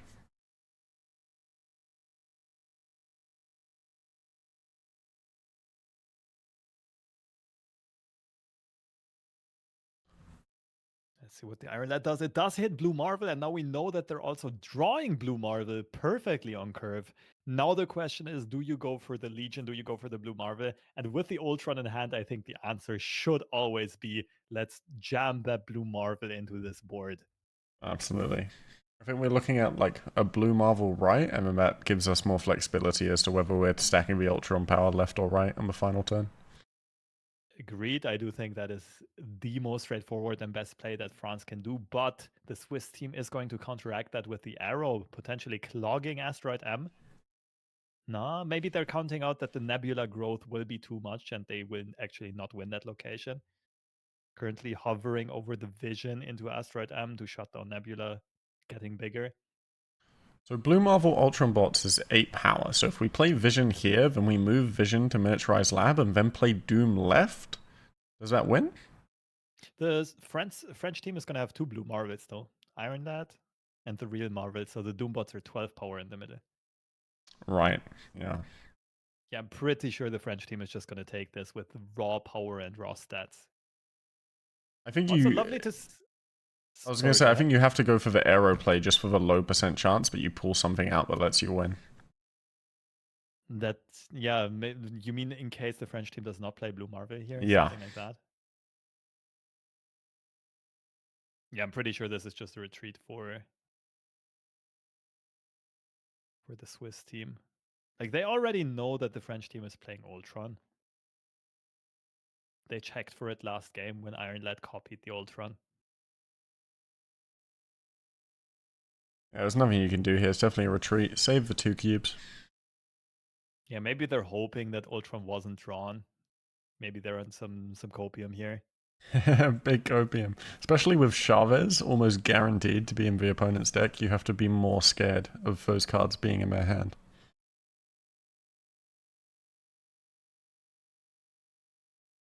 Let's see what's going to happen here. Is the Swiss team going to stay? I would personally doubt it, but you never know. Actually, wait, how does Chavez... How does the math play out with Chavez with getting a 6 cost? I mean, it's technically the same probability, but I guess because you need the card on turn 6. Yeah, no, it doesn't change the math. Just, I guess, changes how you think about any other card that can be played earlier. What? No, by turn 6, it very slightly reduces the chance of them having drawn Ultron. That's what I mentioned earlier on. Instead of 75%, it's 72.7 to draw it Oh, it does throughout the course of the reduce. game. Okay. And yes, Because I would have it's thought only it would like be even because it increased the chance on previous turns. yeah, it doesn't quite even out. It gets close though. It's just a 2 point something% difference. Okay. And maybe that was the reasoning why Llewellyn and Arlie decided to stay. I personally, I don't love it. I think you also would have lost to some America Chavez lines of play, so I don't think risk reward was in favor of the Swiss team. I But also you think can't because we blame them had for 8 cubes, it wasn't worth it to go that high risk. Because if you're in a position like right now, where with at 4 cubes, I think you can more enable yourself to go for higher risk plays. But when you're still fairly even, I think you want to play more conservatively. in this situation, I would have agreed with that dynamic as well. I don't think they had to take up this big risk. Both teams having the Iceman in hand really messing with the curve of the other team, and that also does slow down the Brood. Actually, it completely negates the Brood into Absorbing Man combo on the French team. You just can't play it, right? Because you can only play on Yes. curve. For the viewers who just joined in, these teams are playing with special deck building rules. And the restriction for this game specifically is that cards can only be played on curve. So you can only play a 2 cost on turn 2, a 3 cost on turn 3, and so on and so on. So Iceman is absolutely enormous as a tech choice. I have an idea. Rule can only play on curve. Just put that as text on screen. Or as a chat command, both works. I don't know how to set up a chat command without opening up stream elements right now. That's fine. I think it's fine to just put it in the empty space on the French team. Oh yeah, that actually looks much better than I would have expected. Yeah. There we go. Look at us. Not only are we a recast, English language recast of a mainstream, but we've just upgraded the stream for you. We're adding some value that they're not providing. Let's go. Okay, so turn 5. This is where the Swiss team has the advantage for the first time. Oh, actually not. I didn't see the blue marble was already locked in. Arrow is going to pull the blue marble. Clogging the right side, interestingly enough. I And don't now think again clogging the is question. enough. Yeah, because you have to respect Ultron and Chavez. But again, maybe the Swiss team is thinking they're in a position where they kind of have to take this risk. Wait, so the Ultron bots are 4, so Ultron adds 8 middle, so that definitely beats the Doom bot middle. Yeah, that doesn't seem like any way around this. But Ultron left would only be 6 power. Marvel moves in, it's 2. Doom moves in, it's 3. Yeah, Ultron left would actually win guaranteed, I think. If they play Ultron middle, they can still lose. Well, they Like can't the play French Ultron team can middle still because of lose. Crimson Cosmos. Oh no, it's 1, 2, or 3 can't be played here. Sorry, I got it confused with Oh, you were thinking about Big House, yeah. Yeah. So the Ultron can go middle for the French team, but that would mean that Silk moves to the left, the Doombot moves to the left. Oh, okay, the French team is also reconsidering. I think they're realizing that they need Silk to go to the left to beat Yeah. the impending Ultron. The only concern here is if Silk ends up moving to the right and you waste a Doombot. You take the 50-50. The Doom effect happens first, right? The Silk moves afterwards. They were just thinking I don't whether or know. not, like, where they want the Silk to be.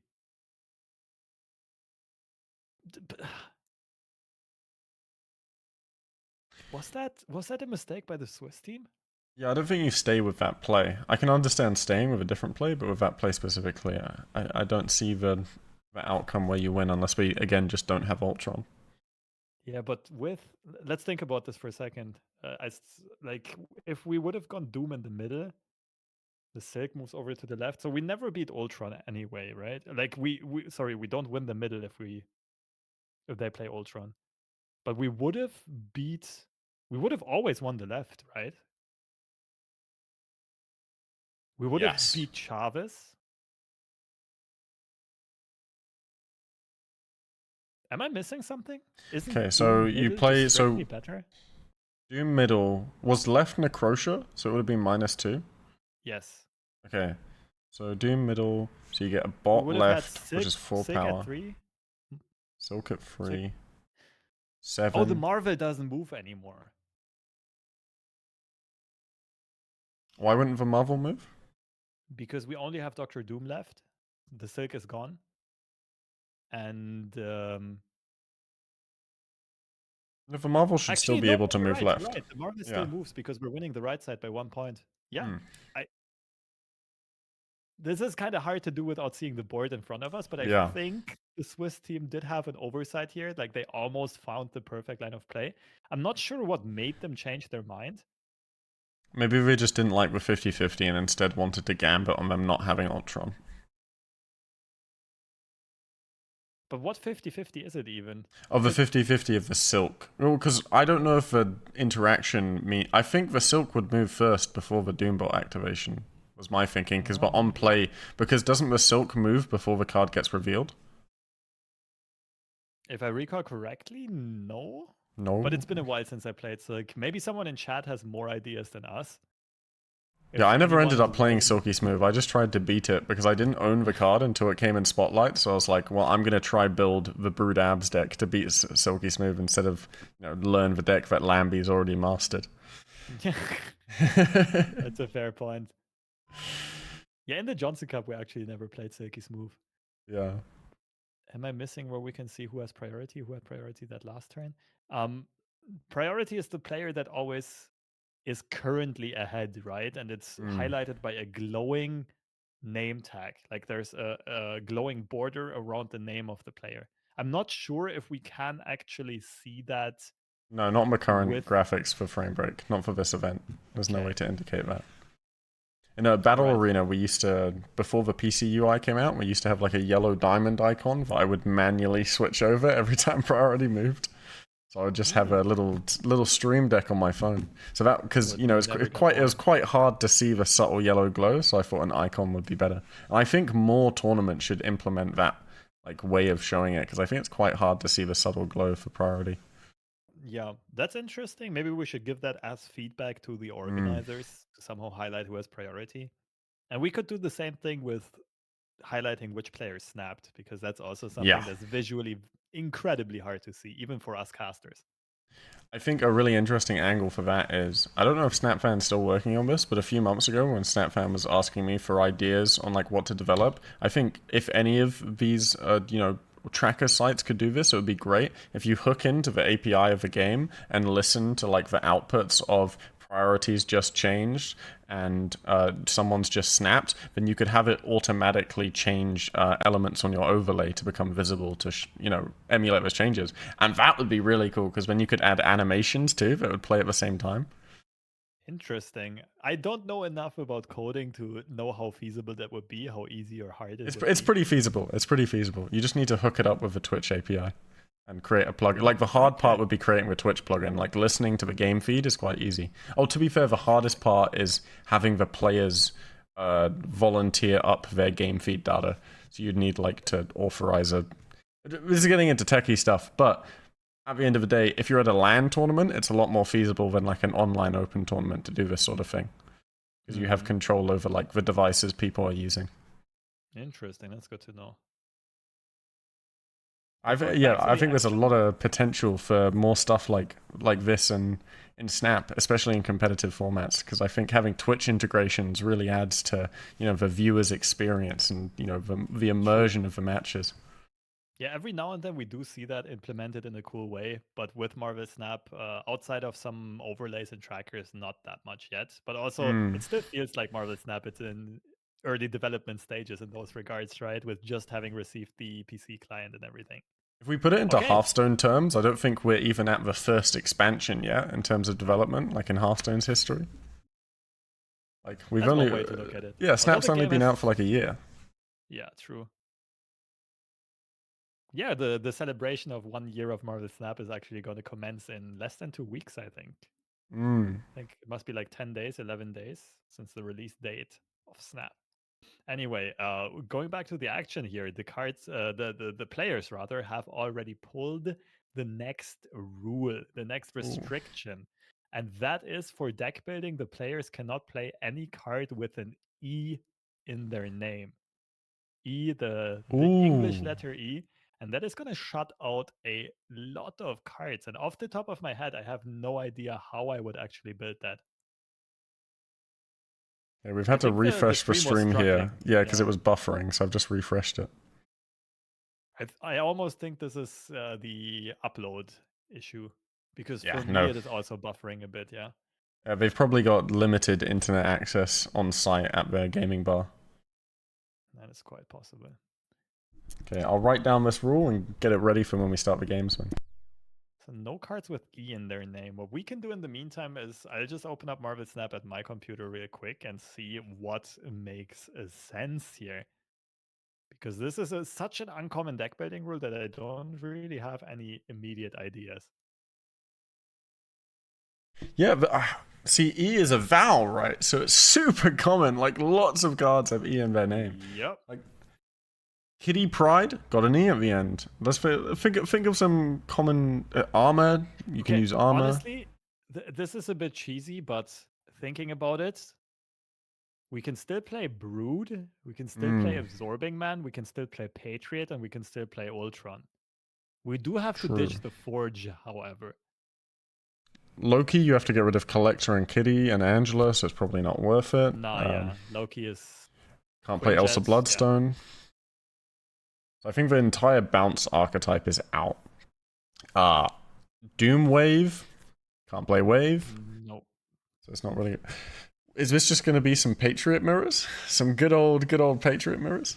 Maybe. My first intuition for sure is Patriot. I'm not sure if the players can come up with something else, something better. Destroy. Too many E's. Too many E's in Destroy, I think. Venom, Carnage, Deathlock. Yeah, no. Yeah. Can't play Hitmonkey or anything like that. Lockjaw? Lockjaw Wasp? Lockjaw 4. You can't play Jane. True. Like You can you play can play a bunch Infernaut. of. You can play No, Dracula. the Infinite. It's the Infinite. Oh, the Infernaut. Oh. Okay, well, I you think- could play some form of Lockjaw. It just wouldn't be optimal. Yeah, that's exactly Can you play what- Thanos? Because we've got Infinity Stones, but it's not technically the card itself. Yeah, no, but in deck building, it's I would say it's a green light. I would say that Thanos is valid for sure. Because Thanos' effect is adding the stones to the game, to the deck, right? So they're not technically starting in your deck. You're not adding the cards to your deck. Yeah. This reminds me of that Twitch rival deck building rule where I think it was Moyen found like a loophole where they were allowed to play Thanos because the stones didn't apply or something, and that way they could get all the stones in. I think it was something like you couldn't play tech cards, but then Thanos obviously count as a tech card. I don't remember the exact rule, but Thanos in these sort of limited deck building formats, you might almost have to playtest it a little bit to know that you need to specifically ban Thanos, otherwise it imbalances it too much, which is probably less impactful after the nerfs, but still I think in general a card that represents 6 cards is probably going to make limited deck building formats too homogenous. I think it really depends. Like Thanos is also only really good if there's synergies around Thanos, right? I think standalone, just Thanos and the stones are like, yes, it is like a bit, it almost feels like a loophole in deck building, but it doesn't technically warp the game that much, right? Because I don't think Thanos by himself is OP, or Thanos or the stones. He's definitely not as impactful as he used to be. Yeah. That being said, you could play Thanos and Khazar, and you don't have to worry about Killmonger. True. That's big, actually. That's massive. You can't play Elsa Bloodstone or Dazzler, though, which would have been two guards that are kind of good in that matchup. Yeah, Can and you no play Blue you? Marvel. Can you trigger Nova at all if you play Nova? Is there any way? I don't think so. Killmonger, Carnage, Venom are all out. Deathlock, Lady Deathstrike also gone. No, all the Destroy cards are out. Yeah, no, Destroy is gone in an archetype. Bounce is gone as an archetype. I guess you could still technically play Hulk Wave, but you'd have to cut out HE and Wave, so it'd just be like a mid-range deck. Yeah, it does work. Going back to the Thanos idea, we could play the Thanos one-drop deck with Ant-Man, maybe some ongoing cards like Yeah. Iron Man and then Spectrum as top end. Can't play Professor Valkyrie. X. Valkyrie doesn't work though. Valkyrie has an E, yeah. Yeah, no, but the card that is otherwise good. You can play Yeah, Shang-Chi though, so that works well with Lockdown. Yeah, no Super Scroll, that's true. Rip Negative. Negative would have been so cool. So my favorites, I still think like a Patriot deck is going to be the strongest of those. You don't have to worry about Enchantress or Rogue neither, or Super Scroll. So like ongoing decks are going to be good. Patriot and Thanos are going to be my personal favorites here. What I'm surprised by is I thought that they would have some more fun challenge going on during this deck building. Yeah, where's the beer pong? Oh, speaking of, what is Was it happening? here? The camera perspective just changed. Wait, let me get rid of our cameras. No, it looks the same to me. You might have to refresh again, maybe, to update it. Are we looking at Lowell and Owie? No, they're currently drawing something. Oh, what? Okay, maybe I do have to refresh. Just go for a refresh, it's fine. In the Yeah. meantime, the people can still look at our beautiful faces. True. So it looks like some kind of Pictionary or something. They're Okay, yeah, now drawing it's caught things up. and- Yeah, and I'm gonna try to ask the people there to give us a quick translation of what this challenge is supposed to be. they're playing Pictionary. Snap Pictionary. I know Z did a 24-hour stream the other night, and they're playing some Snap Pictionary with Snap people. Oh, it's so fun though. Yeah. I really like this sorts of like, game adjacent formats where you can still have fun with a game without actually playing the game itself. Especially if you sometimes, when one thing has been your thing for many, many, many months, it's nice to spice it up, switch it up every now and then. It's why I love limited formats like Draft so much as well. Yeah, once draft hits the game, it's gonna be such a surge in popularity, I think. If it's a good draft mode, of course. Yeah. Kind of like Arena was in Hearthstone back in the days. I loved Arena. After the Nyan challenge, I played nothing but Draft for like 2 weeks until Battle Mode came out because the Nyan challenge just burnt me out on Marvel Snap so hard. Wow. Yeah. Wasn't that just play a lot of games of Marvel Snap? It was earn 300 cubes a day for 12 days. What? 300? Yeah. That's so crazy. It was painful. Wait, but you didn't have to win all 300, right? You just did it. No, you had to if you wanted to stay in the top 10 to earn the limited stuff. What was the reward for top 10? Wasn't it? It was an exclusive title, which was like Fear Me, Puny Mortal. It's a really bad reward. That sounds like it was not worth the time investment. No, I got like 6 days in, and I ended up missing it by 4 points because I was celebrating Chinese New Year's with friends, and then I completely forgot about it. And then at about 2 a.m., at about like midnight, I had until 4 a.m. to grind out 300 cubes, and I got 4 points off. That's sad. I was so upset. I'm just surprised you decided to grind it that hard just for a title. It was exclusive, and I had just started playing Snap like at the start of January, like January 3rd. So I was still like in the honeymoon phase of the game. Like I loved nothing but playing Snap as much as I could at that time. Wow, that's insane. By the way, just an idea, like maybe the audience, the chat can also chime in on this. But what do you think of just like opening Marvel Snap in your background just to have the menu music running, so it's not just our voices? We could do that, yeah. If you guys Yeah, I'm want to hear wondering. some Snap, I could just play just for Snap music itself. I'm sure it's on like Spotify or something. Yeah, or like on YouTube, some permanent loop. I don't know. But I mean, it's the same if you just open Snap in the background, right, and just have the menu music running. Oh yeah, I was just thinking about PC Or like the resources. I deck wouldn't want to builder risk. music or whatever. Because the menu music is actually Elsa Bloodstone dubstep, which is really weird. Oh really? I haven't listened to the menu music yet. I've The had game sounds turned off for a while. okay. Yeah, the new seasonal music is last season I really liked it, the Loki music, but this season is a bit like wide. It's also cool, but it's it's out there. It's weird. When did they start changing the music? Because I haven't had music enabled for ages. That was like I mean the Loki season was the first one when they said they're doing seasonal, like they're rotating seasonal music basically. Right. Are you also having buffering issues right now? Or is that just me? No, yeah, it's definitely me as well.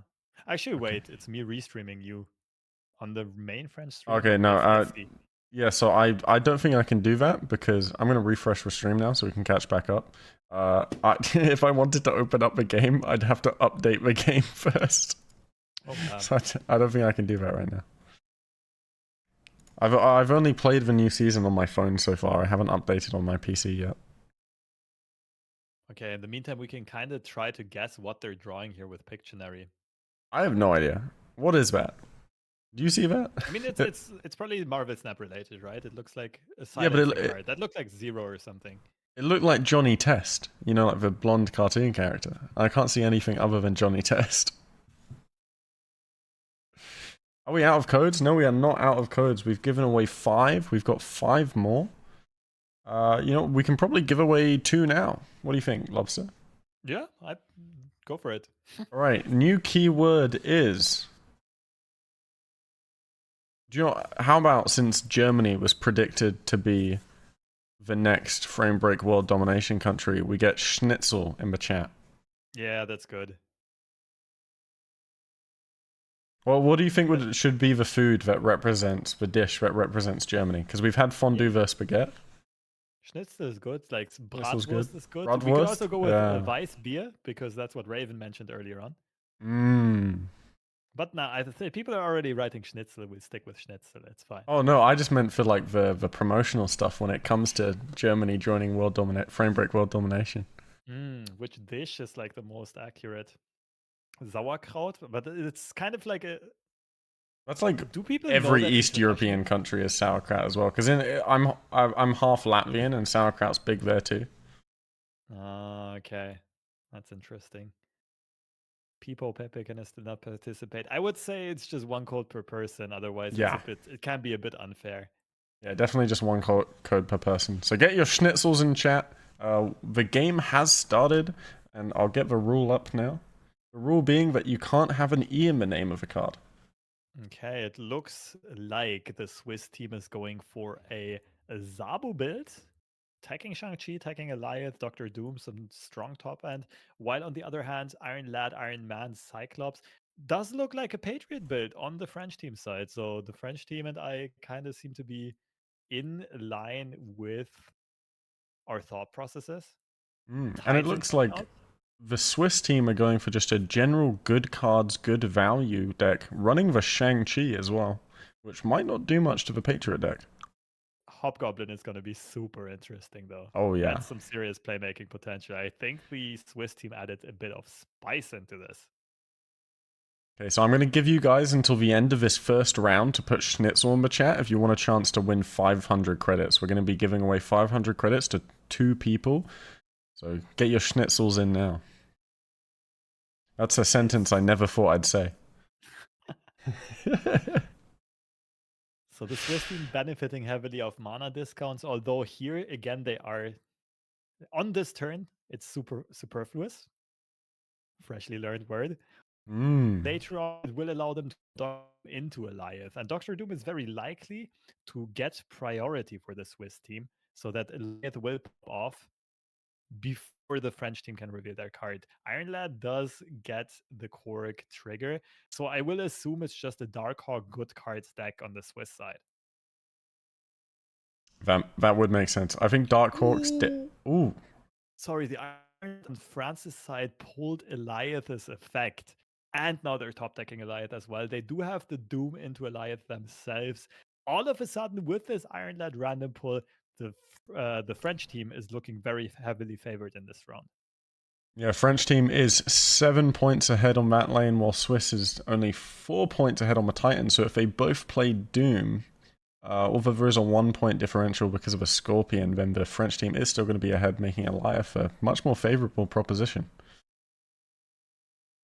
And I think that is the correct retreat from the Swiss. And now we're going to give away the 500 credits. So we have 1, 2, 3, 4, 5, 6 people who said Schnitzel in chat. So that's a 1 in 3 chance to win, right? May the odds be ever in your favor. Good luck, good luck. All right, and the first person is Sauerson. Congratulations, Sauerson.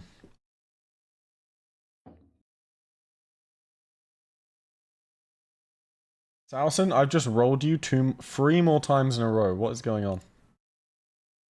Okay, I think random.org broke it. Just kept rolling 4. Okay, and number 2, we have Spicy P. Congratulations, Sauerson and Spicy P. I will be whispering you 500 credits. Yay, congrats. Okay, in the meantime, I will talk you guys and gals through the action. Zabu looks like it's going to be dropped into the Great Web, prevent any further movement. In the meantime, the French team does have a very solid hand setup. Mobius is being added.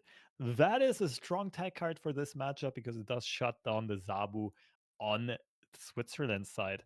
Unfortunate for Switzerland, actually, that the French team did end up going for Mobius, but maybe the French team also just predicted that Zabu is likely to be played and therefore went ahead and already went with a counter pick.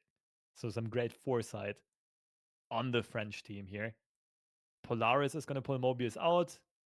Eventually, he's probably moving back into the Great Web, so not much happening there. And we now see, we get a bit more insight into the decks of the people. So Switzerland is playing a mixture of quite a few things. The Dakin was randomly generated, but Black Widow in synergy with the Darkhawk. I'm almost surprised that they did go for a Darkhawk pick because Mystique cannot be played.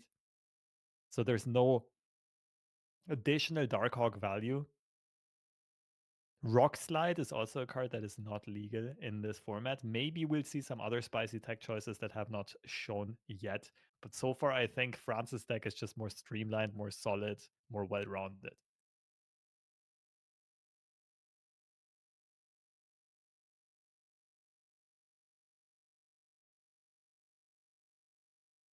So Brood and Absman, just as I predicted earlier on, are on France's side, and both do get played, giving France an early tempo boost. And it just looks like it's very hard for the Swiss team to catch up. Now, one interesting thing they could do is try to clog one of those locations with the Hobgoblin. The issue is the Great Web might undo their master plan. Looks like Hobgoblin is going to be sent into the middle location instead. All right, and I'm back. Wow, and this is a board state for Brood Apps, huh? Absolutely, but Hobgoblin is going to clog this middle location because one card, yes. Well, it was not guaranteed because we don't know which side one card is going to be moved on, but the Swiss team does get rewarded here. The issue is they're still so far behind. Turn 6 is coming up. Their only real play is Doctor Doom, and they have to think about whether or not that actually is going to be enough points to win the tiebreakers, or if they even win enough locations that it ends up being tiebreakers. Yeah, I mean, luckily for the Swiss team, The opponent only has a Patriot in hand. They're probably not going with the Patriot Surfer build, but that's still a lot of points to try and get over. Yeah, that's just this early tempo start from the French team, just brewed into absorbing man. In a, let's say, in a fair game of Marvel Snap, that's just so many stats for so little energy. If the other team doesn't have some good combo to go over the top here, it's kind of impossible to catch up. And the Swiss team does realize this as well. Yorick and Iwind are going for a retreat. Going back to the deck building idea, I feel like Shuri Sauron would have been pretty decent. You can't run Red Skull, but you can run Mary and Vision. Typhoid Mary And Taskmaster. Vision. Oh, you can't run Taskmaster. Yeah. It's a really Royal interesting deck Jarvis. building restriction. No Ebony Maw, no Zero. I don't know. It's, well, Nimrod and Arnim Zola, something along those lines works. Like Shuri, Yeah. Nimrod, Zola. Shuri, Nimrod, Zola? But That's then again, we something. don't have Destroy outside of Zola, right? We can't play Carnage, we can't play Venom. Yeah, it feels like Patriot is the only deck that gets its whole deck without having to substitute something somewhere. Yeah, just like a few single cards, but still. Such a solid shell. I really like what the French team went for here. It's of course not the most exciting one because they just played a Patriot deck before, or rather a Brood Absman build. But this is where you can see the competitiveness coming out of the players, right? If something just looks like the best opportunity, they will play that again.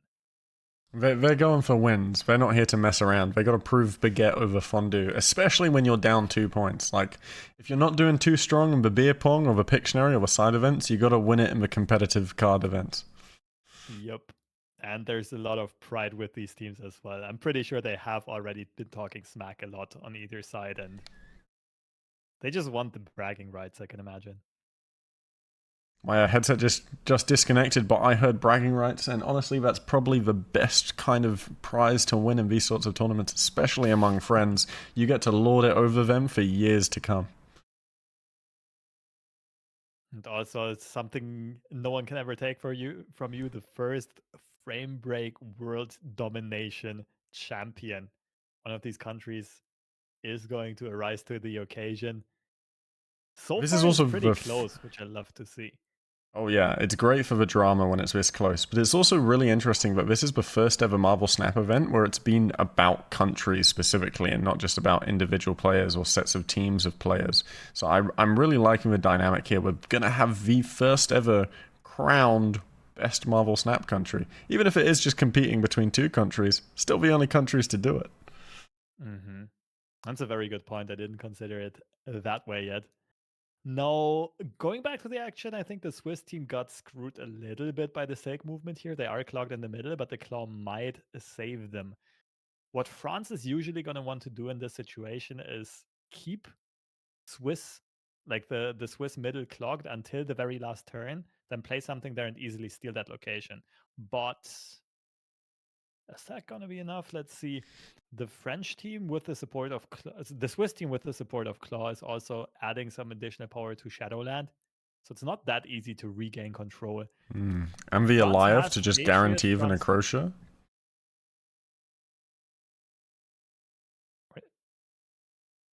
Did Switzerland just snap? That seems a bit very YOLO, to be honest. I think they did snap. I'm looking at the pulse, and there's no pulse. Okay, what about Patriots into Cyclops middle? That is. Ooh. Oh, sorry, ad popped up on my end. I was just about to do some math. Don't worry. Take the wheel. Okay, so yeah, no, Cyclops plus Patriot middle, that'd be 5 on its own. The Patriot would add a +4 from a Ninja and a Squirrel, so that's 9 power overall. Moving the Silk, it's still not enough. The Claw added just enough power to cover the Shadowland. Wait, +2 Cyclops as well. Wait, +2 Cyclops as well. Yeah. Oh, wait. So then it's +11. When it goes to 10, it ties. It ends up tying in the middle, that play. And they probably win tiebreakers, right? Oh, yeah, they definitely win tiebreakers because the Iron Man left.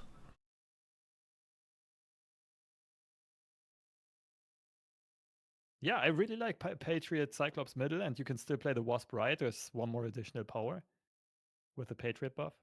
It looks like that's the play they went for.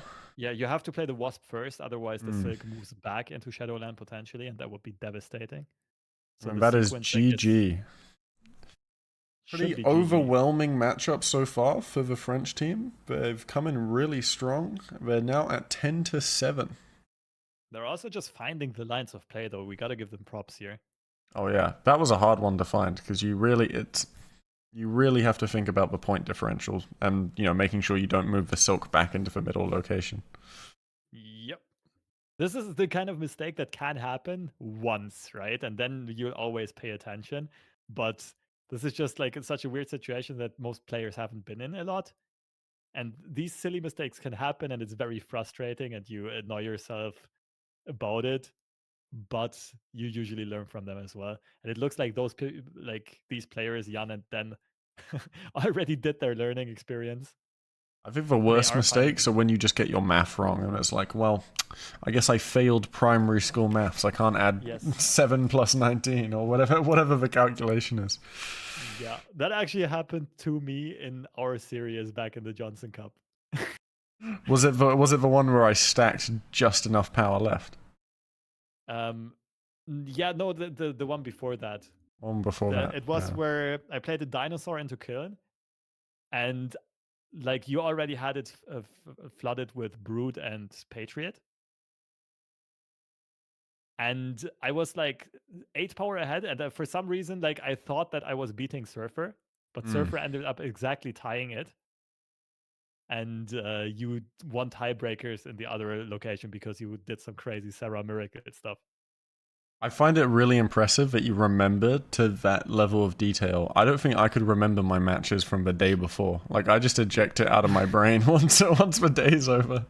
No, we also recorded it and talked about it afterwards, like Oh, okay. Brody, Lampy, and me. We were actually pretty sweaty about the tournament, and that was really fun because all three of us are like very competitive players and did do a lot of card game prep and so on in other games before. And just getting together and doing that level of preparation, I think all of us really improved. Oh yeah, Just we definitely unfortunate. did some review as well. With me and W talked about some of those matches afterwards. Oh, nice. Yeah, that's always very useful to kind of see if you did any mistakes and where you could improve. And it's very interesting when you have another high level player sharing opinions with you because Yeah. often, like, you don't know how much you don't know about the game. No, for sure. I found a lot of, improving at Snap just came from being in the right community of people and having the right people to talk to that can challenge your Mm-hmm. perceptions on the game. Mm-hmm. Yeah, for those viewers who didn't know, who just came in, we played, like, Alphas and me played against each other in the 3-on-3 Cup in the Johnson Cup a couple of weeks ago. And it was always like every player had one life, and you kept on playing until you lose your life, and Alphas knocked out all three of us, I made my which was first mark on the pro scene with a Browde Lobster Lambie reverse sweep. The most stacked team, one of the most stacked teams in the tournament. yeah, that was very impressive. Yeah, But and then yeah, I our choked it the preparation. next match. Oh damn! Yeah. But you still went all the way, didn't you? Yeah, went to the finals. Only lost to the grand finals, yeah. But for us, it was also very unfortunate because the preparation went really well, but against you and the creative deck building and so on, all of us did some really silly misplays. I think Brode played by far the best, but Lambie and me really made some Mm. donkey misplays, unfortunately. And yeah, now just to go full circle, like you mentioned earlier on, I just failed some napkin maths, some very simple napkin maths. Instead of 8, I counted 6, Yeah, I think and the that's pressure yeah in that cost me tournament was a this lot year. higher than previous ones we might have played in because not only do you have the pressure for yourself to perform, but you have the pressure to not let your team down. That is true, yeah. I really felt that in the preparation, especially. And that's why it was also all the more frustrating after being knocked out. But it did help a bit that all of us made some silly mistakes. So, Yeah, so you like, all it had stuff wasn't to clearly work on. anyone's, yeah, it wasn't clearly anyone's fault or anything, but that's definitely the risk in those types of tournaments. Okay, and the Swiss team has pulled back 2 cubes. Will it be enough? It's still 7-3. We've gone in high stakes, so it's 2 lives to 5 to 4. 2 lives to 4. No, 5. 4? I can do math. It's 4. Oh, it's 3 to 8. It's 3 to 8. 2 to 4. 2 to 4. Yeah, the Swiss team still has 3 cubes available, so that could mess up the dynamics. We'll see how this goes, but we did enter high stakes rounds. Mir Island and the Swiss team actually has the better tempo start. Unfortunately for them, Black Widow also gives France the Widow's Bite, which can be buffed by Mir Island. Sakai pulling some medium value stuff for both players. Zabu and Patriot are being dropped here. I love that Zabu variant. I was so tempted to spend money to get the variant. I just couldn't pull myself to do it. Yeah, it's lovely. I'm just saying here because Widow's Bite just got added to the hand of the French team, and now Machine World is the 3rd location to pop up. So ouch. Okay, you're definitely like 3 seconds ahead of me, because the moment you finished that sentence, I saw Machine World pop up. I mean, I'm watching on the French official stream. I'm just clicking refresh regularly. Yeah, I'm watching it through the OBS preview. Maybe that's why. But yeah, Widow's Bite spam is going back and forth now for the rest of the game.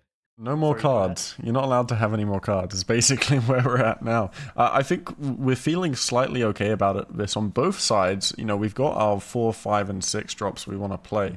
I think it's slightly worse with the French team because you want to reach into Iron Lad and then hope you get a good hit to Absorbing Man. But for the Swiss team, we're pretty comfortable just playing Claw and Iron Man if we need to. Yeah, and Iron Lad only hits Wasp. That does make sure that it's a Patriot buff target, but not the highest value deck hit for the Iron Lad. In the meantime, Iron Man is absolutely bonkers on Mir Island. There's so Sorry, Lobster, many... I've lost you here. I can't... I can still hear you well.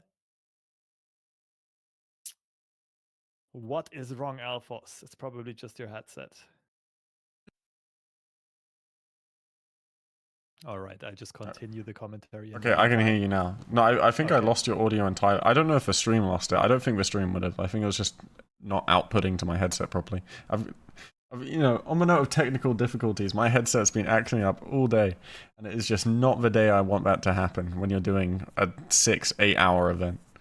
That's unfortunate, but like you said earlier on, this kind of things just happen whenever they're not supposed to happen, especially on tournament days. And Iron Man does come out here on Mir Island. Now it gets tricky. Where do we play the Claw? Or do we even play the Claw? Do we just drop Dr. Doom? Okay, no, right. Dr. Doom is just straight up better for the Swiss team. I didn't realize that they had drawn Dr. Doom. I assume both teams are going to play Dr. Doom here.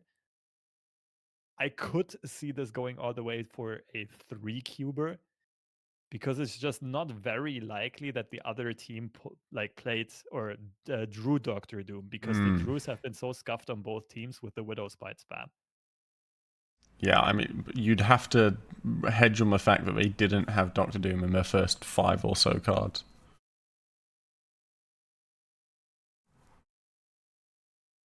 Does where you're playing the Doctor Doom matter? Well, for the French team, yes, because depending where you play him, you get the Patriot buff on the Doom bot. And one Doctor Doom was not gonna get buffed. So for the French team, Doom goes to the left side, I think, because that's the location you can't win anyway. Yeah. And then you're hoping that the Doombots are enough on the other 2 locations, but they won't be, because Switzerland has the Doctor Doom of their own, and that ensures a tiny, slim victory here. 3 cubes being shredded from the HP count of Team France. Winter in chat, neither of us speak French. So if there's something you need to say, could you please translate it to English? Well, I could try translating it now, but they said meltdown. Let me try. Good evening. In the name of all of the people present at Meltdown,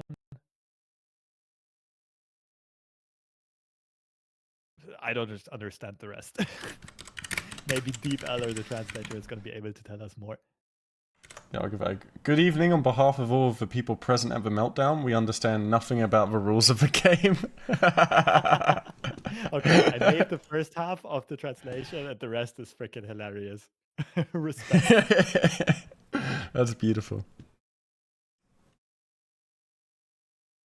Well, I mean, someone is probably going to be able to explain the game to you because it's very easy to get into, and much of it is going to be self-explanatory as soon as you get the most important parts. All you have to do is win 2 locations out of 3. And that's basically it. Marvel Snap is so simple, isn't it?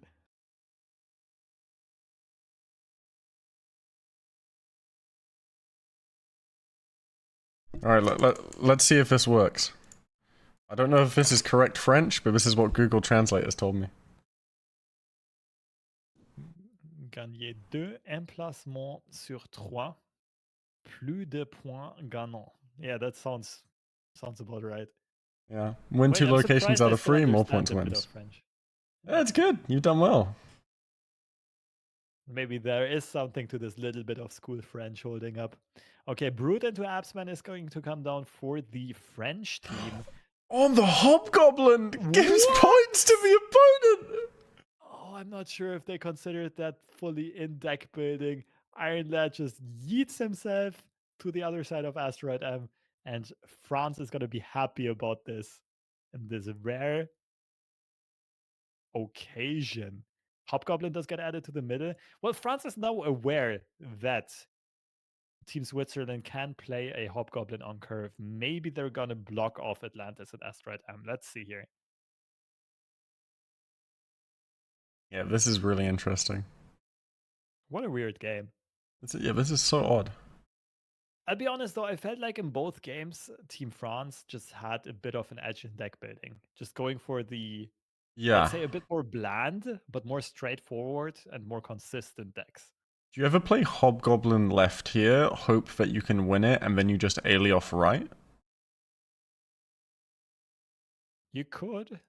That can still lose to Patriot middle though. Like, I also don't know what Hobgoblin middle's ever doing for us. To try and that's a win very 2 good lanes. question. Yes, Yeah. that's actually a good point. Because you're going to have to follow up with another card. And just like I mentioned earlier on, France is shutting down the Hobgoblin.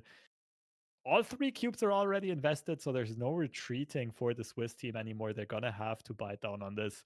And I'm pretty sure they're not coming back from the Iron Lad having copied Iron Man. The retreat comes out, and this is all she wrote for the second round. It also goes to France. 2 points to them, and we're all tied up at 12 apiece. Well, that was a really interesting match. Maybe not for the match itself, but for sort of seeing the deck building process with the format. You could really see how it played out there. Small things like Iron Lad and Hobgoblin in the same deck, and then larger things like going for a consistent Patriot core where you don't have to make too many sacrifices on the engine, really just edged out the win for France there over Switzerland. That's an interaction I have never seen before. Yeah, I don't think anyone would normally put it in a deck. Yeah, that's why I love these kinds of formats. They just open up so many doors and possibilities that you would usually not explore. And sometimes you get wacky stuff like that. I think, are we close to going? We've got one more 2v2 left, and then we're going on to the 3v3 format, aren't we? Yes, one more 2-on-2, 2 3-on-3s, and then 1 6-on-6. That should be everything. But so the 6-on-6 is where they all play a turn each, right? Yeah. That's going to be fun. That should be pretty interesting. I'm wondering myself, like, how much of a hindrance is it actually? Because is it going to be like in chess, the hand and brain chess, where one player controls the mouse and the other player says the piece that has to be moved? Because that can sometimes backfire completely, especially if the players are at very different skill levels. I think in Snap, it might be less of an issue because it's not often that you can't recognize what someone was trying to do on a previous turn and trying to achieve because the game's quite low complexity and high depth. And all of these players are good enough that they're going to be able to pick up on what the player before them has done. Hey, thanks for a gifted sub, Corvid Viking.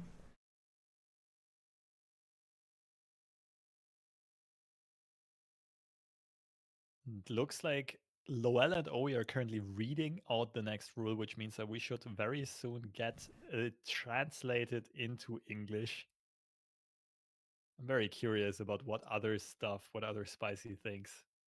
We'll give out some codes after the next 2v2. We've only got 3 codes left, so I was thinking we'll push it more towards the end of the stream now to reward you guys that stick around with us for the event. So for anyone that had to go to sleep early, you had your chance with the last 7 codes. Yeah, we can maybe give out like one more, or we can give them out 111 a bit Yeah, later. no, that sounds good. We So can't after be this doing it every- 2v2, we'll give out 1, and then we'll give out another one for the 3v3, and then we'll give out 1 for the 6v6. Another one. Another one. Dude, me with thank you, second dinner for these credit codes so that I can be like, another one. Another one. Another one. Unleash our inner DJ Khaled. How often can you Yeah. do that? You don't do it in the mirror every morning? Another one. Just like me trying to comb my mustache hair one by one. Yeah, Another one. But that's how I get through any chore. Every segment I have to say, another one. You're washing up Another- dishes? Another one. Brushing your teeth. Another one. Yeah, I do one. You do 1 tooth at a time, right? When brushing your teeth. And then you do another. Another one. Shout out to DJ Khaled for shining some light into our lives. Absolutely. I wonder if they're going to make it by midnight at this rate. Me too. Yeah, no, I was thinking about that. I was like, maybe they have to cut out the 3v3 and go straight to the 6v6, but we'll see what Yeah. happens. Or they cut out the 6v6 because earlier on at the top of the graphic, it wasn't saying round 2 anymore, but it was saying final and then like or 2v2 or something like that. So maybe they're just cutting out the 6-on-6. I think that's also one of the tougher things to organize. And maybe I they think the stop it 6-on-6 after. more interesting though, because the 3v3 is basically the 2v2, but with one more person. True. Although that is pretty fun. I'm not gonna lie. Yeah. I think that might also be the player's favorite format, and also they did think about fun challenges for the breaks, right? So that might also Yeah. be part of the reason why they're more motivated to do that until the end. So we see which looks like some discussion between Dan and Noel here, but Dan already wrote us in the direct chat. Next 2v2 is mini moise. Decks must be 4-1 cost, 4-2 cost, 4-3 cost. Ooh. Okay, interesting. Let us jump into the think tank and do a little bit of theory crafting. Wait, 1 cost, can 2 we cost, play 3 cost. Zoo? You can't play Kazaa. Wait. Very first intuition, you generate more cards in hand. You play Maria Hill, you play Coulson, 100%. Agent 13? Agent 13. Mhm. What other Wait, free cost, you can play Loki. True, but that Collector? doesn't really give you card advantage, right? No, it kind of does, because if you're playing out if you save the Loki for turn 4, and when you're playing out 1, 2, 3, you empty your entire hand of small drops, and when you play the Loki turn 4, and then you get And more then to play. You get small drops from your opponent though, because they also only play 1, 2, 3, right? Yeah, but if you maybe can stack value somehow, like if you play Kitty, Angela, Elsa Bloodstone, and you play Bounce, you can recycle value with That like would Beast. Yeah. There's actually a lot of top tier decks currently that don't really like some Bounce deck builds didn't play a single card that was more expensive than 3 cost, right? Yeah. So I could see the players going for either for something like Bounce or going for some low-key hand size type kind of archetype. Or you could play Because we're Bounce missing some Loki. top Yeah, because we're missing some top end value, I really like Coulson. Yeah. Cable maybe would also be a good addition now that he's a 3-4. Cable could be interesting. Although I'd suppose the benefit of Cable is lowered because you're not able to take away those late game cards from your opponent. Yeah, true, but especially with something like Loki, it would make a lot of sense.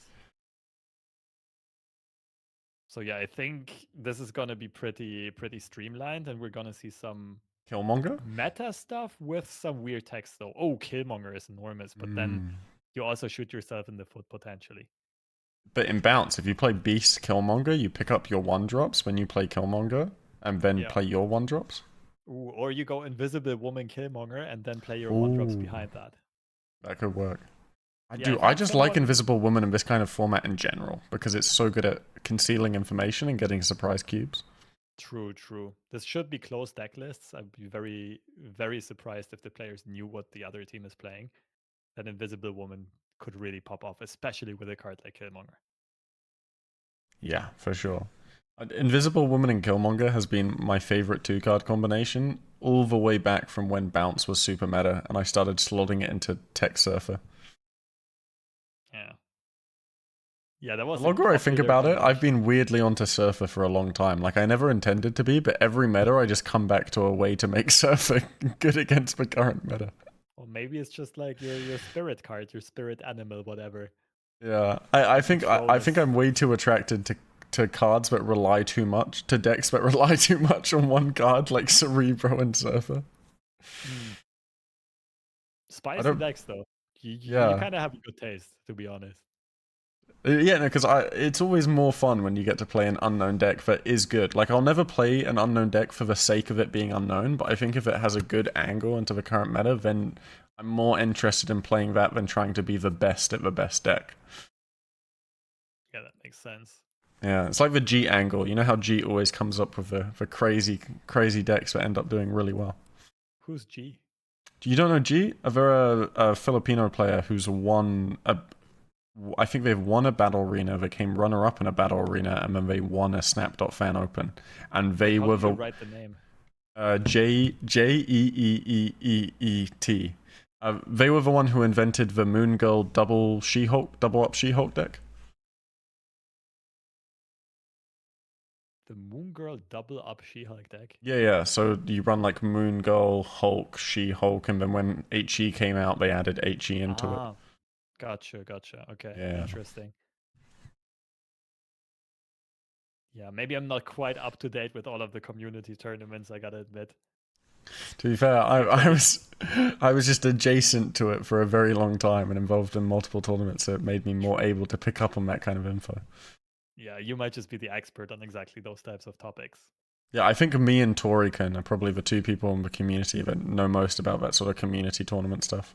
Mm-hmm. Oh, that makes sense. No, I definitely love to see some more investment in Snap though, so that we get some of these online tournament players that aren't necessarily content creators able to come out to these events.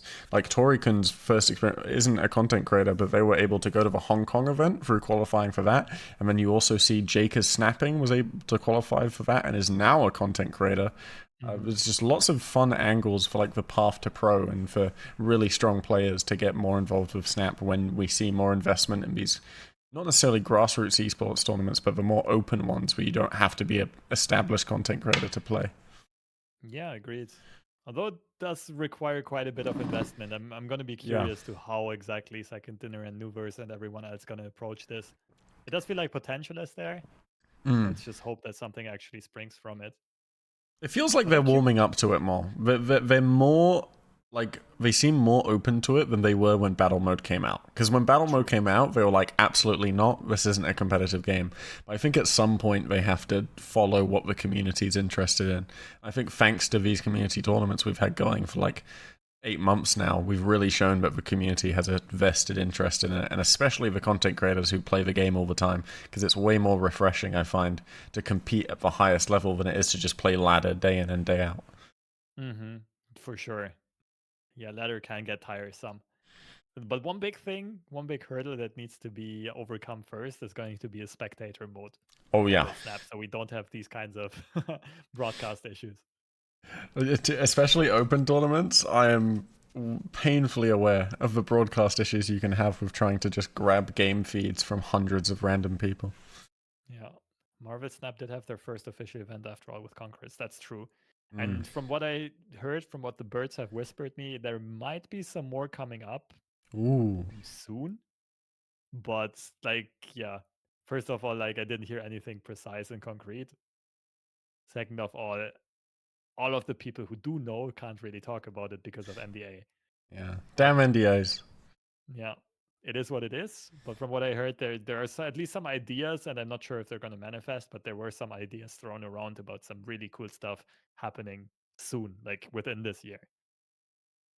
Yeah, I mean, definitely after the Congress event, they would have gone around and asked for feedback on it, and hopefully, content creators and community went, yeah, love this kind of thing, but here's how you could do it better next time. Because there were some shortcomings of the event, and I think it's something that can easily be iterated upon to make it both more entertaining and more like not competitive, but more engaging. So that there was some community. They didn't like how the game was scored, but I think once you iron out that format and get more people in on the conversation, you can create a much better tournament and product quicker. Yeah, from what I heard, I didn't really see a lot of it, Mm. but there was some wonky feedback from both players and Creators, audience, as well yeah. as scoring issues, as well as like the question about competitiveness and the potential of stream sniping, and or like fans like queuing into fans who concede immediately, that kind of stuff. Yeah. So yeah, maybe not very well thought through from the get go. It also seemed like they kind of just came up with this format before really asking the competitors or seasoned pros or content creators. But hey, that means there's a lot of room to improve. The biggest thing that impressed me though was the production, and everything around it was insane. It was really Oh beautiful. yeah, it was beautiful. So I think if you had that production and that sort of like polish and finish with a really strong core concepts and idea, then you'd have an absolute smashing event that everyone falls in love with. Yep, I agree. Okay, back to the action though, and there's no big surprises. Just like we theory crafted, it's going to be Loki versus Bounce, the two most obvious picks, it seems. I would also assume both players to, or both teams rather, to be playing some Elsa Bloodstone version.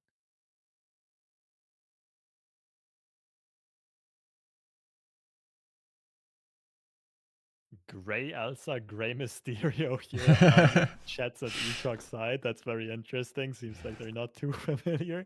That's Not the quite that's sure the who the sign of a counter player like Moyen who doesn't play often, but when they do play, they play well. Yeah. But Mysterio being gray is really special to me. Because that's one of the basic cards, isn't it?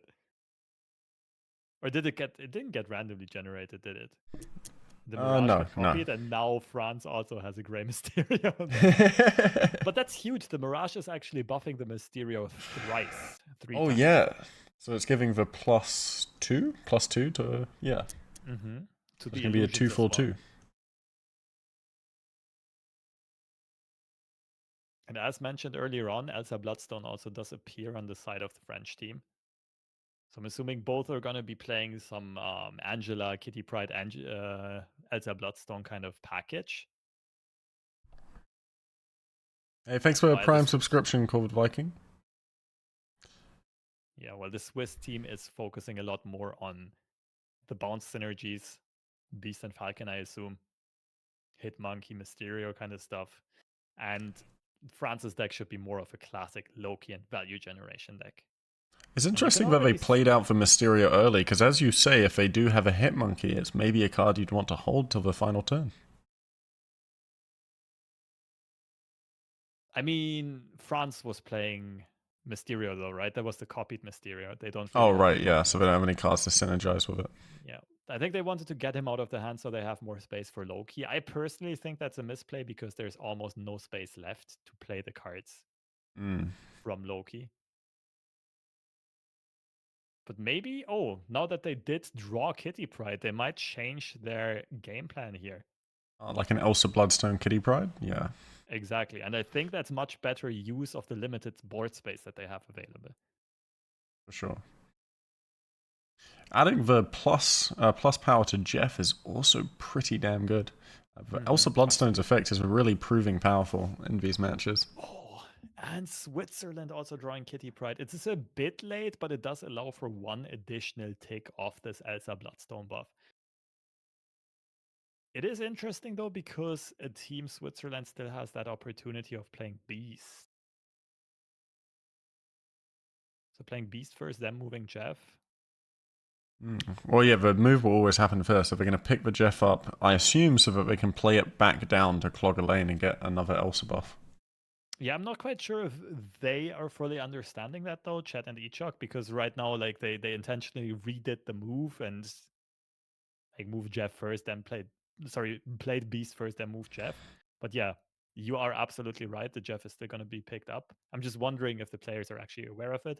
But even if that happens, that is perfectly fine. They will have enough energy to play all of their cards because we know, due to the deck building restriction, they can only draw at max a 3 cost. Mm. So yeah, not a lot of good top decks, which is why I think Loki is an amazing card in this format, because if you run out of gas after playing it all by 10, 4, and 5, you can regenerate your hand to get more cards. Just real quick, am I missing something, or shouldn't Jeff have been buffed to 8 power here? To 8 from the Beast? Does Beast add power? Then the Kunlun. They moved it from Wakanda to Kunlun, right? Oh. Yeah. Wait. No. I think maybe. Wait. No, yeah, because Jeff was left and it should have gone. Or did we to miss? No, it was left. Yeah, for sure. Yeah, I'm just. I'm not sure if I missed something, but that looked a bit weird. Can we Because rewind the tape? yeah, I feel like Kunlun should buff before the beast effect activates and it gets back to hand, right? Yeah. Yeah, Anyway, that's what I thought. Oh, maybe it's I think it's just they always process card effects before they process location triggers, so that's probably why it didn't happen, even though intuitively it feels like it should, because the move trigger yeah, happened before the play trigger. that might be it. It looks weird to me, but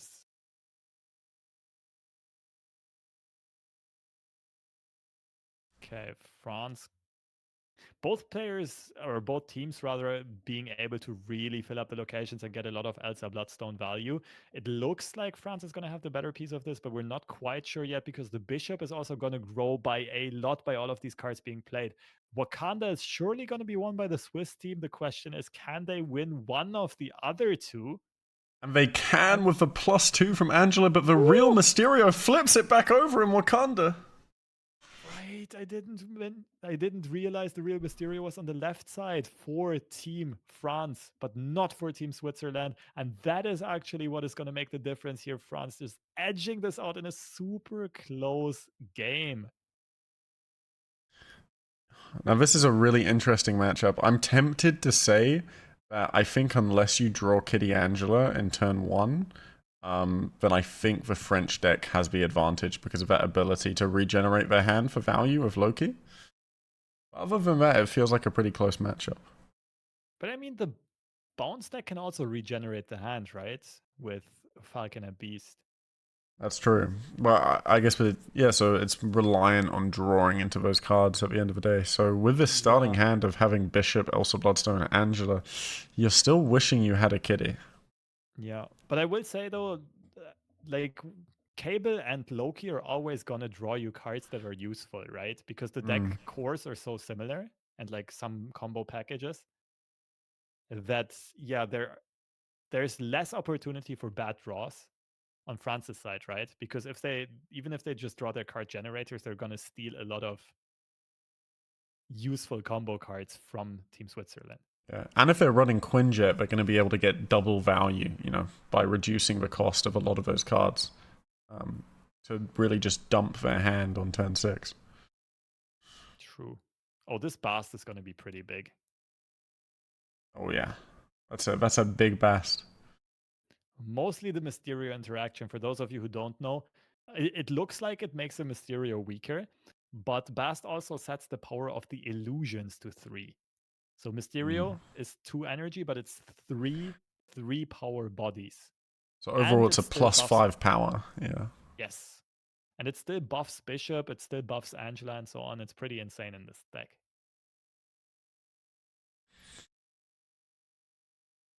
Yeah, I like this Nightcrawler. Then we can move it and keep filling up that lane. Yep. The next turn, we kind of have to play Sunspots, but that's probably a good thing here. Sunspot is going to grow quite a bit.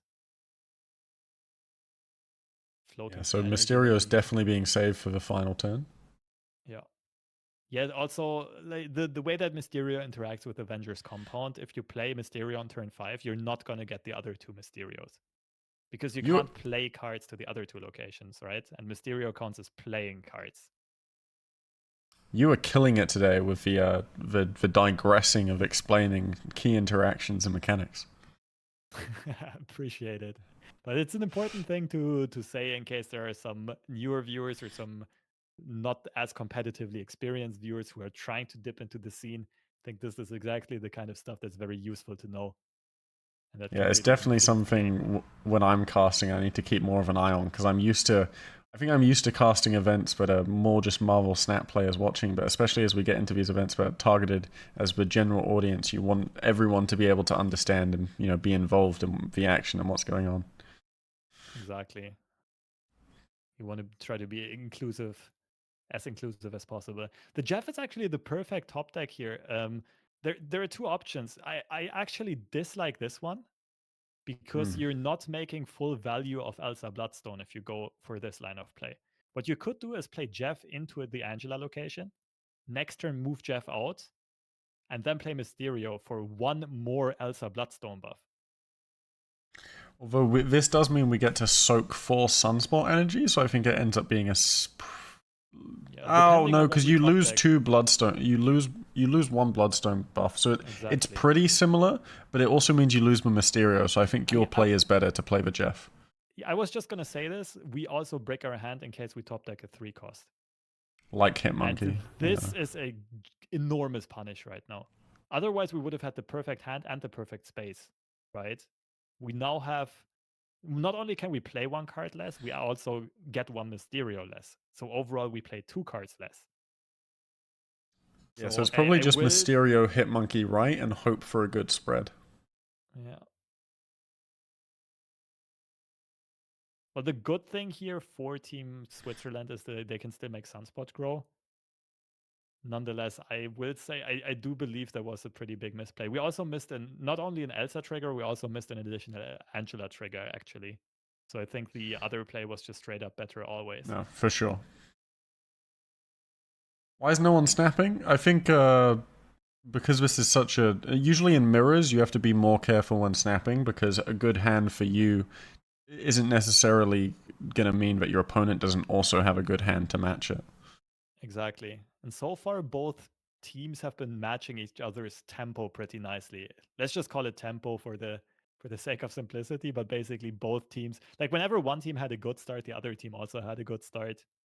Exactly. Yeah. And that means there isn't really, those windows didn't really appear where you're comfortably enough ahead to snap for value. An interesting question to pose is if you have the nuts hand, the god hand, it's probably, even in a mirror, it's probably correct to always snap because at worst, you're 50-50, and at best, most of the time, they're not going to draw a hand that's as good as yours probabilistically. Yeah, I generally agree. Ideally, you want to try to find a window in the game where it looks like you're behind, but you Mm. actually have the god hand, and then it's the perfect snap because your opponent's going to stay or even snap back. This is something that a lot of people forget as well when like they kind of go on autopilot when snapping. It's like, okay, whenever I have this hand combination, I snap. Yeah. But it also depends on the locations and on the opening of your opponent, I remember right? having this conversation with you at the venue at Creator Clash, and it made me go, yeah, I think not enough people are treating this game like poker. Like they're still treating it like a card game and having the betting Mhm. as like a layer on top of that, where really the betting should affect how you're playing as well. Yeah, for sure. Like it shouldn't just be an indicator of how well you think you're doing at the moment. Yeah. Because there are a lot of players who are just very good at card games and also very good at Marvel Snap as a card game. But Yeah. to get to that next level, you really need to integrate the betting game and kind of find the balance, the sweet spot, the line between treating it like being good at the card game part, but also mostly being smarter in the betting and like baiting cubes out of your opponent or making good retreats, making good reads, that kind of stuff. Okay, back to the action. We do see the sweet Angela Kitty Pride combo come out here from Team Switzerland. One thing to note as well is that these games are a lot slower, right? They take a lot longer than the previous games that we might have spectated because there are so many actions to consider per turn, even starting on the early turns. There are so many inputs to make because both players are playing such, or both teams rather, are playing such cheap decks. And I think familiarity is a really big factor as well. Previously, we're seeing decks that are pretty close to decks you'd normally play, but these decks are completely different to a deck you'd normally play to the point that you don't really have that muscle memory of those fundamentals to rely on.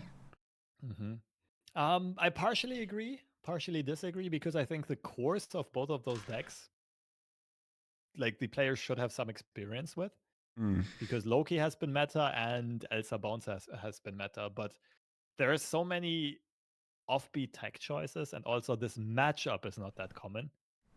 That yeah, in that regard, I do agree that maybe the players really have to think things through, and might be thrown off, like out of their comfort zone a bit. I mean, look at this next turn. We have 7 cards in hand and we can play all of them. That's bonkers. Oh, not all of them, but close to all of them. Wait, are we actually gonna see an Orca be played? I think we are.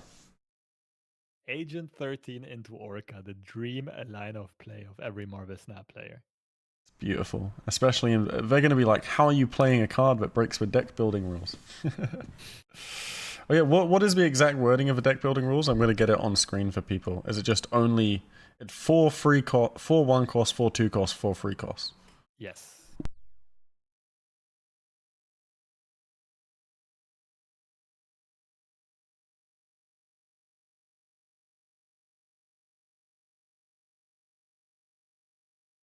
So we see the repetition of Kitty Pryde into Angela to repeatedly buff that Angela, but since no Elsa Bloodstone has ever been found, it's not as strong as in the previous game. Nonetheless, Team Switzerland snaps, Team France goes for a disciplined retreat and retains their advantage. It is currently 9 cubes to 7 cubes in favor of France.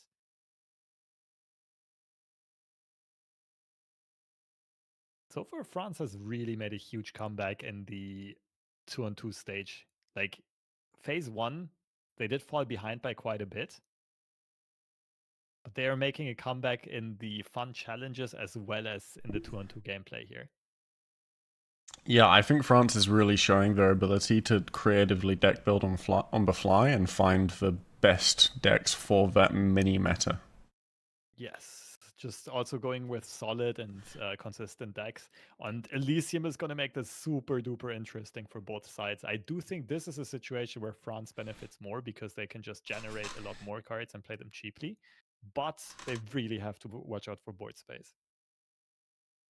Yeah, although we do get some slight benefit out of it of getting, Angela and Kitty's and Jeff's played earlier and being able to pick them back up with Beast. Oh, true. Yeah, Switzerland already has the Angela Kitty combo. France would I'm like to surprised have we it. didn't play the Jeff there. I would have played the Jeff there and picked up Beast, played Kitty Beast next turn. To get one more Angela proc. They can still do it on turn 3. Kitty costs 0. Oh, Oh, they missed does out Kitty on cost Elsa 0 though. right now? Oh yeah, Kitty costs 0, so they can do it anyway. It's true though. I'm wondering why they didn't play Jeff. Seems like just a straight up miss. I'm not quite sure. Ooh, this is technically a punish. If they'd already played Jeff, this play would have been easier to make, right? Because they're on turn 3. Yeah, that's exactly what I mean. Yeah. But anyway, the Jeff gets buffed here, and the Jeff can get moved around later on, which is also pretty cute. I think because when Maybe I they responded to you, I was acting on information a few seconds prior. maybe.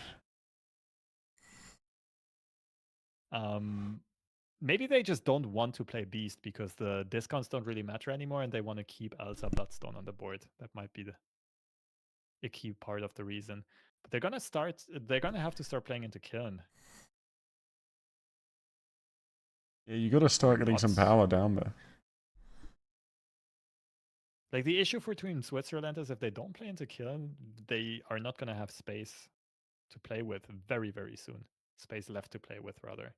It is interesting that they didn't play the Angela into Kiln earlier on in the game. Well, they played Angela on turn 2, though, didn't they?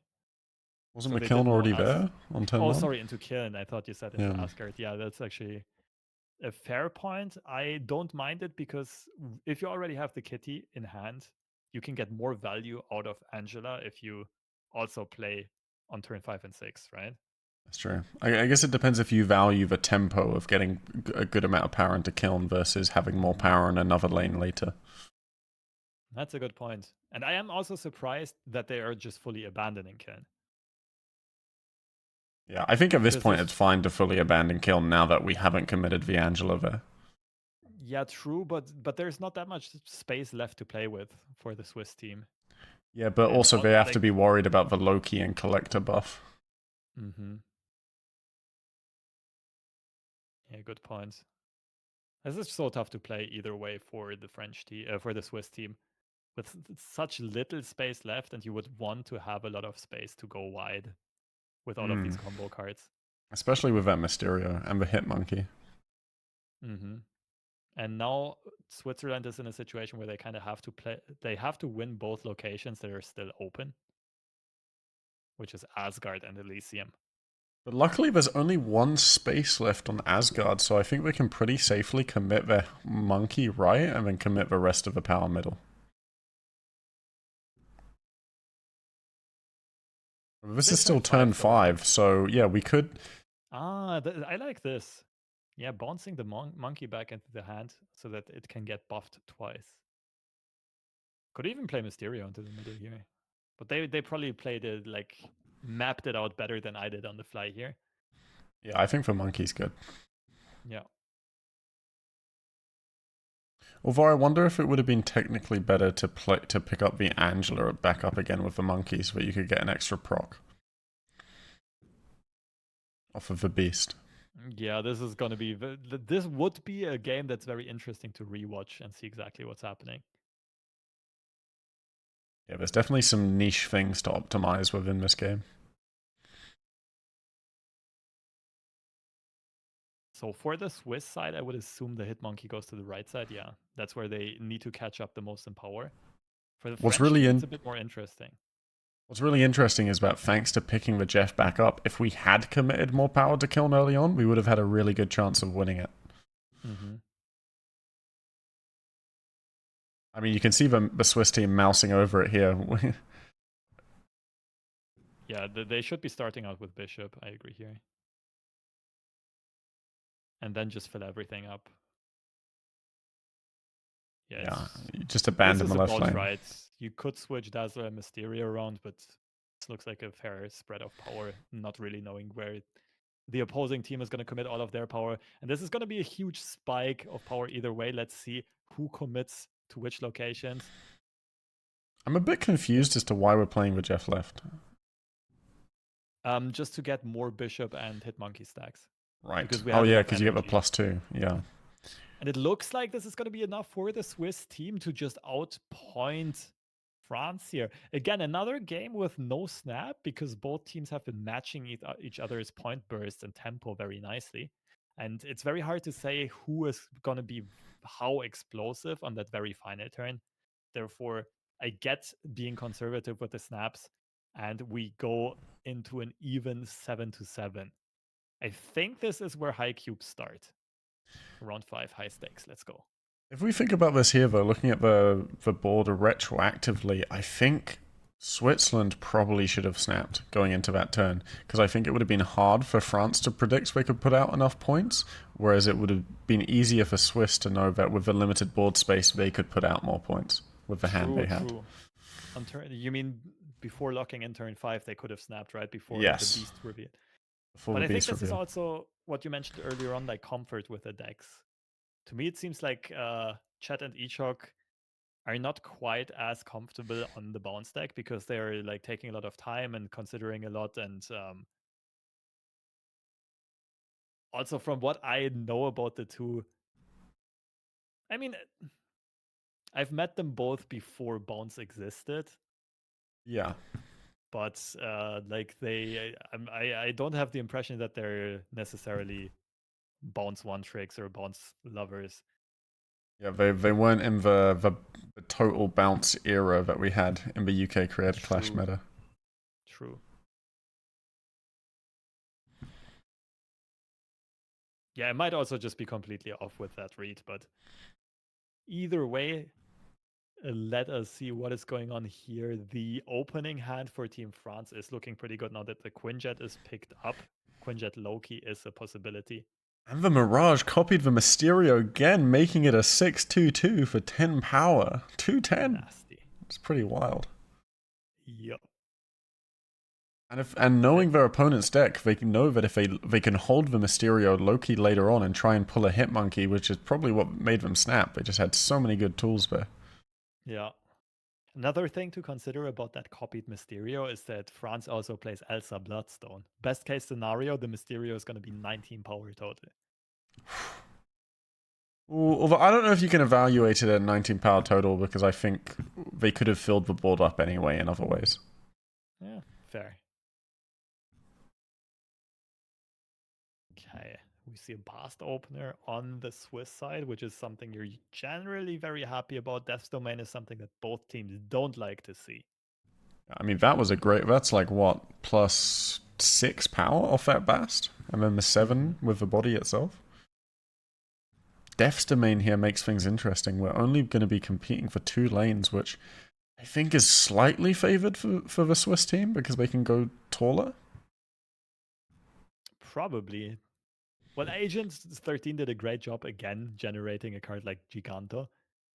Oh, yeah. Agent 13's been a real MVP for the French team.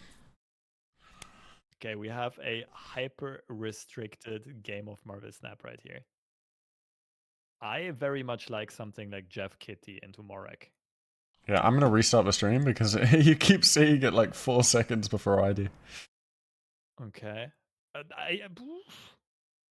I think it's a straight up misplay to not play Jeff into the Angela location. And I think, yeah, I'm pretty sure it's Jeff and Kitty into Morek, getting 2 Yeah. Angela buffs here, and then next turn you go Bishop into Kitty. No, I But I agree. don't see the upside of playing Jeff not in the Angela location because you're going to be moving Jeff into Death's Domain eventually anyway. Right? You just missed out a free Angela buff, if I'm not mistaken. Yeah, I think that was just a slight optimization error. There's no situation where playing Jeff and Isle Silence is better. Yeah, because there's no reason to go for priority or anything currently.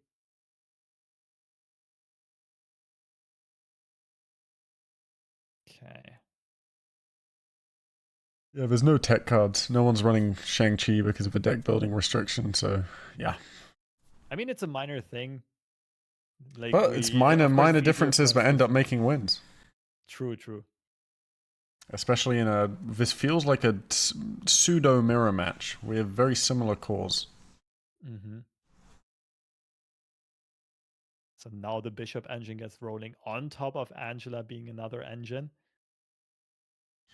But we don't Agent have Coulson that much pulling in some space left. interesting cards. The Nimrod off the Death's Domain. You can go Shuri Nimrod.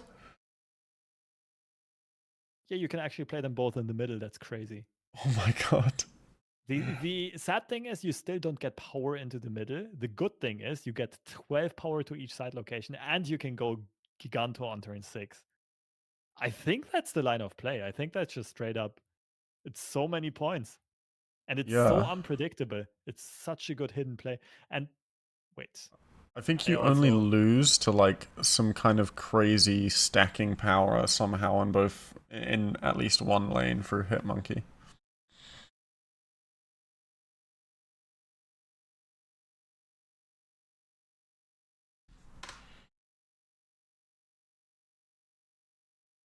Also, Mysterio's a really good Morag play on the final turn because if you play Mysterio down, then it means you can ignore the Morag effect because it plays left, then middle, then right. Oh, that's actually a good point. It does go left to right. Like the left always triggers first. Switzerland actually going for some nice optimization here because playing Kitty Pride into a full location is +3 power, opposed to playing into Angela, which is only +2. It's interesting that they played the Shuri left.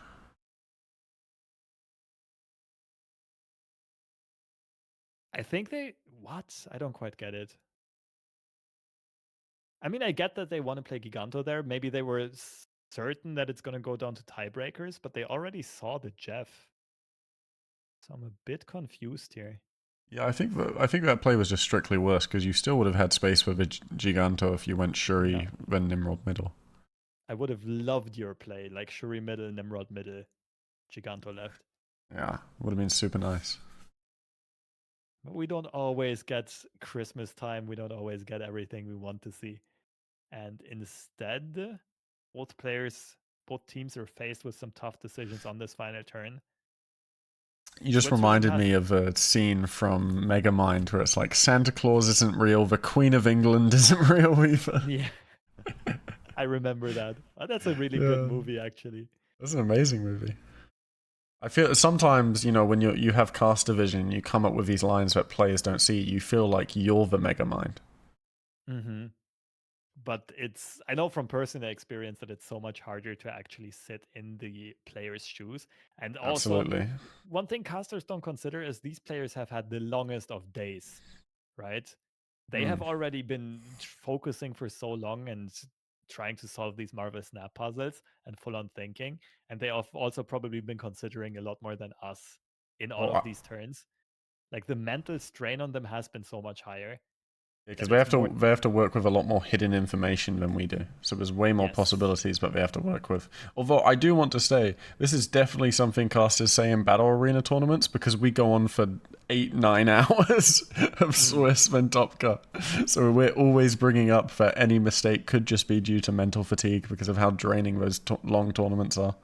Yeah, that's generally true for these big tournaments and for card games in general. And it's also mental pressure and then live event and blah blah blah.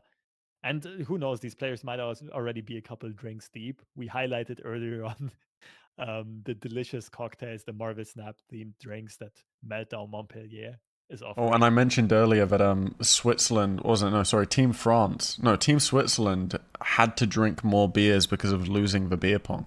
Mm, strategic. Yeah, definitely affects things.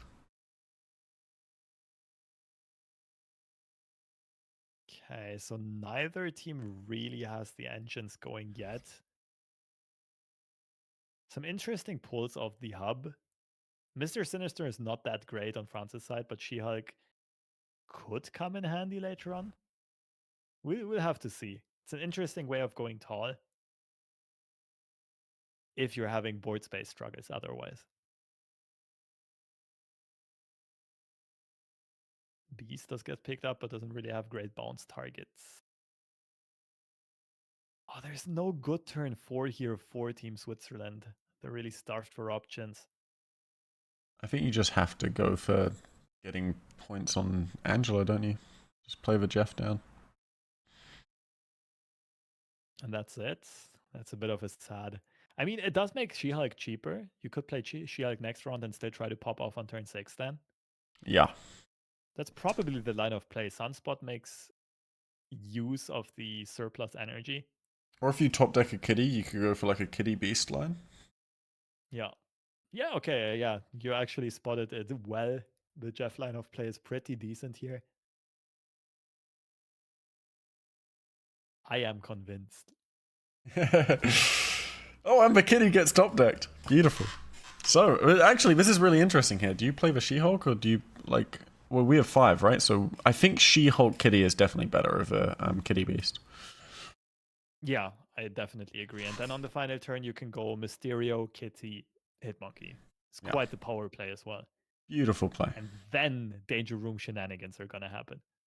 Yeah, and this is a really important turn because we're in high stakes. We're 5-5, so the swing from this final turn here, if we don't see a 2-cube retreat, honestly, if I'm the Swiss team, I might even be snapping here. Mm, I get the sentiment, but I think this is a bit of a caster vision thing. Oh, was that the French team?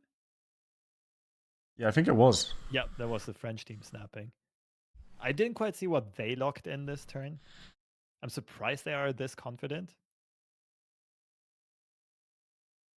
Wait, did the Swiss team just fully float? They did. Now I'm confused. You end up losing minus Toynbee Angela, and you can't fully play out all the cards you want to play, but I suppose at least you get to choose where the She-Hulk goes?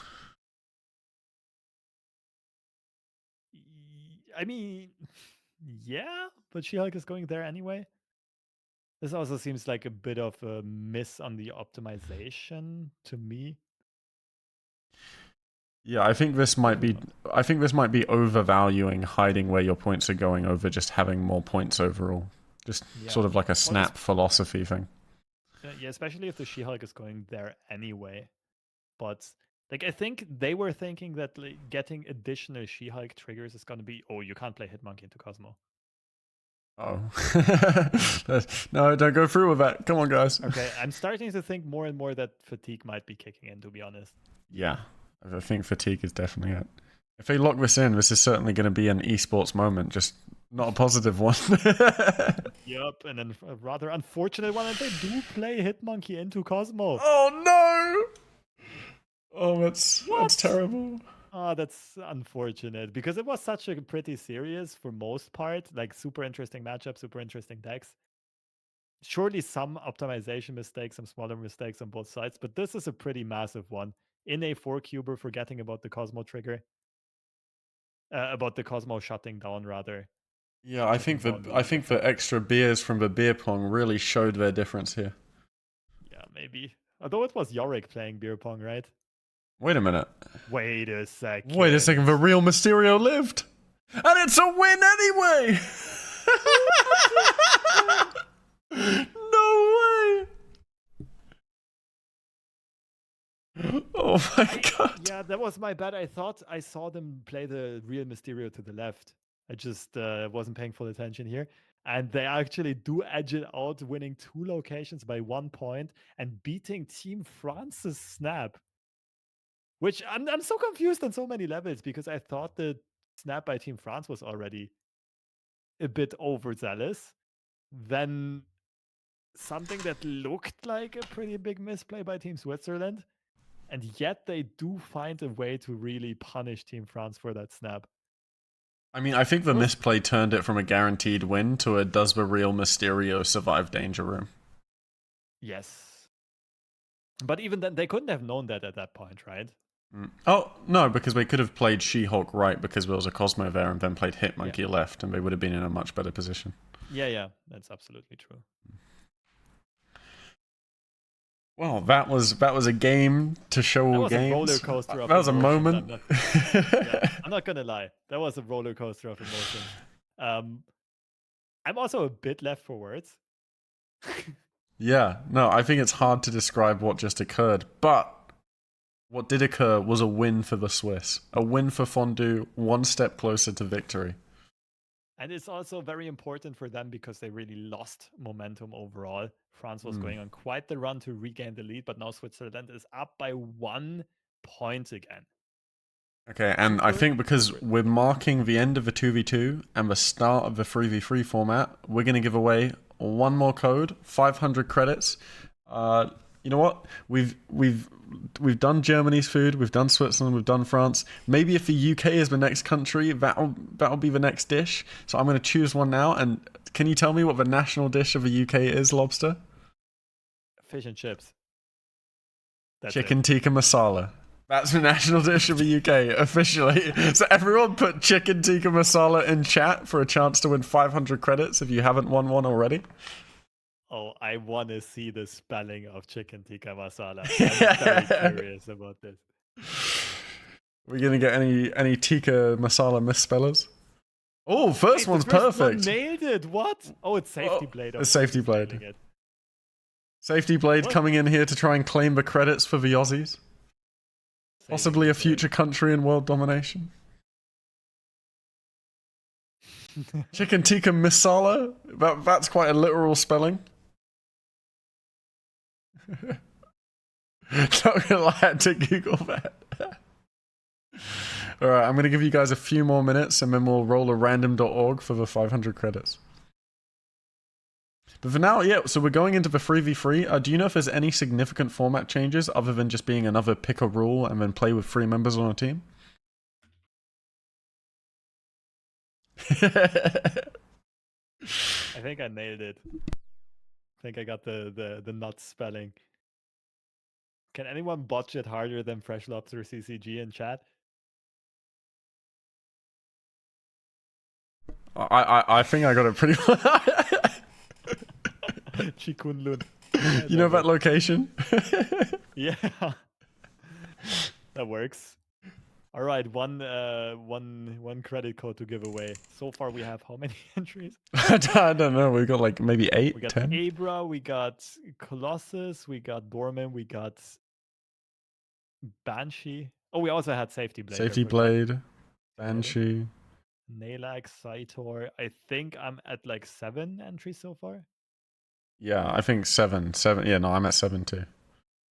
If we ignore me and your spellings. All right, guys, you got 1 minute left. Put in your chicken tikka masala. If you win, give it to someone else, please. All right, I'll Okay, then we re-roll if just you win. okay. Or Or we'll we can just just bring it down exclude to Safety Blade, 6. which is Yeah. appreciate it. Taking one for the team.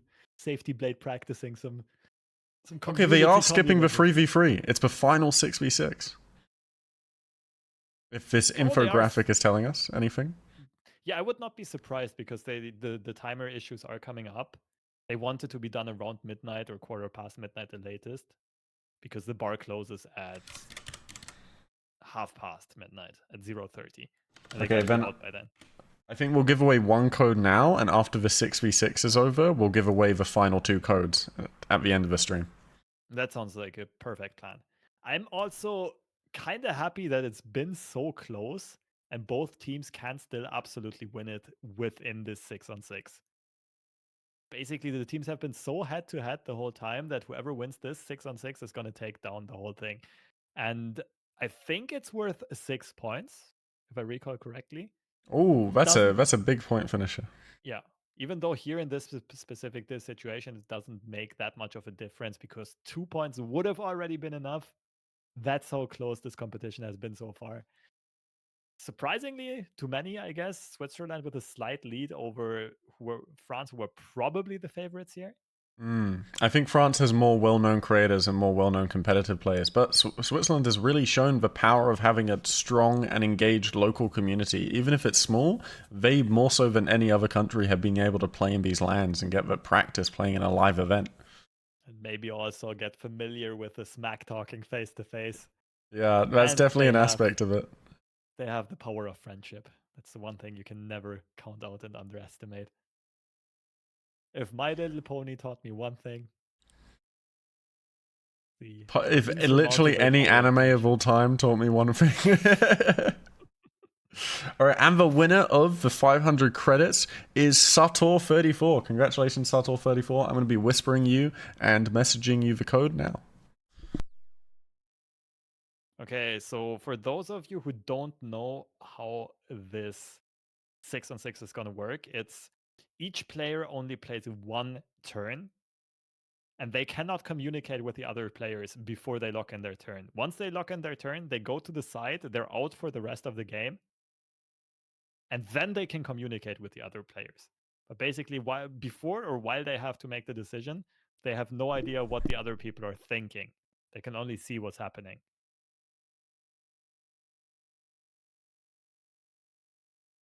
Should make for a pretty interesting concept.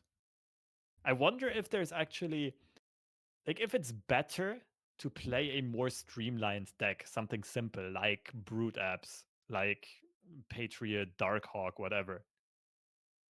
Or if they're just going to try to fully send it and maybe go for one of the best decks in the format, some Elsa Bloodstone deck, at the risk that some people just don't get what other people were trying to set up in earlier turns. We'll see. I thought they would all set together as 6. That's also possible, but I think it would not be as interesting and it would also be quite chaotic because they would be talking forever about every single turn. I prefer them going for this kind of format for sure.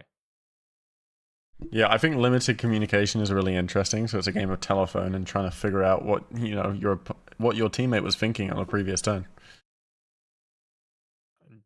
Yeah, that is also just a fresh and novel kind of Marvel Snap format that hasn't really been tried or tested before.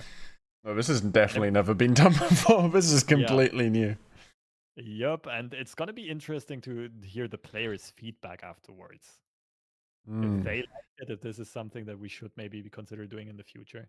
I think for like a 6 person team event, I think this is really fun. If you also mix it with some of like the 3v3 stuff we were doing with the Johnson Cup, because the 3v3 stuff was perfect. I don't know if you've ever Hmm. watched the card game anime Vanguard, but it was the first time I'd seen like a 3v3 format in card games, and the sort of like narrative storytelling you can get from like the crazy comebacks is just it writes its own incredible entertainment where you don't more so than just a 1v1 where it's like, oh, they went in, they won 2-1, GG, easy. Like, there's more stakes and more tension when maybe you're 2 people down and you have one person going in to try and ring it with a win. Right.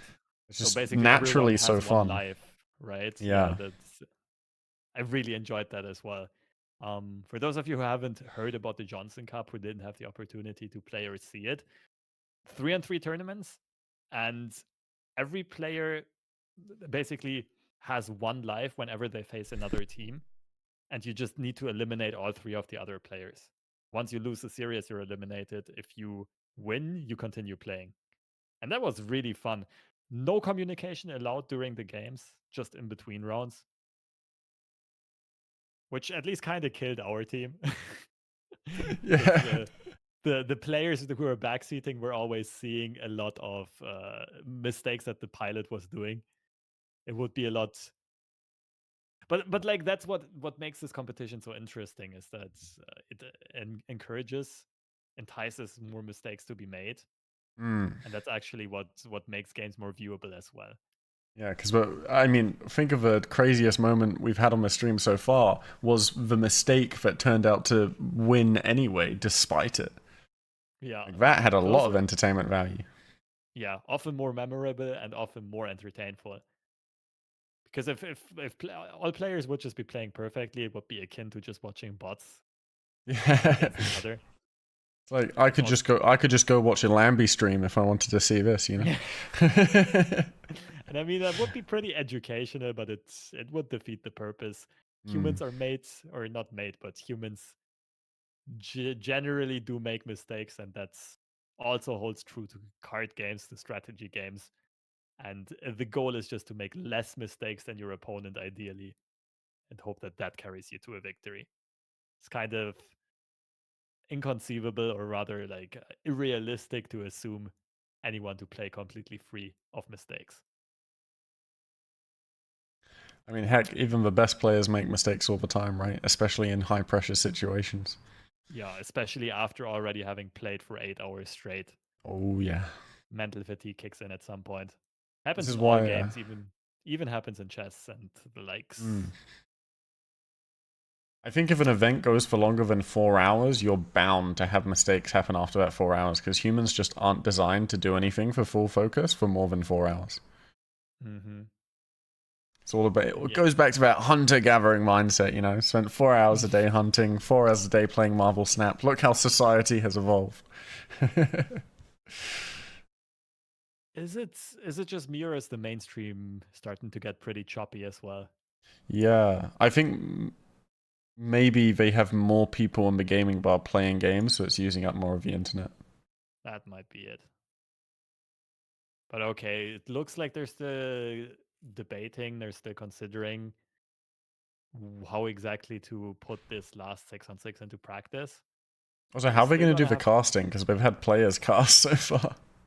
yeah, I think it's always like, for example, the player that does the first turn just goes to the casting desk Oh, right, afterwards. yeah. The player that is doing turn 6 then rotates in, something along those So lines. turn 1, 2, 5, and 6 will cast. Maybe something along those Yeah. lines. It's going to be pretty funny as a viewer. You get halfway, you almost get the disjointed casting as a viewer of the French stream as you get as the player because you have one person putting their thoughts out and then the next person comes in having not heard what's been said. Oh, that would be funny. I wish I would understand French just for Yeah. this specific last part of the Mm. tournament. If you guys understand French, go listen to this section just for this last one. Yeah, I that don't know should be why a you'd pretty be fun one. here anyway, but if you happen to speak French, you've been supporting us regardless. Let us know how entertaining it is to have a disjointed cast.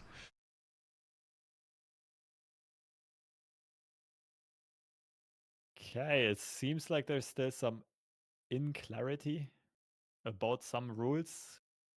The organizer is discussing with Volvi and Yorick on the main stream. Okay, so they're just ironing out any of the questions the players have. I mean, this is definitely how it's going to be for an experimental format like this. There's only so much you can get done in the brainstorming before the event. Like, it's like developing a video game. You really need people to come in with a fresh mindset to be able to break the system and figure out where it could go wrong. But this is also, yeah, the first test run of this whole idea of this whole tournament. So obviously, yeah, there's going to be some hiccups along the way here and there. But it seems like we're getting closer and closer to this 6-on-6 starting. I'm trying to currently like figure out to understand what the French stream chat is talking about. But my French is not quite good enough to hold up there and understand what's actually going on. Where's our midstream translator? We need someone coming in giving us all the goss. I don't know why the Twitch tab keeps highlighting as if I'm hovering over it when I've got my mouse on the other monitor. Peculiar. Maybe it was a ghost mouse. Someone else has a mouse on my computer. There's a mouse in my house. Maybe this is the start of a horror movie. You're gonna see the lights suddenly turn off behind me and then screams. I get pulled off camera and blood splatters across the screen. Bloody murder live on stream. That'd be fitting for Halloween. This is an October event. This is spooky season. What a coincidence. Okay. So that explains. Sorry, go ahead. I was going to say that explains the technical difficulties today. It's just a ghost messing with us, playing pranks. Yeah, especially we're just missing some light bulb action. Yeah, some flickering. Weird sounds coming through the waves. I don't know. Ooh. It would be a good ghost. Yeah, I'm told often. Okay. While not much is happening, what do you think about doing one more one code giveaway, and then we just so we'll do one now, one after. That sounds good. All right, everyone, put spooky in chat. Do your best. Do your best, spooky. Use however many O's you want. But if you've already won a code, don't put a message in. I'll be keeping an eye out for you. We're giving away 500 credits. You'll have a few minutes to give us your best spook.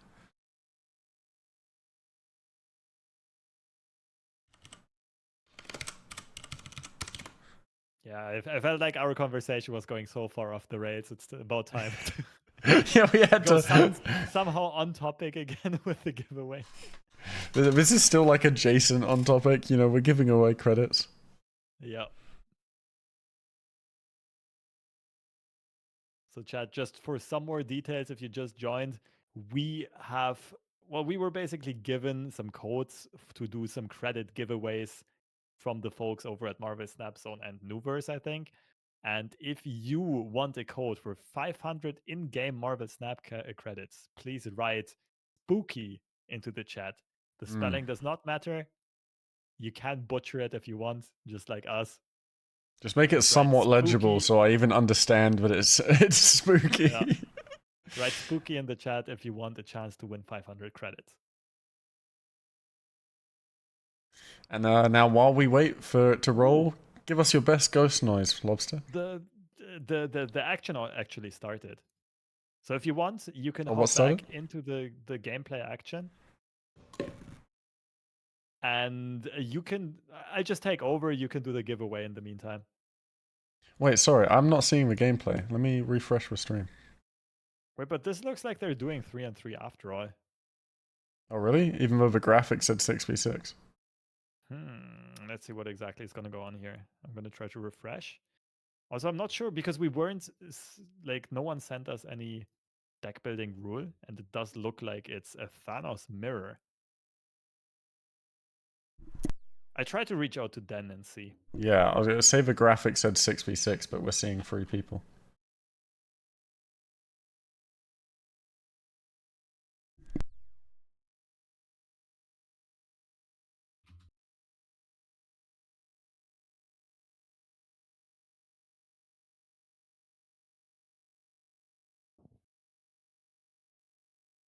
Unfortunately, the mainstream has gotten quite laggy, and it seems like a lot of people in the chat have said the same thing. Like, I don't speak a lot of French, I don't understand a lot of what they wrote, but I can still recognize people saying lag. And nonetheless, it is the first game of what seems to be a Thanos mirror. A snap has already happened. I'm a bit jealous of the Swiss team because they have an inked Thanos. So all of the stones look super duper cool. That's beautiful. All right, guys, I'm going to give you till the end of round 1 to put your spooky in the chat for a chance to win 500 credits, and then I'll roll the winner. So far, I'm going to count up how many people we have. Oh, only 4 people right now. 5 people. So this is a really high chance to win. Get your spookies in now.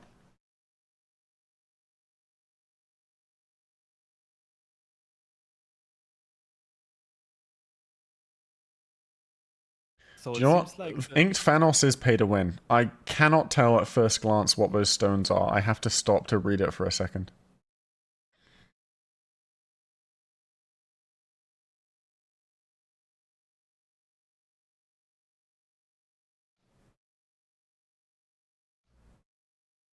okay, so apparently the deck building rule was only 6 drops, which explains the decks a lot. That means that Thanos is the perfect addition because you can't do stuff before that. And it also explains the play style of Team Switzerland here, going for the raft, getting one discounted 6 drop, so they can just play more 6 drops overall. Beautiful playstyle.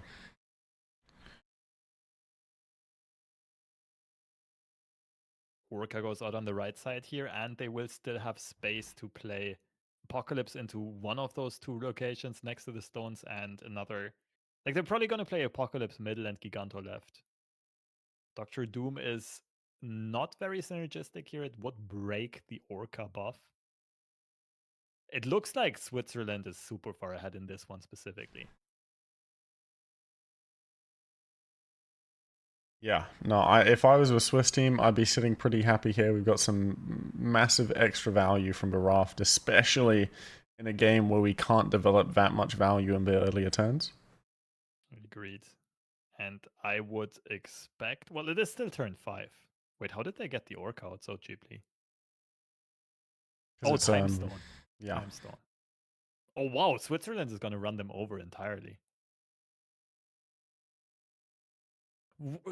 If I was in Switzerland shoes, what I would really like is snap. Not snap, sorry. They already snapped. What I mean is passing is really good here. Yeah. Because you're so far ahead, you know you're not really losing. You kind of want to bait the French team to stay in this game. Right? So if you pass turn 5, you do signal the Infinite coming down on turn 6, but it still looks better for the French team in that case. Ooh, and the leader actually coming out, leaving its marks. That's a pretty slick play because they can reactivate that leader with Odin. Nonetheless, it would not be enough to flip any location into their favor, if I'm not mistaken. I think you're still like 3 seconds ahead because you called out the leader before the revealed card showed up. So yeah, no, the stream's still buffering on my end, so I think that's causing the issue. The French stream. Yeah, that can happen. I'll I give think that a the refresh. technical difficulties are a bit all over the place right now. So we do see Apocalypse being played next to the Orca, taking away that +5 power buff, but still adding an additional 3 over the top of that. Chavez is going to go middle. Looks very, very solid here. Now that the first round is over, I'm rolling the 500 credits, and the winner of the 500 credits is Banshee. Congratulations, Banshee. I'll be whispering you now. Wait, was the first round already over for you? Yeah. Okay, then I was actually lagging behind after you, I think. Oh, I think That was after I refreshed, I must have pulled ahead of you. interesting. Okay.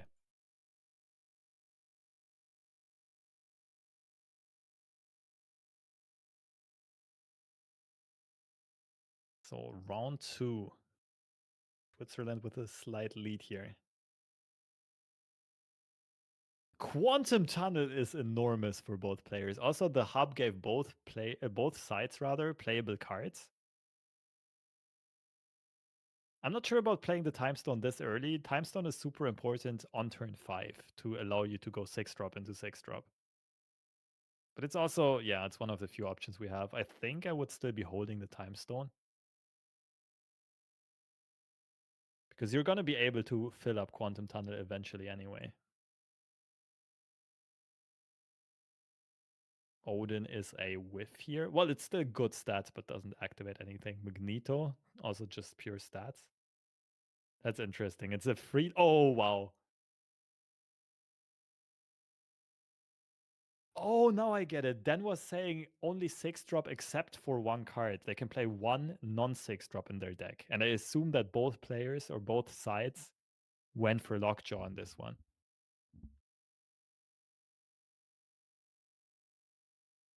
Because when I asked Dan about the deck building rule, my first answer was only turn 6, but one card. And I was like, huh?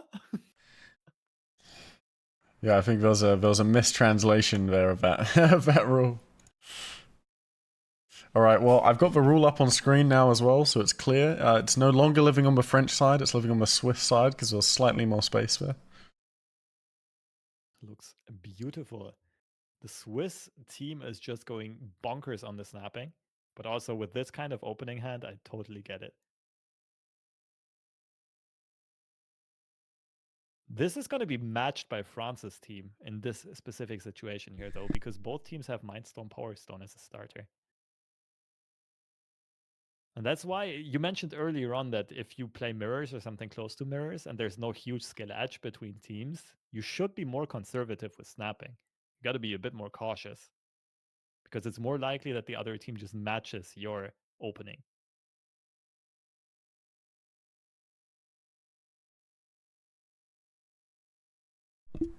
Sorry, I just had to help someone fix their code there. I think we had another code with the I and L situation. Oh, but it actually worked? Oh, it worked the first time, yeah. So now we've got a second person with the same issue, so I definitely think that'll work.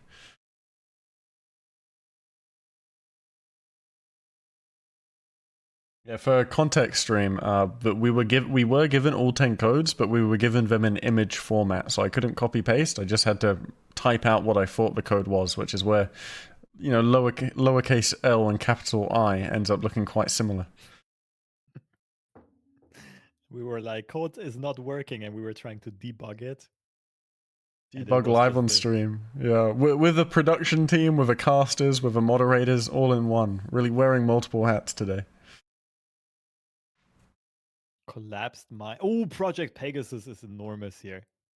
This is funny because both people kind of want to pass to destroy the rocks, but they can also do that later. Eliath is so big here, and the priority is on the Swiss team. Can you guarantee they're going to play right, though? You can't guarantee it, but it's likely. I feel like you almost just want to play the Orca, right? Or at least say, you know, save it like they're doing here and play Aelioth middle. But if you set up the Eliath here, you are going to be able to reactivate it with Odin later on. That's true. I don't know about the time stone here because you got to skip eventually, right? It is Maybe still, you don't have to like skip eventually. Isn't it currently turn 3?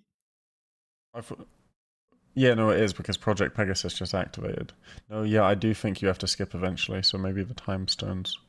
Yeah, what are we getting out of going to 5? Yeah, I really don't get the time stone. I actually think it's a huge blunder to play the time stone because you're throwing away one of your most important cards. No, for sure. I mean, what are they just trying to draw? I don't quite get it.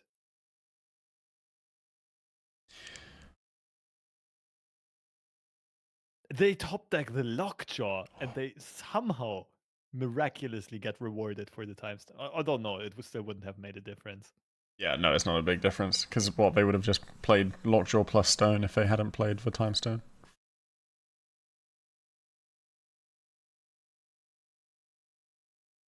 Though technically they wouldn't have drawn into the Lockjaw on this turn. They would have drawn onto it into the next turn.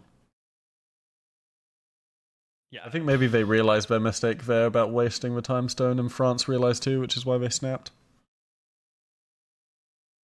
I'm very confused to all of the events in this specific round. I wish we could hear some insight. Like I wish we would have player microphones Yeah, I don't know how much player microphones would help us specifically with our French abilities.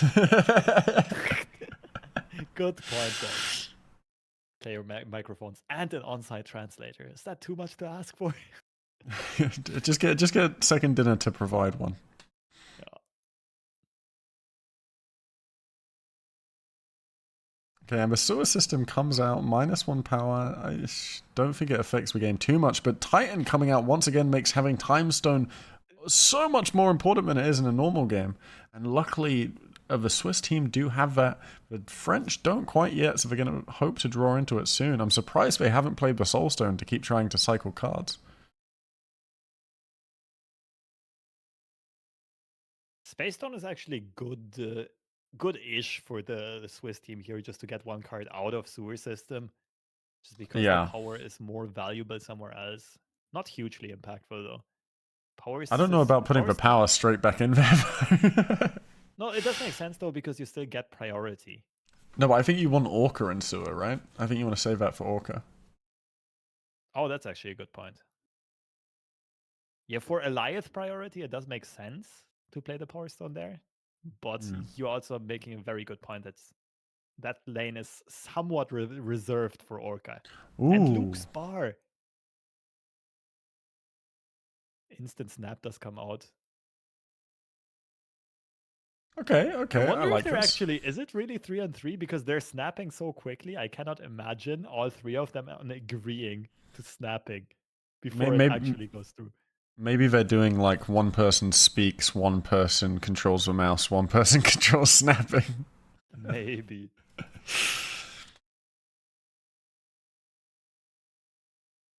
I'd actually love if we had live player cameras, because if you saw someone snap quickly, realize it was a mistake, and then see the other players having disappointed looks towards them. Yeah. Oh, that would be hilarious. Honestly, I'm not sure if I even like the snap, because there is no Doctor Doom in Switzerland's hand. Okay, now they kind of get saved completely, because they can either Eliath into Odin, or they can Leader into Odin.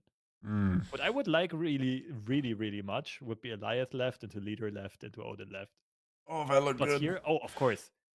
My bad. I missed out on the lockjaw and the fact that Switzerland has priority. This just works out perfectly, and they can rinse and repeat this. And then just play Giganto or Leader on the final turn. Yeah, Leader left should secure the deal then. I actually prefer the Odin Eliath, because I feel like they're just going to try and... Oh, actually, I'm not sure. Because it depends if they're going to try and go for the lockjaw again or not. Yeah, I don't like the Leader left, because there's such a high likelihood that France is going to play something small into the middle. But they don't? No. I think the Eliath's still technically better, because we're already ahead on board, but, you know, that's not bad. Yeah, again, another sequence of events where I don't quite get what's happening as an outsider. Somehow it's working out for Switzerland. Yeah. Yeah. Yeah, we still feel strong, but I think this was a lower percent chance to feel this strong. Like, something could have gone wrong.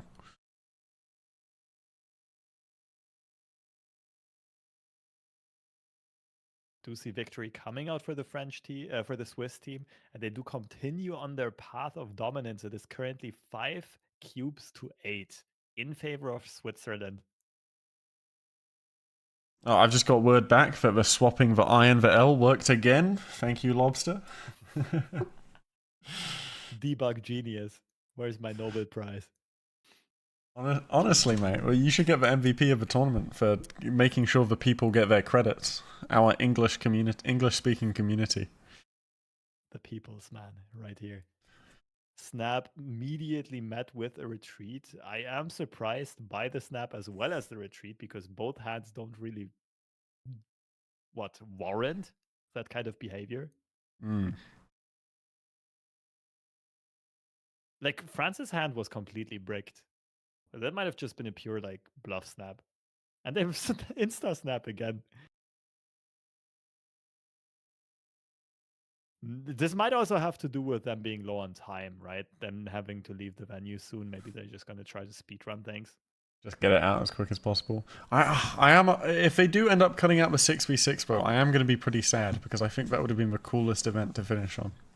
Yeah. That's definitely the spiciest, but also the toughest to coordinate, right? We'll Ah, see. it's We'll not see. that bad. You just have people hot seat. I think the only concern is getting people in and out of a seat quick enough to not run out of a turn timer. Oh, I think all of these people are athletic enough that they can get No, out of the chair not in within a that minute. way. I meant more just because of you'd have to make sure you have it pre-prepared. Maybe have people stand in a queue so they know who's up next. Yeah, I think that's exactly how they're gonna do it. Yeah. It's gonna be predetermined who's gonna go in which order, I think. Yeah, I don't know how far away the play area is from where people are just standing to the side. It's probably only like a couple meters away.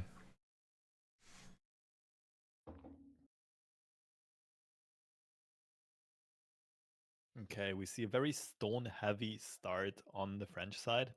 Project Pegasus comes up again. And there's no Infinite in hand on neither side, but the French team does have Eliath in hand, as well as the Odin follow-up, as well as the Time Stone to ramp into more 6 costs. This is Oh, unbelievably favored for the um for the French team here. But but the Switzerland leader can beat alive. this. Yes. Then the Eliath gets copied, but like Switzerland is going to end up with a copied Eliath that does not get destroyed by France's Eliath. No, But it on does, the doesn't it? flip side, Switzerland Eliath, no, because Eliath only destroys cards that Oh, were played. oh, and no. I think it's because a leader of it's only cards that were played, and leader reveals second anyway, so it doesn't matter. Exactly. But France's Eliath is going to get gobbled up here by Switzerland's Eliath. This is lovely. This is a Wow, beautiful sequence. that's amazing. And now they can't Odin Eliath to secure the Nexus. Yep. Not something we see too often. Oh, now we see the She-Hulk. I wonder if Switzerland is playing that as well, because it does look like a genius addition in this kind of format. I don't know how I feel about the. Oh, well, I guess there's nothing else we could do other than play the Lockjaw. Yeah, because we didn't Yeah, have the with the Time Time Stone Stone last turn. enabling. Yeah, Time Stone's really good here as well. How many games left? We're not sure. We'll have to ask production. Like after this, there's either 1 or 2 more rounds of battle mode.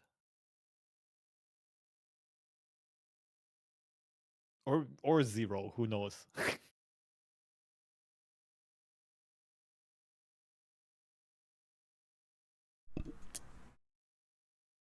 Because I think they said the bar closed at midnight, which is in 40 minutes.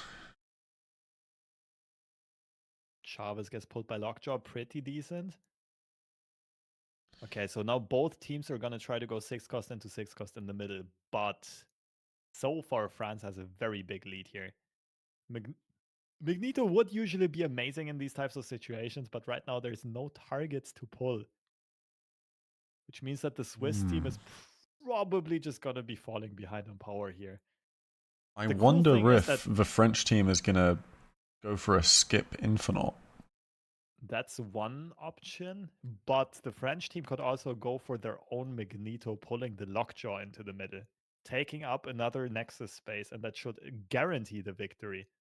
Yeah, no, that's I'm not. definitely the best play, but I don't think that's the one they're going for, judging off of what they've taken out of their hand. Oh no, they Yes, I'm not can't. They sure. didn't play Time Stones. They can't play a 6 cost this turn. Oh, they played She-Hulk instead of Time Stone. I missed that. So I think they have to. Surely you have to float everything to play Infinite next turn. Infinite and a stone. Yeah, I like that more than Power Stone, Time Stone as well. It's just straight up more power, but it also is more risky against Eliath getting Odin. Mm.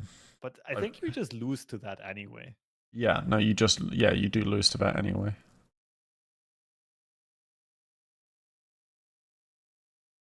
Not gonna lie, I really like this deck building rule. There are so many, so uncommon situations here that players have to adapt on the fly.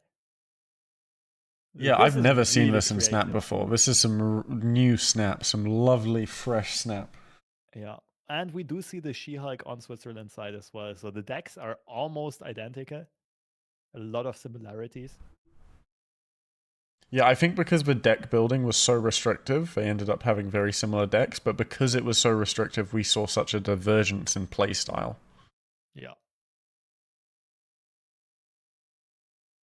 And the Swiss team, the French team already clicked on retreat later. This is going to set them down 1 cube against 6. But since we are already in the high stakes, high cubes, The crazy This thing is is, going to mean... Pass Infinite won there, didn't it? Say what? Pass Infinite would have won there. Skip turn 5 Infinite would have won because you would have had 30 power total on the Nexus. Yes, in this specific scenario, but still you have to be worried about Odin. Yeah, but I suppose it's one of those Another situations where Nexus! oh my god, I think it's one of those situations where when you're 5 to 5 and you're like already 4 cubes invested and it's unlikely you can come back. Sorry, 6 to 5. Like at this point, they can't really come back from a 1 to 6. So I think you have to take the chance, but they don't have Odin and go with the Infinite line. I mean, they can come back from the 1 to 6, but I It's a would lot have harder. agreed with you there. I would have liked that the line of play that you suggested as well. Elysium is going to make this game spicy too. Oh yeah. So Reality Stone does take out the Nexus advantage for France, but instead Elysium is going to ensure that both teams can play more cards and more discounted 6 drops after all. Switzerland with a big advantage here of having found the Lockjaw early and the perfect fodder for the Lockjaw, which is the Mind Stone.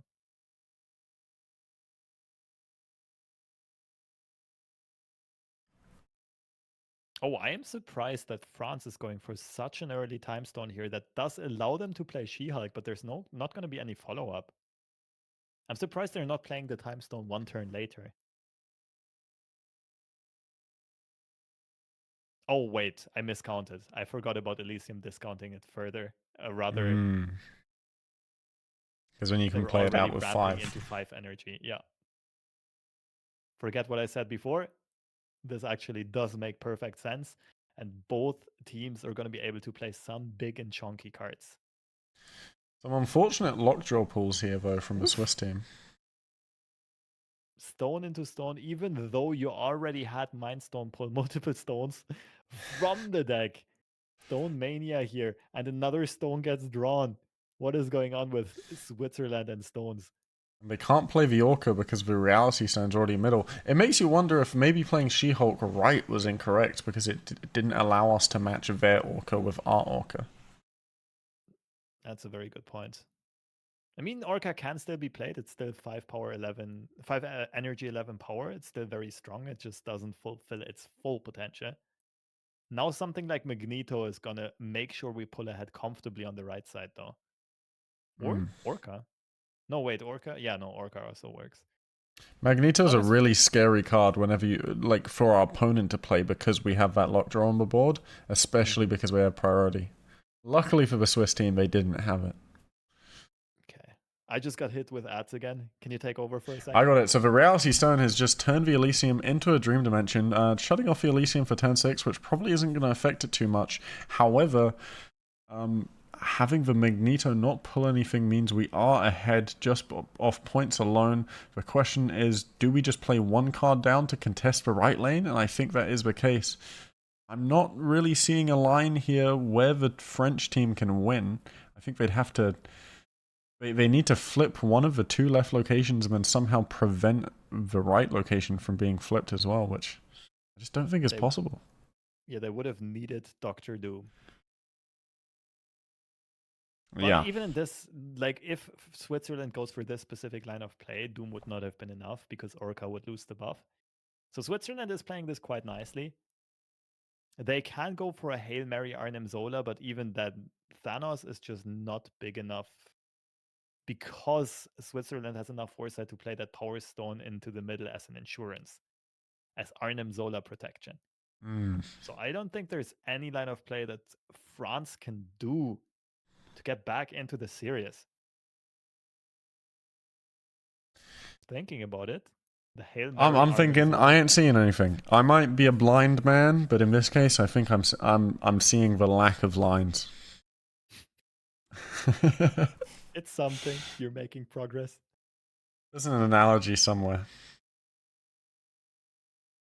Looks like they are going for that Zola Hail Mary, trying to copy the Thanoses over to the other 2 sides, but Switzerland with the foresight here, playing the Power Stone into the middle.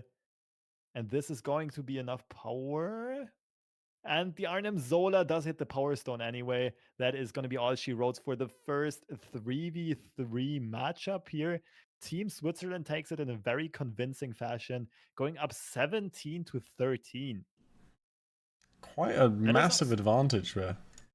Yeah, this is a very tricky point constellation, because if the 6-on-6 does not get played because of time restriction issues, that would mean that preemptively Switzerland is going to be the winner of this showdown, right? Because in the second 3-on-3, there are only 3 more points up for grabs. I think they almost have to play up the 6v6 here just so there's still some, narrative tension going on so that France has a chance of getting back into this. Oh, that rhymed. So. Poet and I didn't even know it. Did you hear that? What? France has a chance? France has a chance. Ooh, sick. Some real battle rap flows here.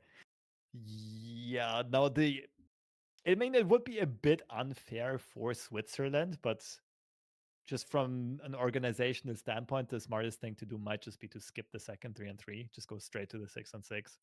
Especially since there's not time to fit in both. We'll see what's going to happen here.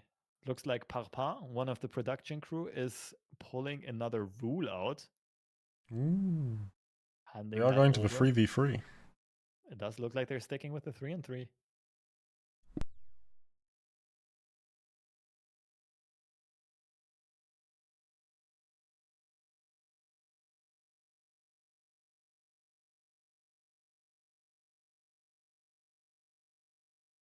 Okay, we're also trying to wait and see what is going to be going on.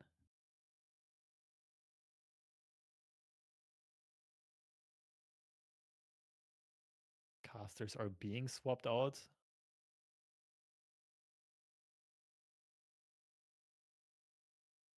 Looks like Parpin is actually going to join the commentary booth here, and that might mean the 6v6. That the 6-on-6 might be happening. Because Parpin is part of the production crew, usually doing a lot of stuff behind the scenes. Now with the switch up to no more players commentating, who knows? But it does look like he's pulling out another rule sheet. Oh, I think maybe they're doing a custom deck building rule with the 6v6. Maybe. That would also be funny. That would be fun. Oh, do you know what would be fun? What if they all got to choose 2 cards? I should have added that as a rule. Each team member only gets to choose an equal amount of cards, and they can't discuss with the other team members what cards they're choosing. So good. Oh my goodness. But why didn't I think of that earlier in the day? What happens if 2 people pick the same card? That's scuffed. Then you just you re-roll it. You get up the draft website and you just get a random card from there. No, that would have been a fun rule. That's actually such a fun idea. You could call it like Frankenstein's deck. Would be like the theming.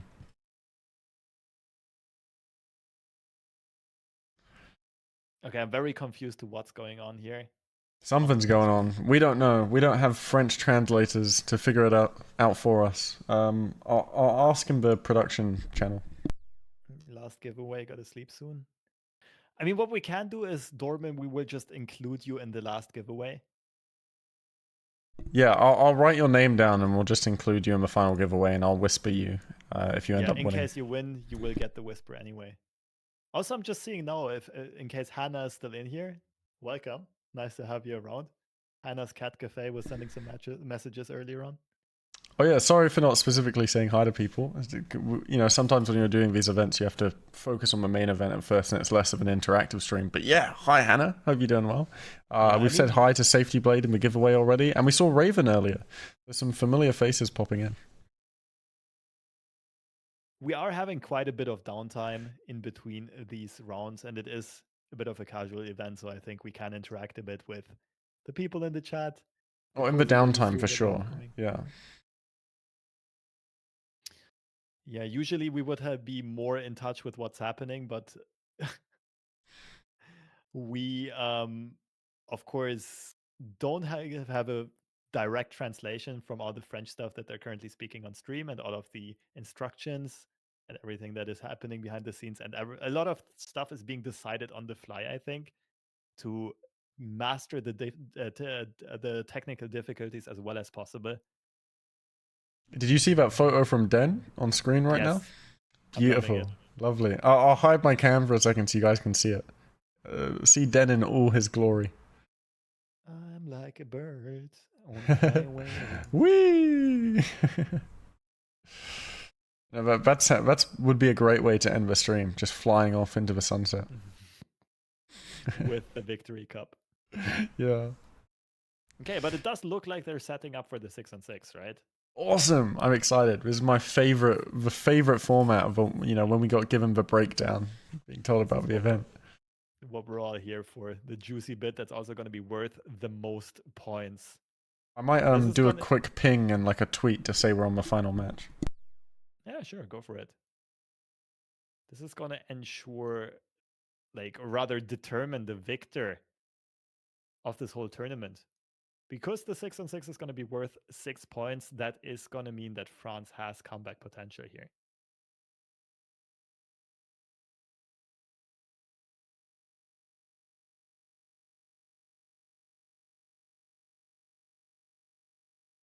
Yeah, I think it might take a little bit until we casters get our instructions on what exactly is going on and what the format is going to be. Because I think all of the players are kind of busy behind the scenes and we have no one sending us instructions or translations. We'll figure it out. We'll figure it out through context clues as we have done for most of the stream. Yep, and I'm also trying to have an eye on the French chat and understand what is going on, but I don't quite get it right now. We've got like a 50% translation accuracy because you got your high school French. True. And that is pretty useless. I'm just now finding out. Oh, damn, some more pictures. If it helps, I studied Japanese for 5.5 years, and if I was reading a Japanese Twitch chat, I would struggle. I speak it and listen to it a lot better than I read it. Oh, that makes sense. But that's really nice. Does that language come in handy often? No, I get free food at restaurants for speaking Japanese. That's about lovely, it. Though. No, that's really nice actually, because the last thing that a Japanese restaurant in the UK expects is a white person to walk in and speak their language. That is absolutely true. Then your Japanese was already way more useful than my French education has been in my lifetime. Surely you gotta maybe when you meet some French people, I guess you just speak in English, well anyway, because everyone speaks English in Europe, generally. Most people, yeah. Yeah. Unless you get to France. It's a bit then they're like, I don't know what VF word is in French, but they say that and be like, don't want to speak that to you.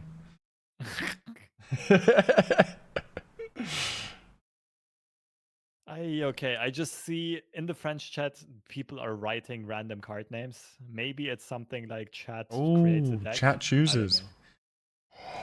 Twitch chat. Even if you don't speak French, go open up the Fisher GG's chat right now and type whatever card you want in. I love how many card names get butchered as well. I don't know if they're just French translations, but it's like Log Jiao. I love it.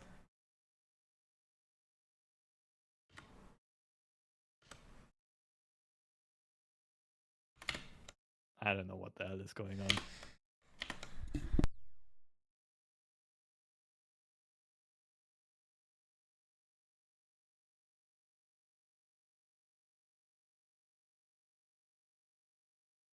Okay, what would your guess be what the format is?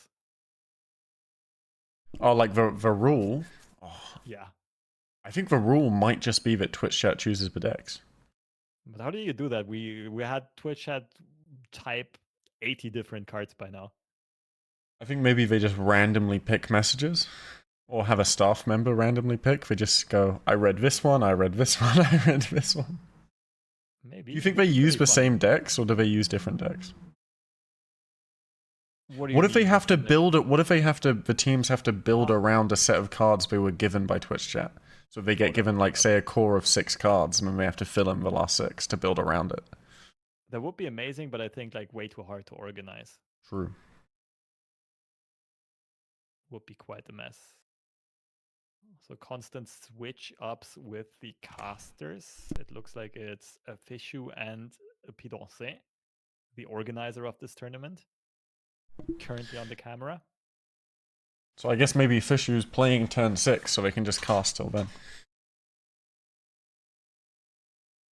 We shall see.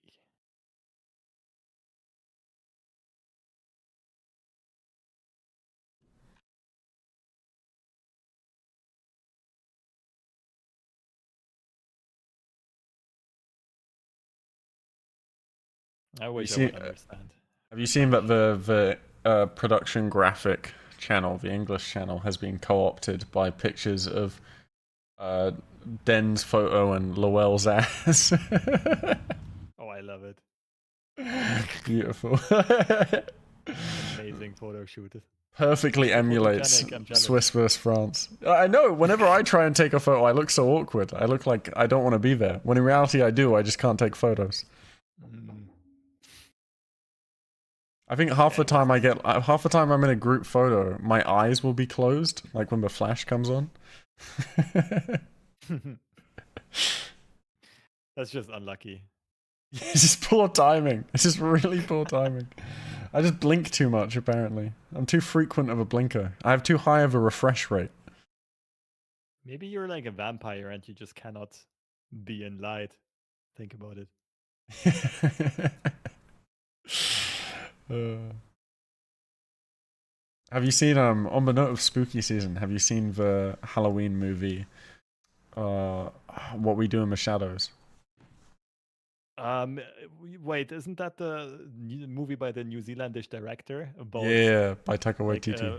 vampire flatmates? Yeah. Yeah, Vampire it's so good. Dude, it's my hilarious. favorite line is like, "Come on, Gary, we're werewolves, not swearwolves." Right, werewolves are hilarious in that movie too. Put a coin in the jar. Swear jar. There's a lot of quotable lines in that movie though. Oh yeah, it's So so random. good. No, I'm actually really upset because I started watching it one time and then I thought it was a horror movie and I don't like horror movies, so I clicked off and then years later I was like, wait, it's a comedy movie. Now I really want to watch it. It's a nice in between. It's mostly Yeah. comedy. It's got a bit of horror vibes It's like around it. very mild horror, but it's mostly comedy. Yeah, I don't it's like funny watching horror because stuff because I feel like I'm just feeling anxious the entire time, and I feel anxious enough in my day to day life, and I don't want to feel yeah, it that makes watching sense. movies. Yeah. Yeah, horror. The genre of horror movies is so polarizing. It's very interesting that it just speaks so much to some people and others hate Mm. it. Good night, I, Dorman. Have a good one. Thanks for sticking around and watching the event. I'm not sure if you're noticing, but France just got 1 point out of somewhere. So maybe what was happening here was just one more of the in between challenges They're while finishing they up a were side event. executing. Yeah. But also, I'm wondering if because Fishu and Pidonce are on camera and all the production crew, I'm also wondering if they might just be forced to call off the event early because it's already so late.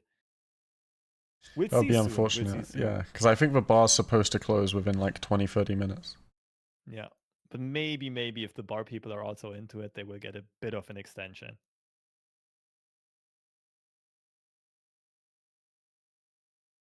Oh no, Dorman, we'll definitely include you. Don't worry. We know you had to go to bed, so I've got your name written down. Yeah. And thanks for sticking around with us, Dorman. Appreciate it. I mean, we've been here for Oh, like 6 hours now, with at most a 2 minute break. We've yeah. been Yeah, we've this been is killing crazy. it. We never really like this is so uncommon for casting, but we never really got a break because we don't really know what's going on and when the breaks are supposed to be happening.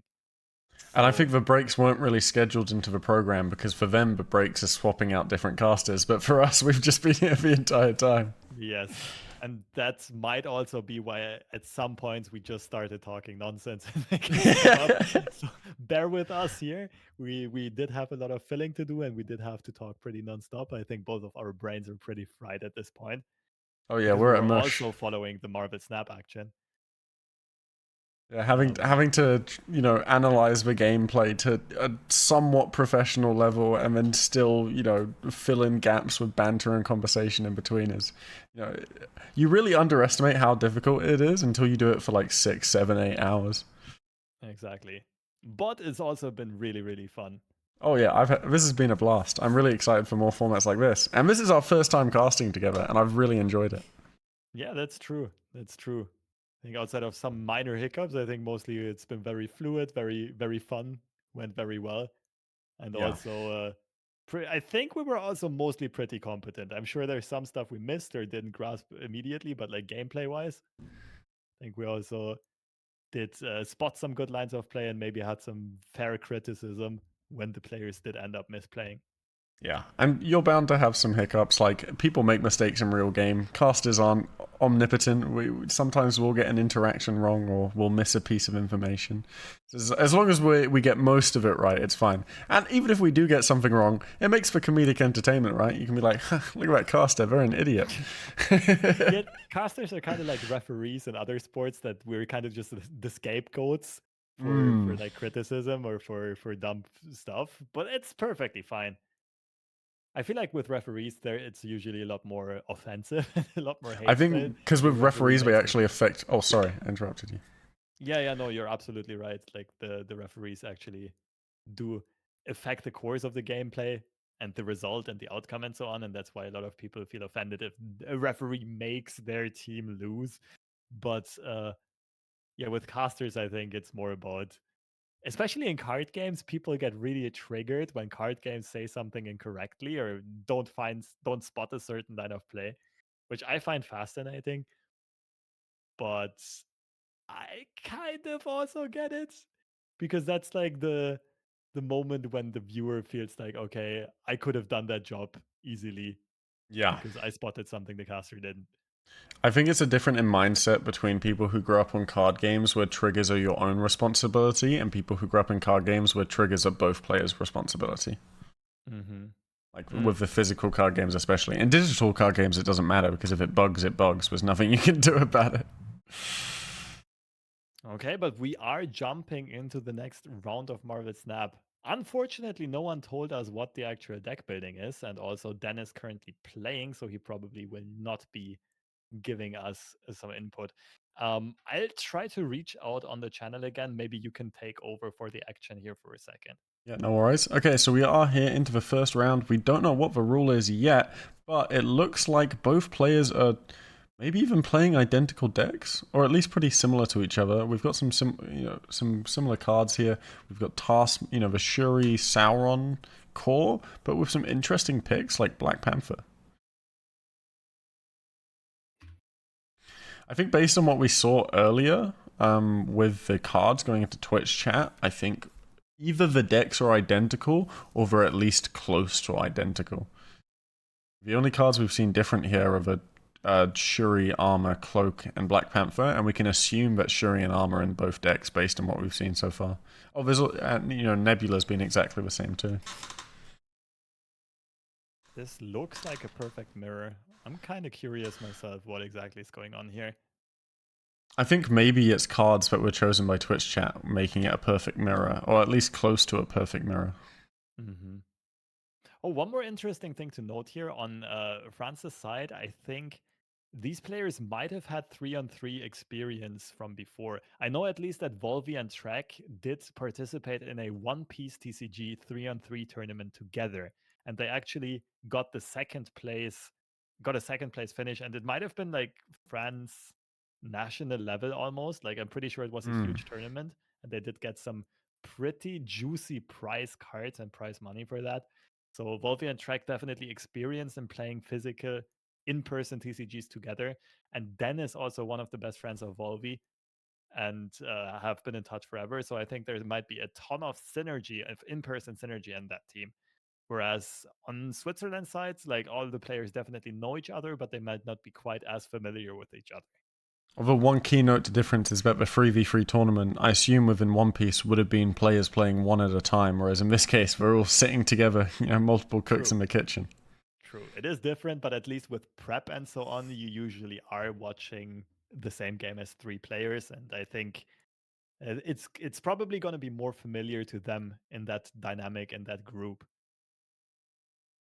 Okay, we see a round two coming up. France is down 2 cubes as of right now.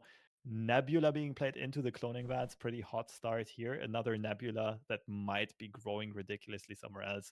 Ooh, Wakandan Embassy and cloning vats. Some hot synergy there as well. Yep, getting multiple nebulas and lizards down sounds pretty great to me. Yeah, it's pretty nasty. And that is why the Swiss team is snapping right away. They did just top deck Shuri. They have one of the not so lines of play. It would be smart to keep cloning that space open, right? Because even if you Yeah. don't find Taskmaster, you can just play Shuri and Red Skull into the cloning vats, and you're gonna get another hyper buffed Red Skull added to your hand later on. I like the idea of just copying the lizard and then playing the Nebula in a different lane on turn 3. Yeah, good point. Turn 3 is gonna be Nebula Lizard somewhere else. They're being very energy efficient here, and at the same time pumping out insane power numbers. We see the French team already click retreat later, and that is exactly what they're gonna go for. Going down 10 cubes to 7, but this is still all within the realm of normality. Easy comeback opportunities. Yeah, I mean, from what 10 to 7 is usually a score line that demonstrates that both players are having a lot of discipline with their snaps and retreats. And I think it's safe to say, based on the gameplay, we're seeing that. And the Swiss team so far has been very disciplined in their snaps to the point that they're not giving the French team a chance to come back if they have a suboptimal hand. And what are we thinking of these opening hands so far? Seems like both players actually, both teams have pretty good starts. None of them have the absolute dream of getting some super juiced target off Shuri and then copying it with Taskmaster. Although we didn't see a single Taskmaster yet, did we? I think we saw a Taskmaster in round 1 in hand, it just wasn't Okay. played. I So think on the these, French team we saw a Taskmaster, and it's safe to yeah, assume it's in here. these do look like fairly refined Shuri decks, don't they? They do, but I'm wondering if there's any difference between them. I'm guessing they might have been given a core of card. I think they were either given random cards and built a Shuri core around it, or they were giving a Shuri core, or they built a Shuri core and were given it. I don't know which way round it happened. We need to get some info on the deck building rules, but there's got to be a reason for why the decks are so similar. Okay, now we do see some spicy tech choices though. Iron Lad is not the most common. And we also saw Black Panther earlier on Swiss side. While Cloak is a pretty juicy tech on the French side. Not quite sure what the rules are. Or have been, but they did come up. Both teams seem to have been thinking that Shuri is going to be the best kind of deck for this format.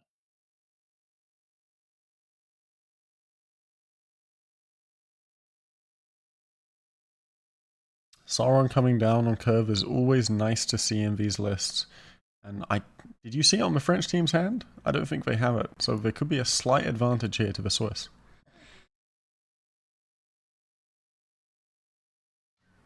Let's see how this is going to unfold. Yeah, the curve is definitely in favor of the Swiss team. Hand size advantage, but the French team did have the better opening. And we do see Taskmaster in hand, you were right. I'm really curious to know if Cloak was an intentional add to the deck, because it seems like a tech card you wouldn't choose to run. Mm-hmm. It's a bit too offbeat. And it's also too symmetric. Like, we're not a move deck, so we can't asymmetrically gain advantage from moving cards. And just as you said this, I actually got an advertisement for Loki Season 2. Twitch really knows what's up these days. I watched it last night, actually, the new episode. It was really, really good. I even completely forgot that it was coming out. Is it just one episode a week? Yeah, no, I think it's drip feeding it like normal TV streaming, which I much prefer because it gives you time to digest and discuss the episodes with people. What was the Yes, it rule? also We don't makes. know what the rule was yet. Yeah, we're trying to find out. We tried to ask production, but we didn't get anything back yet. I think they all have their hands full themselves. Yeah, I think So this they're probably time, doing something where they're running the event and packing up at the same time because it's getting close to the venue closing. yep. There's actually, interestingly enough, there is some visual feedback on Shuri buffing this card. Did you see that? I don't Yeah. know if that got added recently or I don't think I've No, ever seen that before. I think it has been there before. It just doesn't show up if Shuri's off the board or if the location's been Ah. moved. It shows up weirdly. Mm-hmm. Because we have exactly this type of scenario again. It seems like the Swiss team did learn from the mistakes of. Well, no, it was Jan's mistake earlier on, right? It was Yeah. one of the French players to whom this happened. And we do see a snap on, I think this was a Switzerland side Yeah, it because was a of the Swiss Soren snap. Shuri Red Skull curve. Even though there's no Taskmaster follow up, but this should still be enough to close out the game, I think. And even if there isn't a Taskmaster follow up, they have to respect the Taskmaster follow up. And because they don't have a Shuri, you sort of just have to retreat here.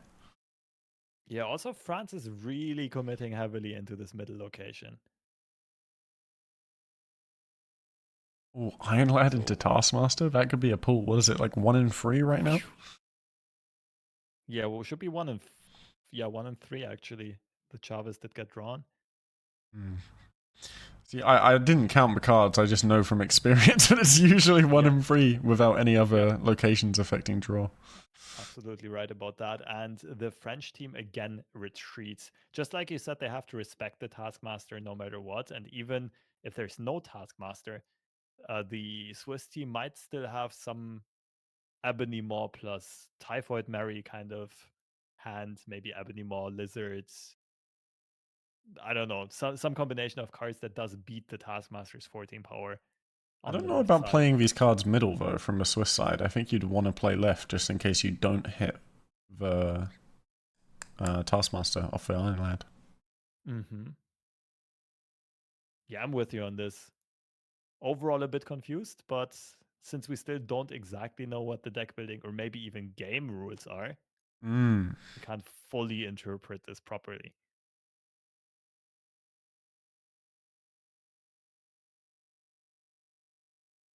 Zero Ebony Maw is a potential opening here for the Swiss team.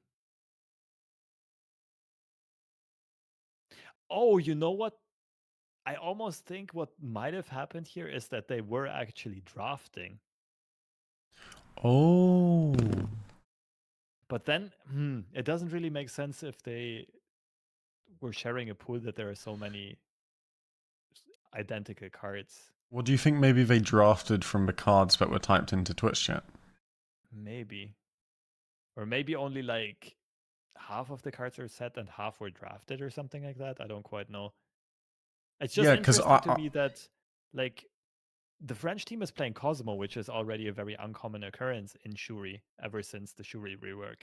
yeah. And the Swiss team is playing Black Panther. So it almost seems like Cosmo got added to the deck to counter Black Panther. But I don't know, maybe I'm just spitballing here. Yeah, I think maybe they did start off with the same static core and drafted cards because otherwise it doesn't explain. It either had to be drafted cards or random cards because otherwise it doesn't explain some of the off-deck choices. Yep. But we'll figure it out eventually. For now, we can just enjoy the gameplay. See what is going to happen here. Shuri does get deployed into Kunlun.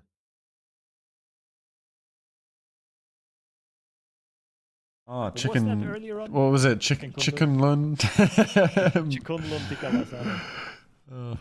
My favorite meal. Mm.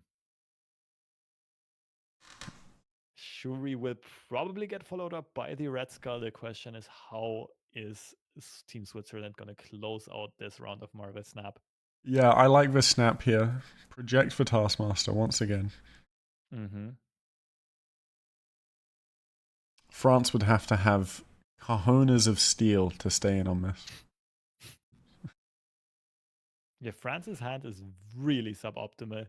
And it does look like they're gonna retreat for another 2 cube. And slowly their HP is being chopped down, like brick by brick, piece by piece. They're gonna go down from 5 to 3. While Switzerland is still sitting very comfortably at 9 cubes, 9 hit points left.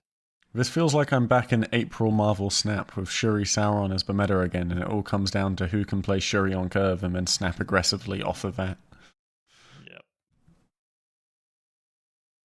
I mean, yeah, nothing to say about the gameplay so far. I think, other than that one turn 6 placement, everyone's been playing perfectly and really disciplined. Been some clean Marvel Snap. Yeah, mostly, especially considering all the struggles these players have gone through to get to Montpellier and how long they have already been playing. Also, all of the games that they played off stream without our knowledge. Especially the Which is Swiss pretty players, they incredible. all crammed into a car and, had one big road trip to Montpellier. Mm-hmm. Crazy, yeah. Crazy long day of Marvel Snap for all of these players. But they're doing amazingly well. And I'm sure they'll celebrate it well afterwards too. Yeah, true. With some more of those juicy Marvel themed drinks at the gaming bar. I'm jealous of them. I know, it sounds great. I am happy with the amount of socializing we got done at the Creator Clash event though. I think that was more community and bonding than I expected. I didn't know what to expect. It's the first kind of I've never been to like a convention or anything. I've only ever been to like a couple physical card game tournaments. It was all in the UK. In New Zealand, there wasn't really much of anything going on. If you wanted to go to like a gaming convention, you'd have to fly to Australia. So, doing all of this in-person stuff with like shared hobbies and interests has been wild to me and so much fun. Yeah, it was amazing at the UK Creator Clash. The whole idea with getting the Airbnb and just hanging out after games, before games, that was so much fun. I do agree. We also, for those of you who didn't know, at the Airbnb we had a pool in the basement. We had this like a little sauna, a ping pong table. There was so much We stuff to didn't just do. have a pool. We had a pool and pool. like, No, like true. a 8-ball pool. Yeah, we had a billiard table as well, basically. Yeah, that was so much fun. I loved it. Yeah, and table tennis. It was so cool. We didn't even get full use out of the garden. We could have played like volleyball or something. I should have brought my net up if I knew there was a garden. Okay, again, another switcheroo of Starlight Citadel. Shuri does get disconnected from the card that she was supposed to buff, but we still see a 24 power Black Panther after having already been buffed by the Wakandan Embassy. This Wakandan Embassy effect has been quadrupled and comes in super clutch. This is so interesting. I like the Chavez middle here because I think if a Taskmaster left, they could have been susceptible to somehow stacking power, right? Although I don't think they have a Taskmaster in hand, so I don't think they're susceptible anyway. But I think Chavez is quite a clean play for the option, for, that possible outcome. The classic, like Marvel Snap basics, if you are in a position where you can pull ahead in all three locations, especially against a against a clunky deck, you're most likely going to win. Yeah. Especially, against these kinds of decks where they're just playing, curve. They're just playing curve, they're playing one card a turn. There's not much they can do to contest multiple locations. Yep, and at this point, the players also mostly know each other's decks. Nonetheless, in this specific scenario, we do see the discounted stature, which is 6 power for just 1 energy, and some additional follow-up. So maybe the French team can steal this one. This one is for all the marbles, all 3 cubes invested. Stature and Cloak are going to take over the right side, and Nebula is not enough to win the middle. The play that you highlighted did come in clutch, and America Chavez secures Shadowland as the second winning locations. And that means another win for Team Switzerland. Which I think pretty much means Switzerland wins overall. They're at 21 points. They are the first frame break world domination winners. Damn, yes. They already edged it out. Didn't even need to go to the 6v6 format. Frame break is won by this Swiss team. Players who were very familiar with playing in live settings in their small community in the French-speaking part of Switzerland, going over to Montpellier and not even on home soil, not on home territory, but rather as visitors, taking out the French team. And that must feel so good because now they can smack talk them forever. I'm sure they're going to be lording it over all of their French mates for the next couple years of Snap to come. And also, really excitingly, they've reserved their right to stay on in the King of the Hill. If another country wants to participate, then they're going to have to beat the Swiss team. And that is lovely for the Swiss people because they were mostly organizing it, right? Exploria is a French organization. And who knows, maybe we'll have the next event in Switzerland, maybe even at the beautiful Exploria venue. This does offer a lot of opportunities. And who knows, maybe it will be the German team coming up next. And that would be an opportunity. Yeah, I think this is some really exciting stuff. I love the format. I just love seeing, companies like Exploria properly invest into Snap and see the potential that it does for both entertainment and competitive value. Yeah, this has everything related and associated to Snap has been so much more dynamic and fun and explosive than any other card game I've ever witnessed. The only thing that rivals it was probably back in the days the Take TV Hearthstone Cups. I'm not sure if you've been around for those, if you have No, I ever am. used. I never played Hearthstone competitively until like I Okay. played Battlegrounds like ladder high, but that was about it. So please do tell me the story. I'd love to know. Well, there's not that much story about it. It was basically one esports guy who invited the top Hearthstone players to, I think, his own apartment or an Airbnb that he rented. And it was always like 12, 16, 20. It was called Home Story Cup because it had a really cozy living room atmosphere kind of vibe. Mm, And everyone was playing against each other while chilling on couches and so on. Everyone was kind of playing on their phone or their own laptops or setups or tablets. And it was always players also joining the commentary couch, and like whenever they weren't playing or right after their games for interviews, they would hop on and off. So it was pretty close to both the Manchester event as well as the last Switzerland event. Um, and kind of like this bec- event, with the French stream at least. that is true. The only main difference is that it was actually at someone's home. It really had Yeah, that home felt vibe. And the last few events did get close to that. I think it didn't quite catch that atmosphere of familiarity yet, but maybe we'll get there.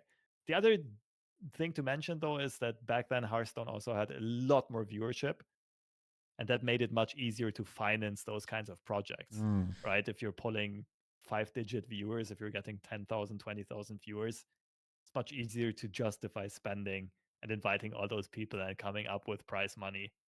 just for like community and content. Yeah, for sure.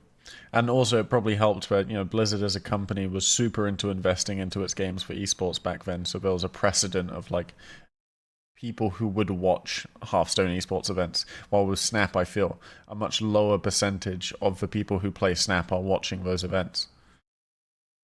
That is true.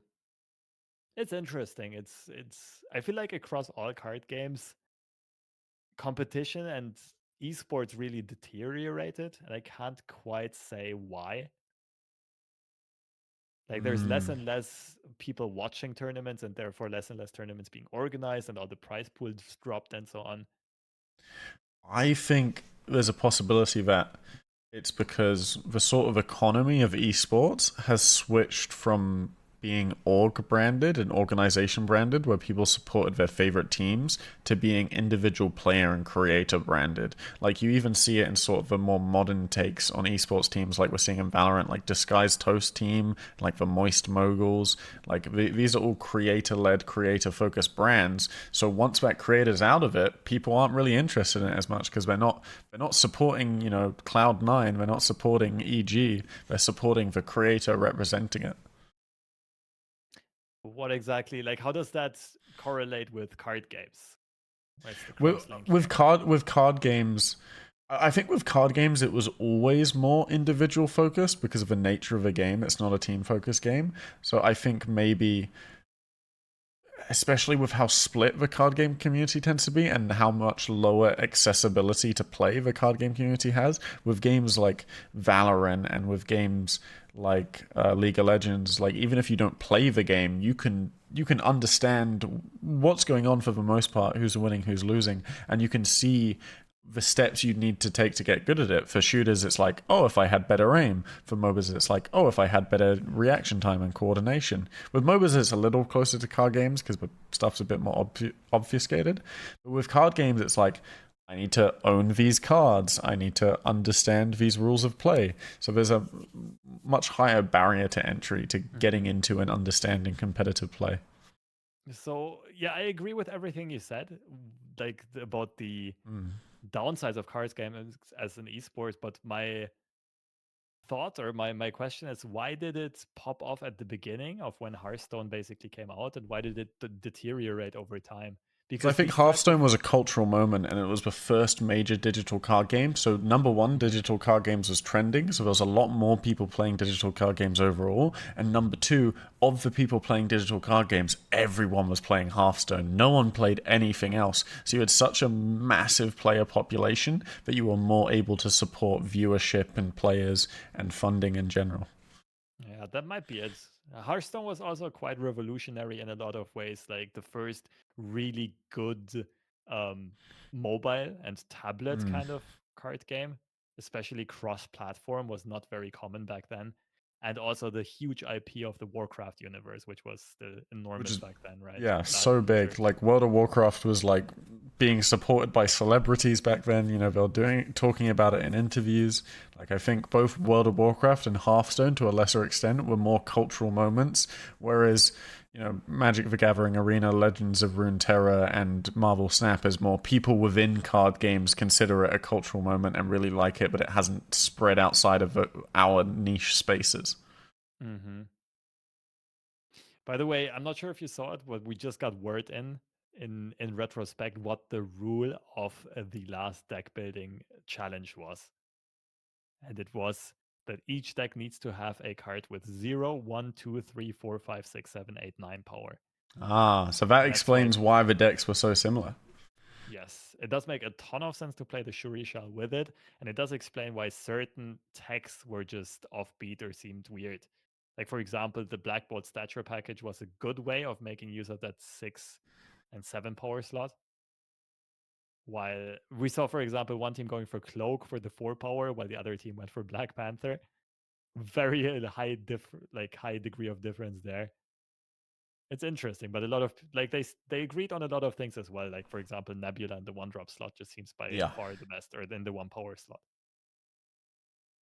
I think anything with high ability output compared to its power was pretty useful.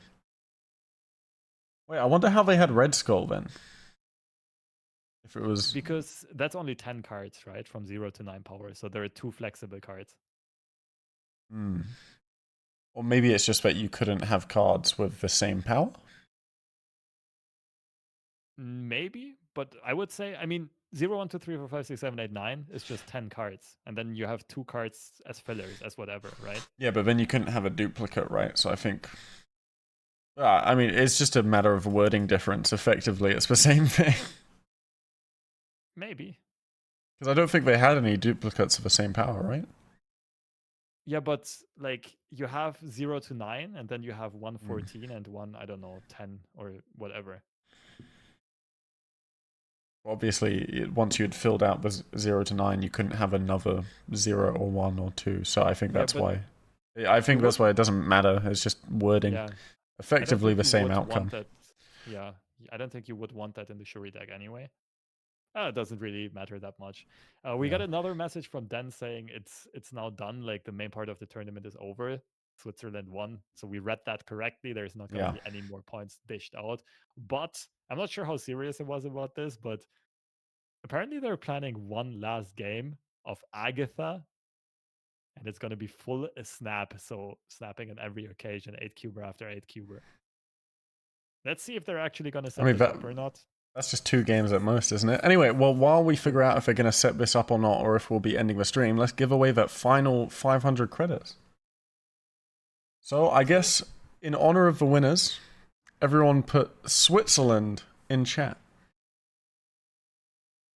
So If you everyone want who a. wants to join this giveaway, who wants a shot at being randomized for 500 in-game credits, 500 Marvel Snap credits, just type Switzerland into the Twitch chat so we can A, celebrate the winners of the Frame Break World Domination Tournament, and B, so we get you in the pool for this giveaway. We will randomly pick a number in a second here and choose one of you viewers as the recipient of the 500 credits.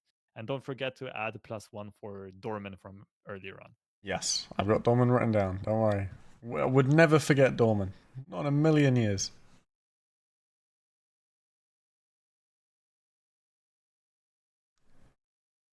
Well, I mean, wrapping this up overall, since we are at most going into a final Agatha game, what are your final thoughts on the event? I, for one, have really enjoyed it. I think it's a really nice change of pace compared to other Snap events. Yes, it's very unique, it's very creative, and you can really feel the passion that went into it from the Mm. producers, from the players, and all of the hardships they had to endure to get there in the first place, the long trip, and to organize everything. Um, Of course, with the complexity and the organization of the event, there comes more risk of certain things backfiring. So Yeah, like you said earlier on, every tournament is going to have some difficulties, some technical difficulties, this and that. Um, so that was a bit unfortunate for us. I felt like as the English casters, it did hit us Mm. quite a bit to not have background sound and also to sometimes lack the translation. With all that being said, I did love this tournament. It was like you could just see how much fun the players were having. We also saw so much unique Marvel Snap be played that you just wouldn't see under any other circumstances, right? The whole deck building rules really pushed the players to their creative limits and made sure that some unique situations arose. And that was fun to watch, that was fun to cast. And I'm pretty sure the players enjoyed it as well, judging by how happy they were to be at that place. Yeah, I mean, you could definitely see it in the vibes of a beer pong, right? After that first phase of games. People were loving it. They're trash talking, joshing each other around. Like, it looked like so much fun. You could really feel the energy, even without audio on. Yeah, that was actually some of my favorite parts. Just seeing the camera move around the venue, seeing all the people and how engaged they were with everything. The Pictionary also looked very fun, and I wish Yeah. we could have just understood a bit more about what exactly is being drawn and how is being guessed and everything. But The overall, Pictionary looked hectic. Like, absolutely yes. wild. Yeah, and the players were so enthusiastic. Like the drawers were like, "Come on, you have to guess this!" And just, I know what that feels like when you just double down on drawing the same thing over and over, and you just draw it bigger and bigger until the people finally understand it, because it shouldn't be that hard. But especially when a bunch of people who don't know each other that well play that kind of stuff, it makes it even more fun. No, for sure. All right, guys, I'm going to give everyone a few more minutes.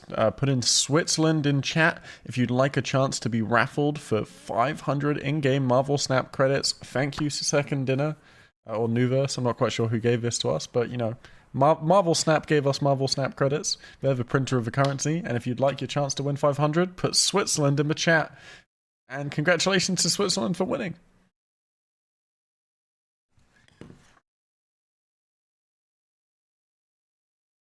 All right, I guess we just got to find out now if we are going on to the Agatha game or if we're calling it after a almost very long 7-hour no break stream. Yeah. I mean, 7 hours is fine. The no break is what makes it really Yeah. strenuous and stressful. Like for 3 hours, I think I've had like half a meal sit right in front of me, but I could never eat it because we never had a break. But I'm gonna be happy to enjoy some food in the very near future. Let's But just, lucky for you, I haven't had any food. I think the most I've had is I got up to refill my water once. yeah. I mean, I also didn't manage to eat anything. Oh, it Oh, does look and we're like they're going in. starting with the Agatha game. 6-on-6. We see all of the player pictures, all of the profiles. This is beautiful. Let's see. Snap is coming out, and we will see the snap back, the Agatha full snap game, just for completion's sake, just to make sure that the 6-on-6 actually gets played. Funnily enough, with the Agatha coming down, it doesn't really matter who the pilot is, so the player rotation doesn't really make much sense. I guess the only thing that matters is if they retreat and turn.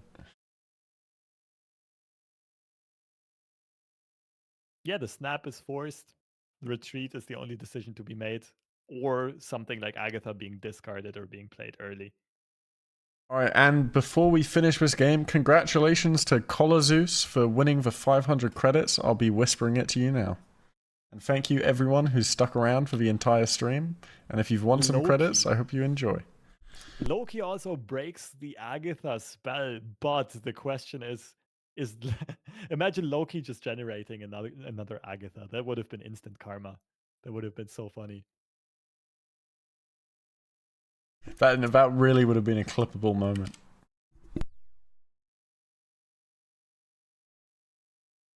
So now that the French players have control over their Agatha destiny, of course they are going to be heavily favored going into those last rounds. But let's see how smart, how miraculous the Agatha of the Swiss team is going to be. Playing Wave and Sunspot into Danger Room. Agatha, of course, with perfect knowledge that absolutely no way Danger Room is going to blow up any of these cards. Wave gets played on the other side as well. Mobius making everything more expensive. Not that it matters too much. And both cards end up sticking, interestingly enough. So it's not quite over yet, but it does look like the French team is going to win this. Still, it is a bit of a 50-50. Where is each person going to play? The French team could also just stick Hulk into the middle, but that, of course, means Danger Room. But I feel like taking visible. that 1 in 25 is worth it a lot of the time. 1 in 4, sorry. Yeah, it's Oh, better and we've than got the a camera on in 50-50 the of not bottom knowing what bottom the right. Agatha. Oh, let's go, player cam. Player And all of the cam. French players. Oh, that is the French players who already did their turn. I think you got to go middle. I think it's the best odds, right? Because Agatha is being played completely randomly, and they do go for the middle. Let's see if Danger Room blows it up, and it doesn't ruin the party of the French team. Oh, what pain. Brutal. Oh, this is some serious RNG Rick rolling. But of course, Danger Room triggers on average 1 out of 4 times. So the first 3 Agatha plays have been safe. And then Agatha decides to, or rather, Danger Room decides to blow up the one card that was not played by Agatha. I'm telling you, it's They instant used karma. up all the Danger Room rolls. Also, big shout out to Meltdown. I'm pretty sure we are 20 minutes past their closing time, so thank you for staying open so we could finish the event. Yeah, this is lovely. As you can see in the camera in the bottom right, you get a glimpse of the whole venue, and it just looks amazing. It looks so fun. And I'm surprised that there's still so many people around. I wonder if it's just the whole Marvel Snap crew, or if they just stayed up a bit longer, stayed I mean, it open looks a bit like longer this time. yeah, it looks a lot less busy than it was before, so I think it must just be Marvel Snap crew and people friends with the Marvel Snap crew. Yeah, that might be true. Okay, so Agatha wrecking some mayhem again. You can see the French team actually built a proper Agatha deck that tries to get Agatha out of your hand. You see the Lady Sif here trying to discard Agatha and then let the players have control over that Agatha pile. While the French team is just believing in the piloting prowess of Agatha. Here in this case, though, Wave gets played. That means Agatha is going to go down on turn 4, and the Swiss team is also going to get control of their deck. This is going to be an interesting dynamic. So far, the French team is still favored on points and on tempo. Ghost Rider reviving Agatha is also just more power stats. But let's see how this is going to pan out, because the Swiss team is also playing some high power cards for later on in the game in this high evolutionary build. Yeah, I mean, I love the Doom Wave, Hulk Wave outcome of trying to get Agatha out as quick as possible with the wave. Is Agatha guaranteed to play themselves if they're playable? Yes. Ah. That shows how much Agatha I've played. Wait, are you an Agatha rookie? Are you a non-believer? I've never played it before. Wow, what a disgrace.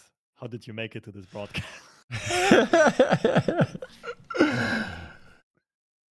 So some decisions to be made here for the Swiss team. They seem to not want to compete in the vault anymore, which makes perfect sense. Instead, they are going to drop the thing, going to try to spread out as many debuffs as possible to reduce the cost of the Abomination on the final turn, or to have that option of Hulk open on turn 6.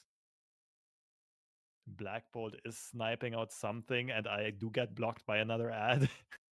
Oh no, but the here. thing comes down and grabs a -1 to the Ghost Rider and the Agatha. The question is, are they going to be able to win? I don't think they are, because if they play the Hulk right to contest right, then the French team are just going to be able to stack all their power left. So I think at this point it's probably just a guaranteed win for the French team, unless there's some sort of play we can make by contesting right with Abomination and playing a Mobius left. Did you see that the French team also has Arrow in their deck? I think they just No. top an arrow, or they drew an Arrow last round. They were playing Arrow as well as Stature in the same turn, and this should be all she wrote. This is going to be so hard to come back from for the Swiss team. But they can absolutely afford to lose this one round, because they are so far ahead in cubes. They don't mind losing too. The error in stature makes the difference, leading it into... Oh no, but the Cyclops... No, they didn't have any leftover energy, so it doesn't tie it out. Close, but not quite. And even if they tied it out, they would have lost tiebreakers. Yeah. Dan just wrote us that they're wrapping up because they do have to close and leave the bar. They are already a bit over time. It does seem like they're just giving out the final wishes and the final thank yous and kind regards and everything and the shout outs. We all really appreciate it as well. Yeah, On thank you the guys for sticking with us throughout this entire event. It has been a long one, but I hope you can all agree it's been a very enjoyable one too. This has been lovely. I do agree. And thanks, Alphos, for doing this with me. So they went offline, and this is the perfect opportunity to finally get our own break. Oh yeah, first break of a tournament. Let's go. 7 hours in. Thank you very much for casting with me as well, Lobster. I've really enjoyed it. We need to, we haven't played card games together in a while, so we definitely got to get that done soon. Yeah, it's been lovely. And there's a good chance we meet each other again at some either Marvel Snap or what do I know, maybe some other physical card game event. Maybe even Lorcana. That's the physical card game I'm playing. Maybe. Yeah, the Lorcana is really fun. I just hope they implement a bit more of organized play, tournament structure, this and that. But today is all about Marvel Snap. Thank you also to Second Dinner, Newverse, and everyone who was behind the scenes, giving us the credits for giveaways, as well as just enabling us to play this game and hosting this tournament.